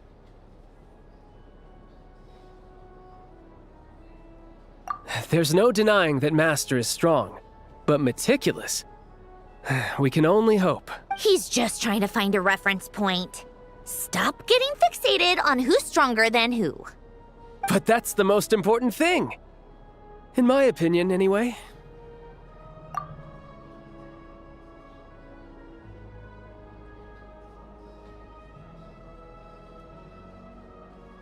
Odette. Yeah, that seems about right. Her skills are solid, and she's always calm under pressure. Except she's Fatui, so the likelihood of her working against us is pretty low. But yeah, much more accurate than your previous example, at least. No, wait a moment. Maybe we should interrogate that assumption. What do you mean? Which assumption? Her Fatui identity doesn't necessarily exonerate her. And when you think about it, the Rokot would be precisely what she needs to conceal her identity. Plus, she wouldn't need to be such a pro at covering her tracks. She'd already know where the Fatui will be and when, so she could choose the perfect time to act. Oh, yikes. I was just thinking out loud. Why is this starting to sound like such a convincing theory? Still, what reason could Odette possibly have for trying to call off Project Stuja? Arlecchino would be the best person to ask. She knows Odette best. Unfortunately, she isn't back yet. Rosaline used to open up to her in private about her struggles with Odette. As I'm sure you can imagine, Arlecchino is quite a lot better with children than Rosaline was. She gave her some tips on how to handle the situation, and Rosaline managed to reach a settlement with Odette before leaving. So I suppose there were at least no lifelong regrets left behind. Beyond that, I don't know the details about that side of things. But I do know that Odette definitely has a motive to hold a grudge against Project Stuja. The reason being, her father passed away during the early stages of the project. That was back before it had been named Project Stuja, when things were still being worked out. But in essence, it's remained the same ever since. The more you know. Rosaline was always so self-centered. I never understood why she started paying so much attention to Odette. Is that such a surprise? If you cast your mind back, you may remember that Rosaline and I weren't exactly close. We had tea together a few times, but that was about it. Odette's past is no secret. Her father was a Fatus and her mother was a very famous ballerina. On the surface, it looks like she followed right in her parents' footsteps. But the truth is quite a different story. After her father passed away on a mission, her mother was overcome with grief. She broke her leg during a performance and could never dance again. Odette was only interested in ballet at the time, but this tragedy left the family with both breadwinners gone. They could barely make ends meet. Per Capitano's policy, family members of Fatui who died in the line of duty had to be appropriately accommodated and provided with adequate assistance. So, regardless of how Rosaline may have felt about it, it fell to her to resolve the issue of Odette's family's livelihood. In the end, the solution they agreed upon was to have Odette join the Fatui. Right, because the alternative would have been a one-off compensation payment, I guess. In that sense, joining up was definitely the better option. Still, she must have had mixed feelings about it, right?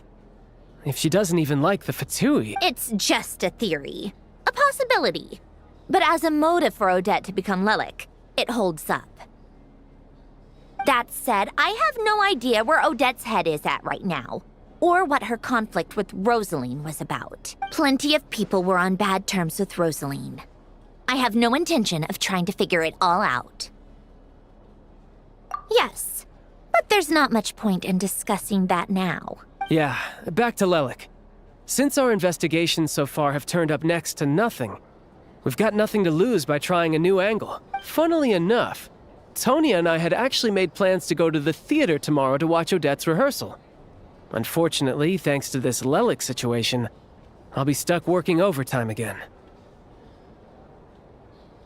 Which means you can go in my place. No point wasting the ticket. Plus, you'll get to meet Tonya. Spirit Seeker. Quite the classic ballet. It was passed down through Odette's mother's family for generations, though it hasn't been performed in years. But Odette's been practicing it diligently, and it's finally ready for a return to the stage. Excitement is through the roof. Tickets for the official performance sold out long ago. Tonya's excited for it too. She's desperate to see it no matter what. Personally, it's not really my kind of thing, but since she's my little sister, I had to figure something out. I've actually seen it several times before. The story's pretty straightforward.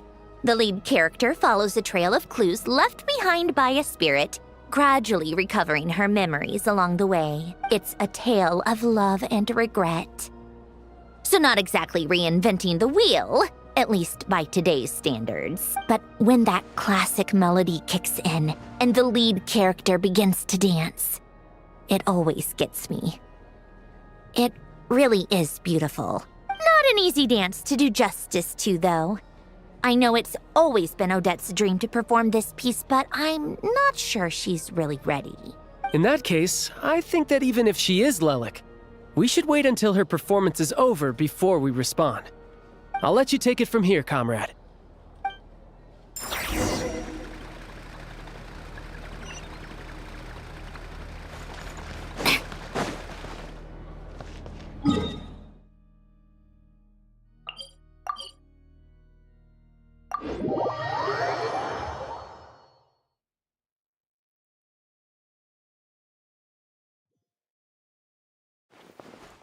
How tiresome. Pick up the pace.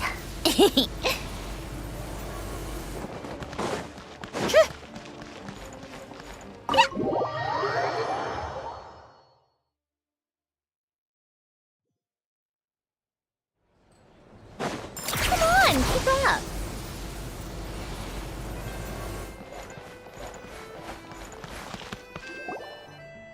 Sounds like you made a ton of progress today. It's good that everything's going so smoothly. Next step is to head back to the theater and get a clear answer from Odette. Either way, Paimon doesn't get the sense that she's a bad person. Sure, she might have done some pretty extreme things, but Paimon bets she has her reasons. Maybe this is going too far, but like, with everything she's managed to do so far, wouldn't it make more sense in theory to be even more, you know, heavy-handed? Why leave a letter when she could, well, we know there are plenty of other ways to keep people in line, right? The point is, she could have gone further, but she didn't. So, if it is her, she's got some principles at least. Yeah! Well, all you can do is follow the facts wherever they lead. No change, really. But that thing Paimon told you about yesterday? Paimon feels like she can sense it more clearly now. Hearing you talk about your day makes Paimon itch for an adventure. If only she could be there with you so we could experience it all together. Yeah, I wish you could be there too. I'm not used to adventuring alone. But don't worry, we'll get to the bottom of this. Guess it's just one of those things. Never mind. Paimon will behave herself and keep resting.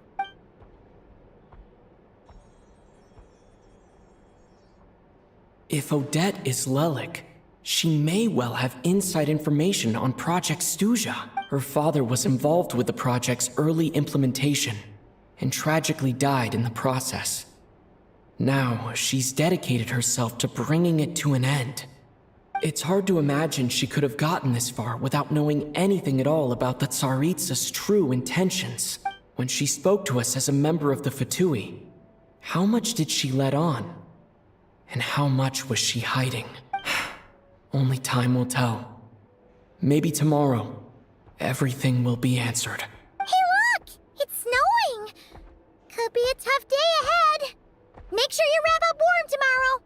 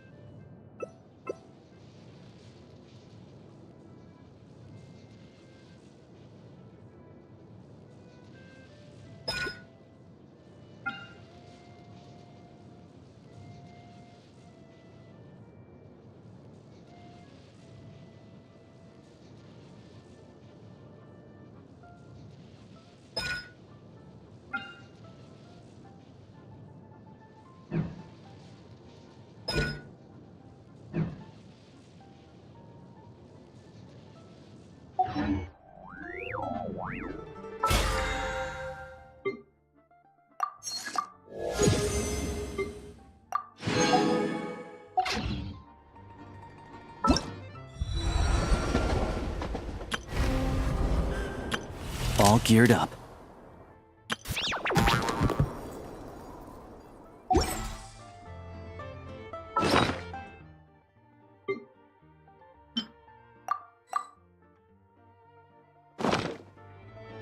You